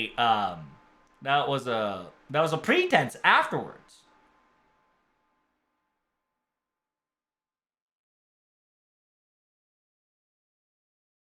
そうです。2019年には掃除があったので、弟子のイオリに、弟子にイオリがいる話を出しました。とにかく信用すごいんですよ。さん、これでいいだろう。あの死んだ目がいい。新しいフェイトに体験する思いに試してください。それでは、OK。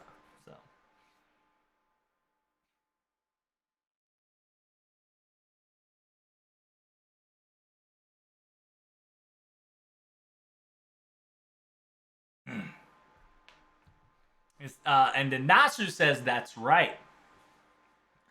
In 2019, we talked about it, and we had the thought process of it. Therefore, we started talking about Musashi having a disciple called Iori. And Takeuchi says the protagonist Iori is an amazing kind of character. The fact that a protagonist that can meddle and ここまでサーベントを食う主人公がいるだろうか. It's a protagonist that can eat a lot of the servants. That's a metaphor, right? Like Takeuchi saying, I love Iori. The character of Iori is PogChamp, right? He has that much of a charm, allure, right? He's awesome. And then Nasu specifically says his eyes that is dead is a good that eye that is looking that dead eye, right? The fish eye, the eye that we all know and sometimes love. So please, you're going to experience a new fate in that game, so hope you enjoy it when it comes.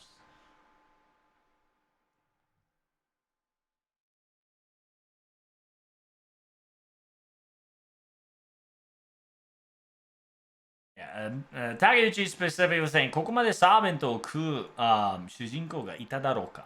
It's one of those, he's saying that I didn't think there was a protagonist that can even bite into the servants, meaning that the character is so good that it doesn't get over trumped by like the individual servants, right? Like this character is as important as Iori, right? Like it's not, he's saying that Iori's not a side character, right? Iori's such a great character that it doesn't get overshadowed. It doesn't get eaten by the existence of other servants. Is what it means.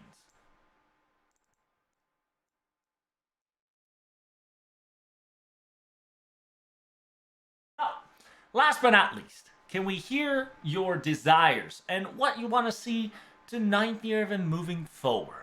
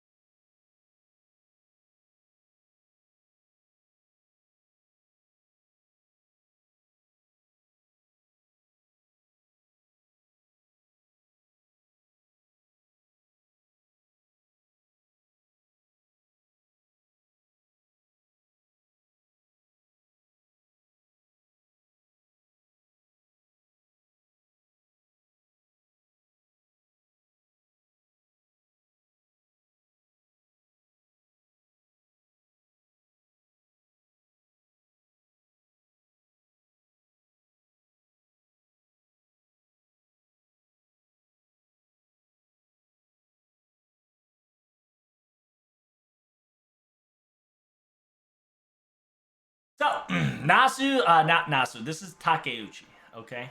Takeuchi says LB7 was a tough battle. Every time, every story, our maximum budget cost gets renewed.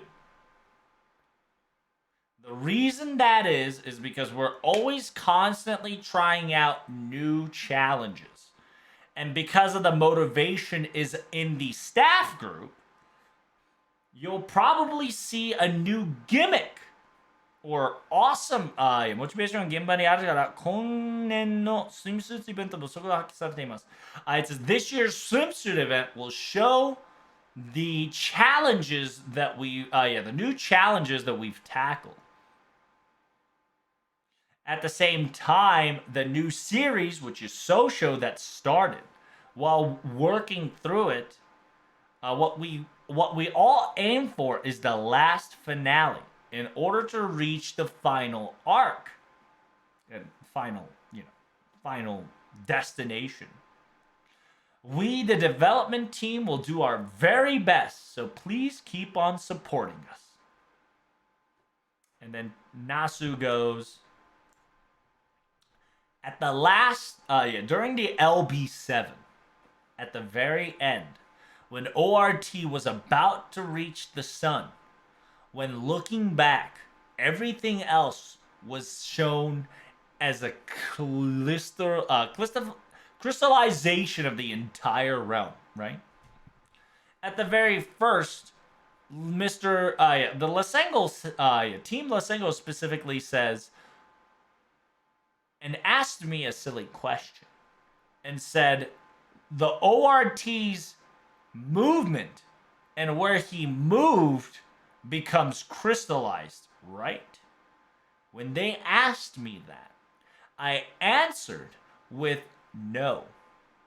Just like the world tree, aka the world pillar, aka the tree of emptiness, it needs to spread in real time. And in the very end, Mictoran has to be enveloped in the crystallization. When I answer them with that question, I cannot forget the face of despair that they've shown me.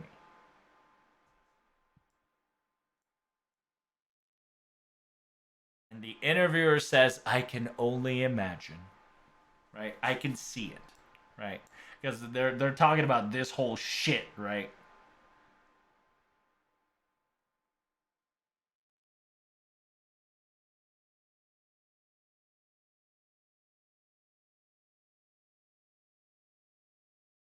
It says when, as a player, right? As a player, when I cleared Mictoran, when I looked at the map, and looked at the map at the very last time, the hellscape of the crystallization of the world that I've witnessed, it made tears come out of my eyes. 20 years of this work, and we were able to finally reach this far. And now we can actually put an end to ORT. I can only thank the members for able to make my dream and continuously to make my dream come true. There are more exciting sequences to come. So please, everyone, if you can be with us and enjoy it together.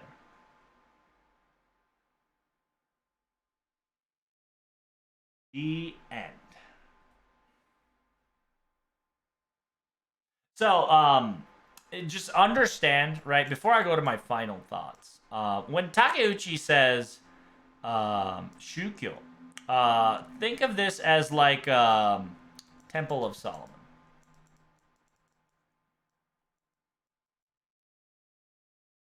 It's not Temple of Solomon, okay? Just think of it as.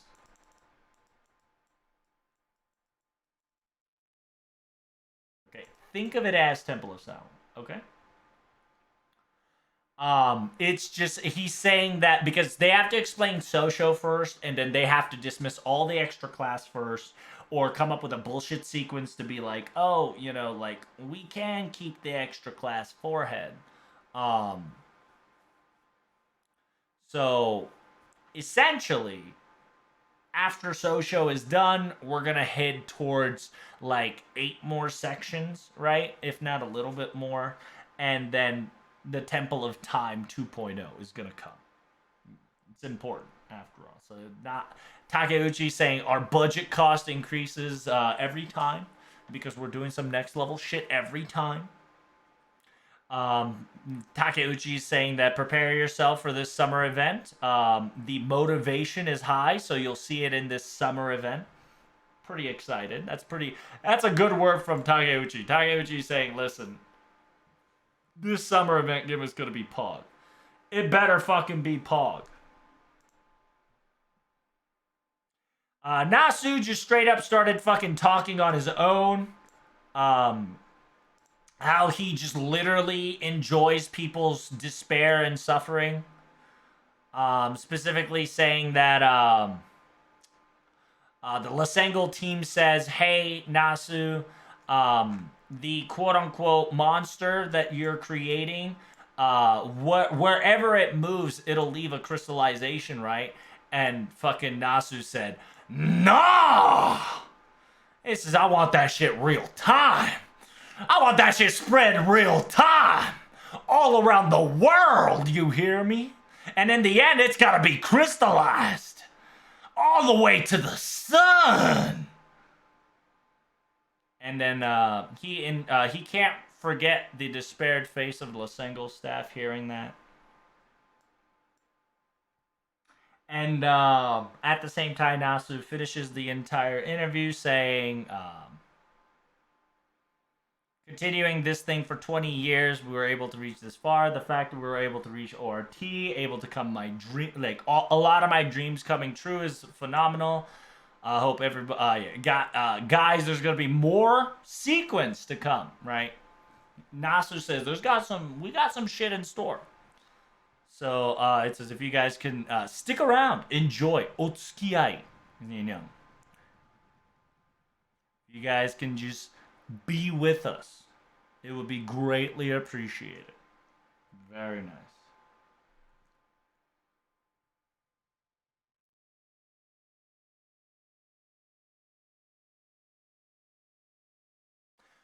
But anywho's, final thoughts. Overall, it's a positive interview, right? No serving coins, go fuck yourself. You know the classic. Glad to hear Ark's little mini story here. They do clearly are working on the reverse side of the moon. They're fucking talking about it out in the open, no problem. We don't know if we're gonna get Tsukihime collab, which most likely not yet. They're probably gonna collab it after the reverse side kind of comes out.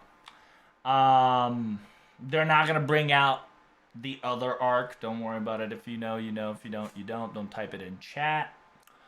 And then at the same time, they explained that archetypes each ascension is saying that first ascension was Princess Arc, which more Tsukihime.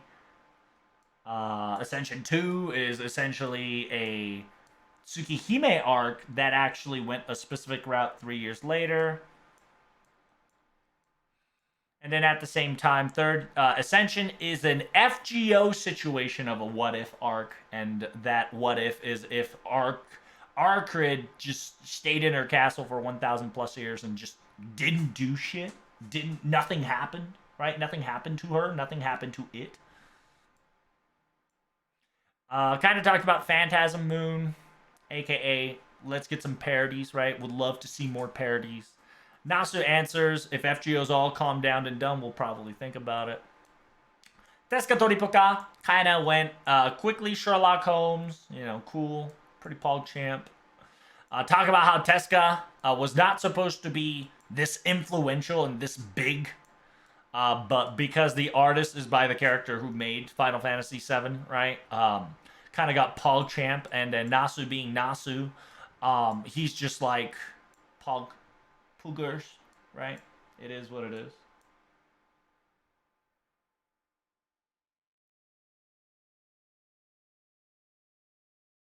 And then last but not least, apparently the Noble Phantasm was third Ascension rough draft by our amazing artist because they said go crazy and he actually went crazy on it.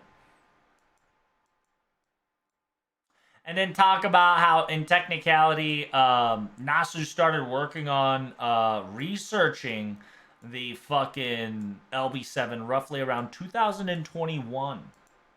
So that makes fucking sense. The fact that none of this shit fucking happened till 2022 is a thing. Talks about Olga Murray. Straight up tell you she's an LB7 exclusive character, so she ain't coming in as a servant. Nasu lies all the time.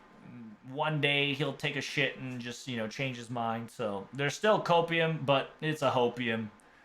So at this very moment, it is confirmed that she is just a LB7 limited character. Talks about David and how great David was. Kind of gives a little story to David, which was really cool. By the way, 24 hours. Put that into seconds. That's a lot of time that David felt for. Also talks about David likes to watch Clinton Eastwood movies. And then talking about ORT. ORT was fucking wildfire. It's pretty cool and kind of explains how ORT is broken. I mean, let's be honest, ORT is broken. Apparently, Alt Servolva was not in the script, but Nasu being Nasu, same with Olga Murray. He made the script longer than ever. It was supposed to be a one-parter, but because of Nasu's over-scripting, as always, became a two-parter. Not complaining. It's a banger, but it is what it is, right? It's the classic Nasu. Talks about the 4 pictures during the fight between ORT. Talks about Alt Sibalba. Simultaneously talks about a certain Dinos that's in the next level damage, which is Paul Champ. Talks about Grand Foreigner and talks about more about our character Kamasoso, which was nice. And talks about Melty Blood when the Mystic Eye activation occurred. It's exact sound effects as Mystic Eye activation in Melty Blood type Lumina, so that was kind of pog. Starting to talk about Paper Moon, kind of pog champ. They were thinking about Sakura series first, but they canceled it. They didn't want to add any more CCC elements, so they took all the CCC elements out. Essentially, the basic concept of Fate Stay Night and Fate Zero. Their essence was being involved in the Paper Moon, which is PogChamp. Good news. Takeuchi specifically says more staff members are increasing, so that's kind of good news, right? My boy interviewer is not satisfied with just 5-star Medusa. Straight up asked for swimsuit Medusa, my man. They're thinking about it, right? They're thinking about it.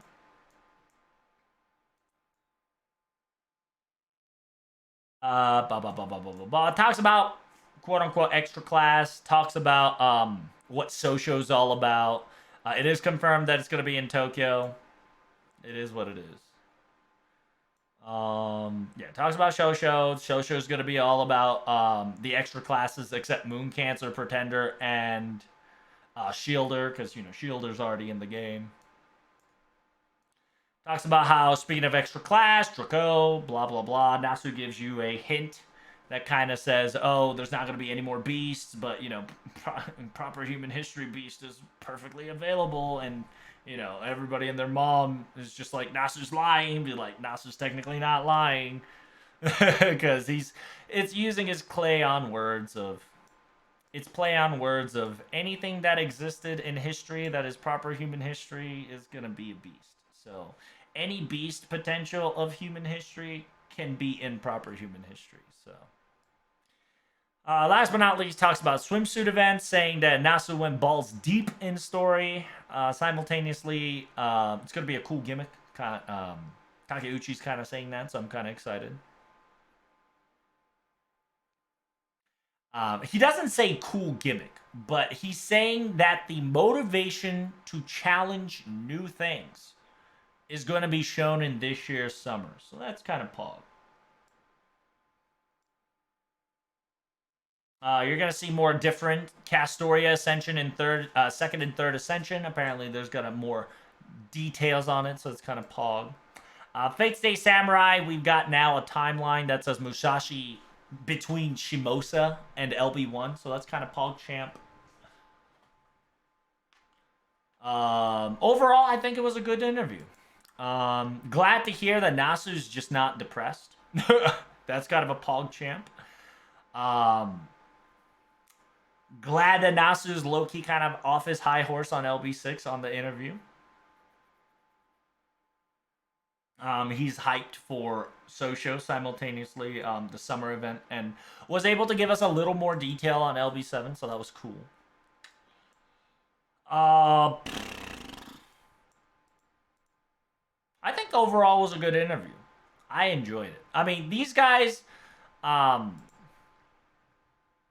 it was cool. Like, get to hear. glad to hear that Nasu's not afraid to answer these bullshit questions, right? Of why a divine spirit was able to become grand, but at the same time, Nasu being Nasu, fucking, adding exception to his own fucking rules and whatnot, blah, blah, blah. But then again, FGO is a what if and a what if and a what if. So, like, everything and anything is possible. ORT, ORT is, it is what it is. So it's understandable.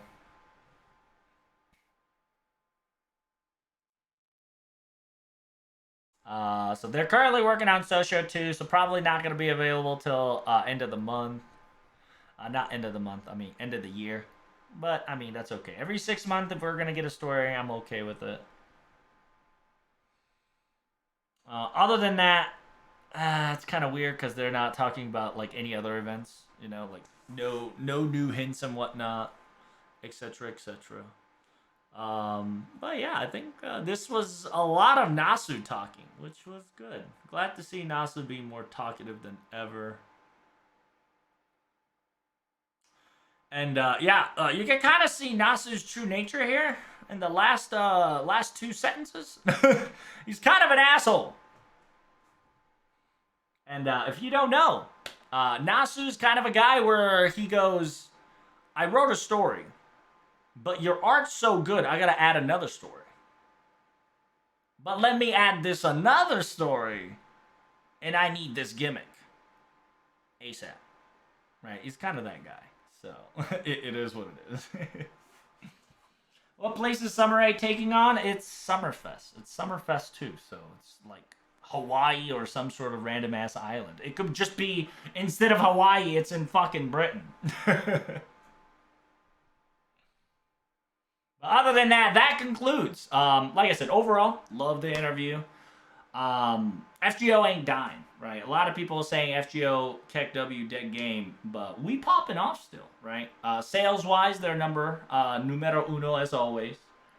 Swimsuit events definitely is just going to skyrocket their fucking venture capital as always. I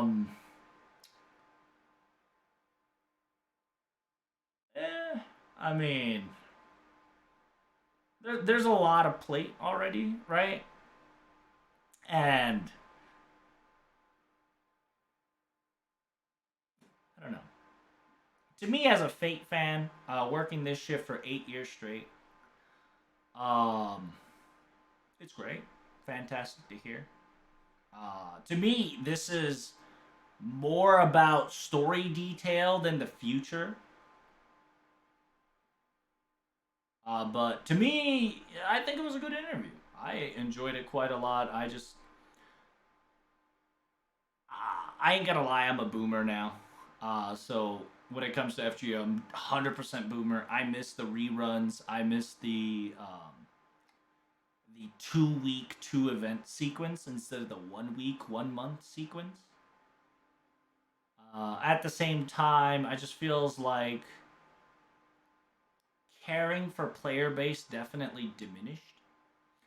If you've noticed, Nasu and Takeuchi didn't even talk about player base, right? They're talking about story and players' perspectives.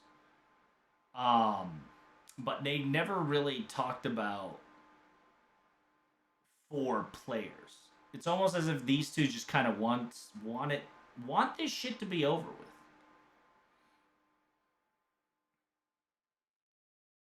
But they're not going to say that out loud, right?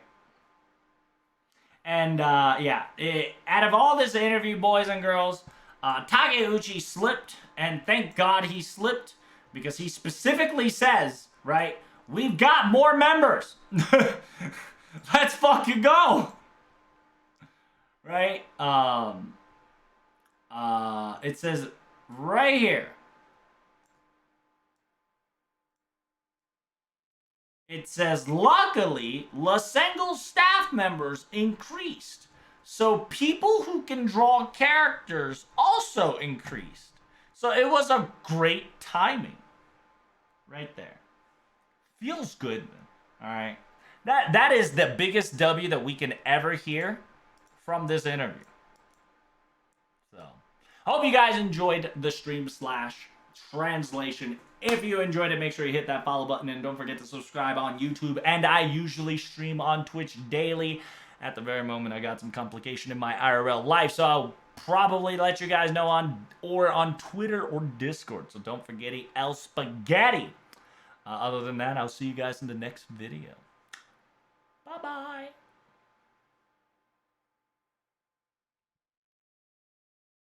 All right. God damn. Oh, fuck. That was a translation and a half.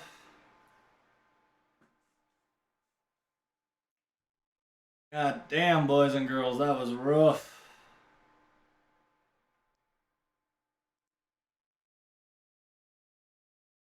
We got a lot of shit to cover, boys. Like, technically I was supposed to do the interview yesterday. Because technically we have one more interview, right?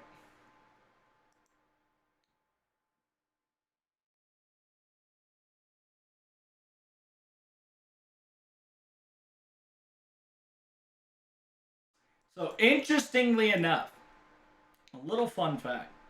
It says, after FGO Season 2 is over, what do you guys desire? 51% of people desired do Part 3. Start Season 3. 16% of people says finish it, right? The end.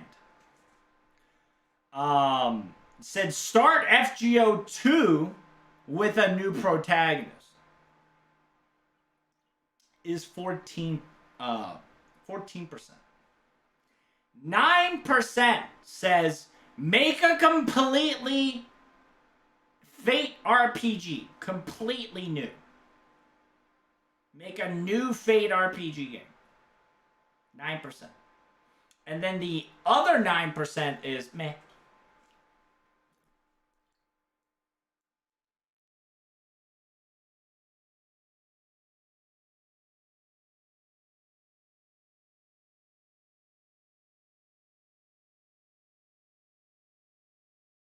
Give me fucking 8 billion QP. 80 billion. Goddamn.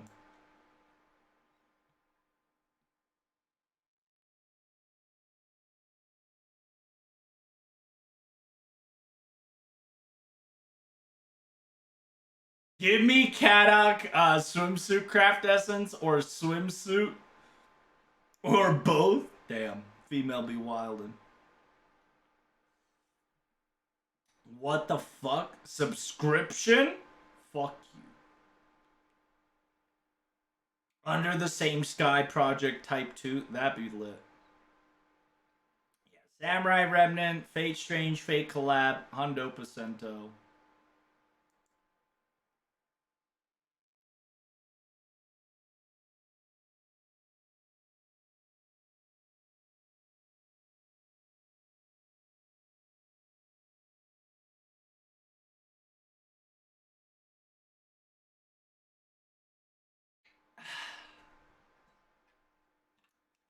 So currently, CL is number 1.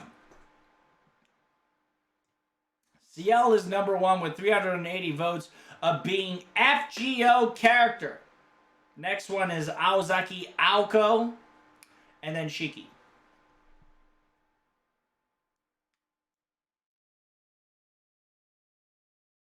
Gilgamesh Prototype is in 6th place.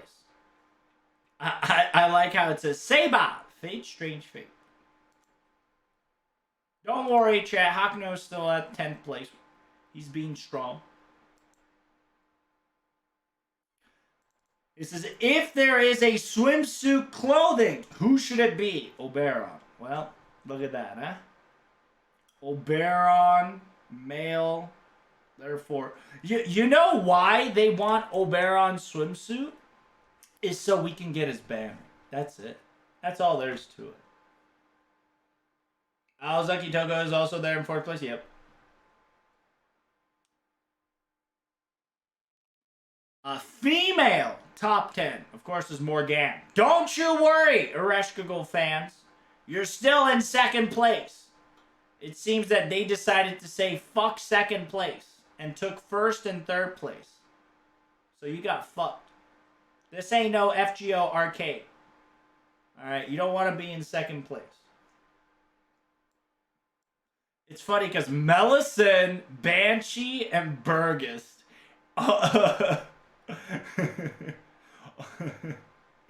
Every top 10 is here. Except Reshkugel. But hey, who knows? There could be a copium. Because technically we've only seen one 5-star, right? Yeah. We've only seen one 5-star, okay? So there's a possibility of a Reshkugel being the second 5-star. Cope. Snort your crack. Alright. It is what it is. Possibility is there. But don't fucking think about it. Alright? Because it's most likely not.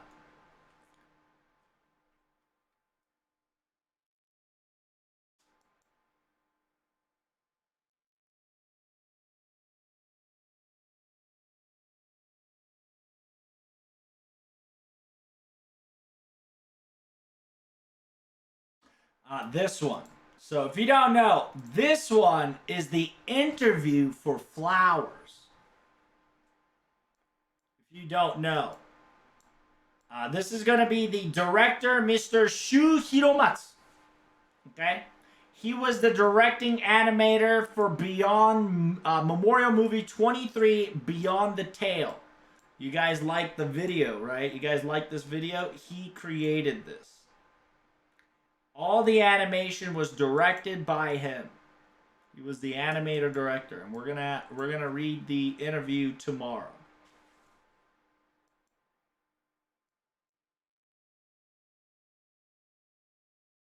Pretty awesome, right?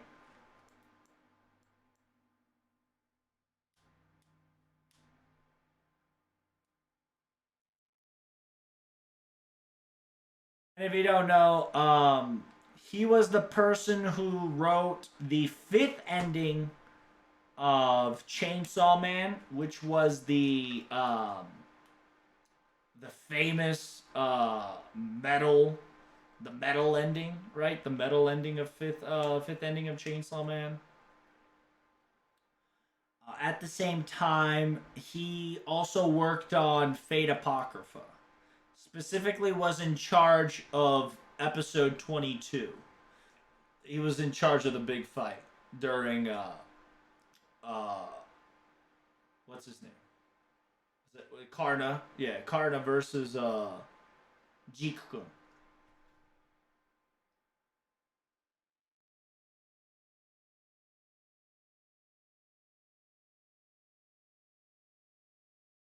Yes, but one of the Fahrenheit has to be a 5-star? Oh, right. True. It'll be Burgess. That thigh don't lie. Or, Banshee. Just because everybody loves Banshee.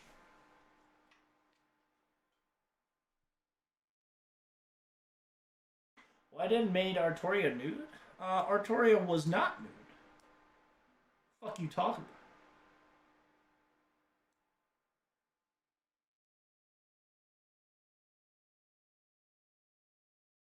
See, this guy fucking gets it, dude. This guy fucking gets it.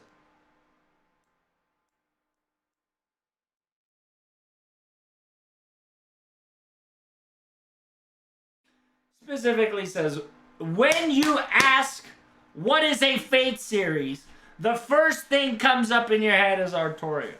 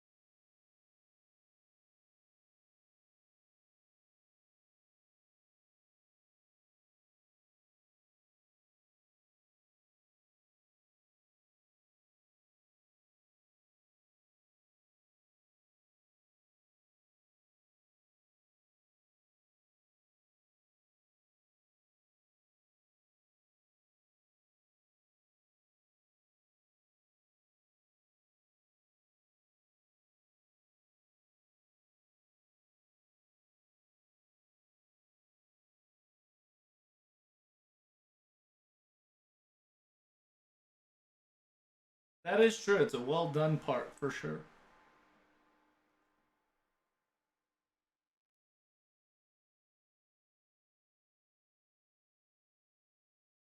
And then another one was.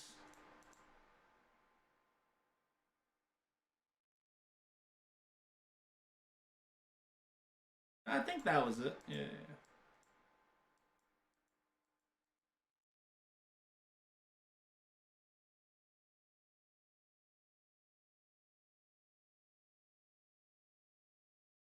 Yeah, so interview on this tomorrow. Don't you worry, chat. I got you covered. But unfortunately, I'm tired as hell, boy. I'm tired. It's rough.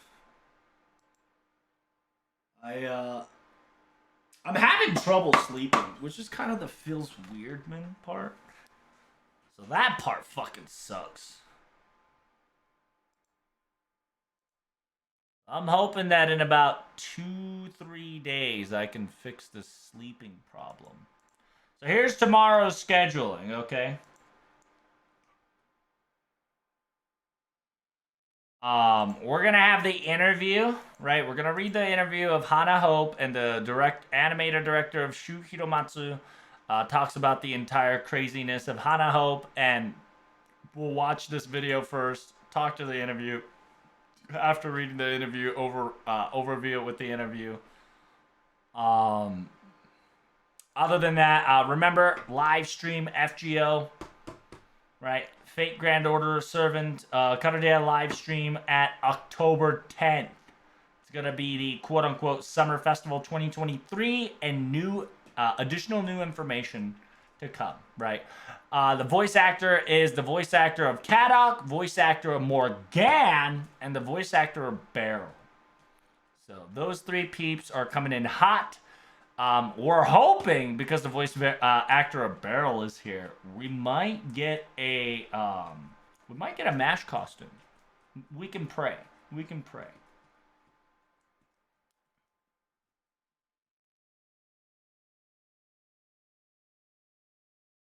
At the same time, if you guys do not know, besides Hana Hope, there are some earphone requirement things.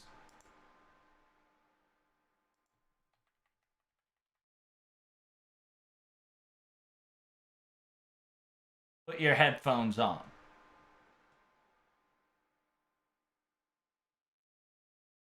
Sitting right next to us on the left.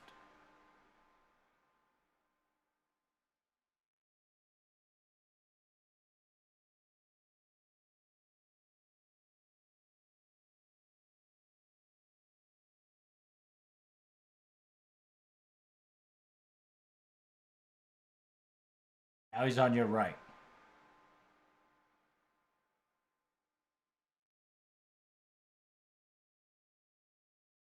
It's a Tendai ASMR. It is. It is. It really is.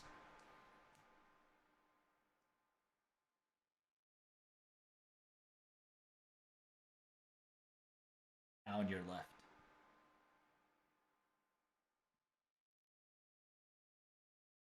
You get to pick your options during in the live. Like, you get to experience this shit live in a secluded room with a headphones, right? Like, really nice, I wouldn't say high-tech headphones, but enough so you can feel alone with your favorite servants, okay?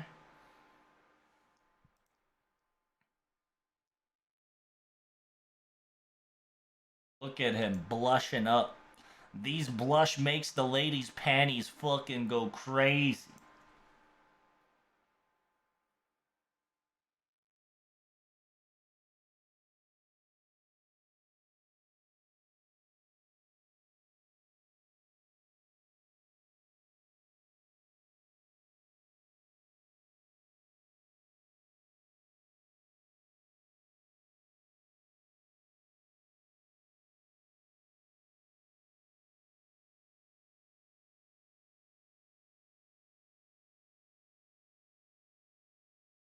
Oh shit! I didn't know that little shit got animated too. That's cute.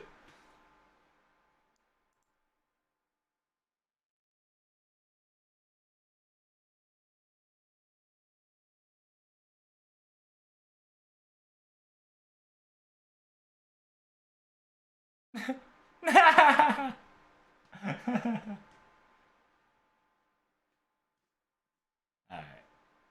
I can see. I can see why people go fucking nutsack for this shit. You remember, people paid like good money to go to IRL venue to listen to this shit. Okay?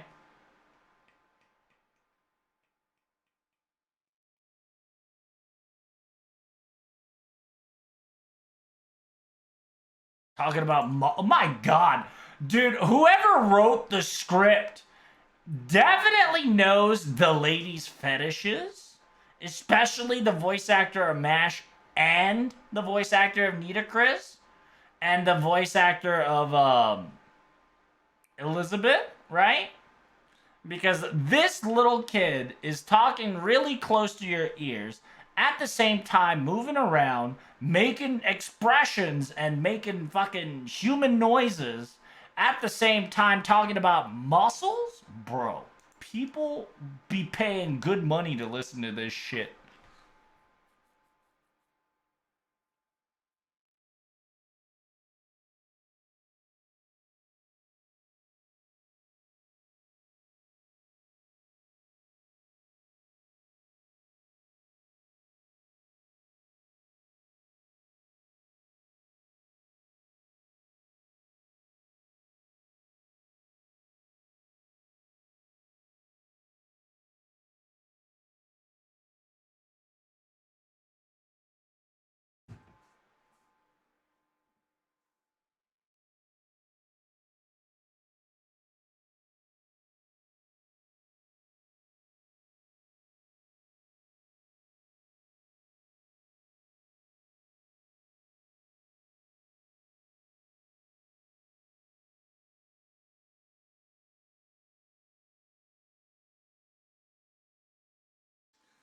I can definitely see money. Money is like people pay. You know that fucking meme? Where's that fucking meme where you see the whatchamacallit?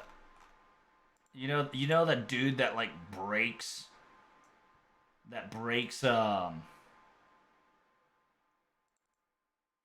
where's that meme? That like the credit card meme.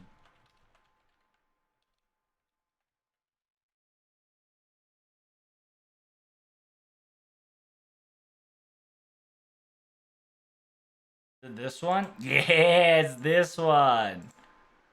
Yeah, I can definitely see people going like this after their fucking sexual experience for listening. Like, remember, they got it all. They've got all your favorite characters, right? If you like Shota, there's your Shota. If you like Miss Kawasumi and Lady Avalon, there it is. Hajime, dude, people be fucking nutting over Hajime, right? So, and he's acting like a fucking old man, right? Like an office worker. Like Hajime be popping, right? So, Jofku, you're definitely going to see people watching Jofku. And then Charlemagne just came out, so just wait a little longer and people are going to start going for it, right? Hajime's super popular? Yeah, Hajime's got 108. Miss Avalon got 212k. Like, you can clearly see that people do be like Avalon.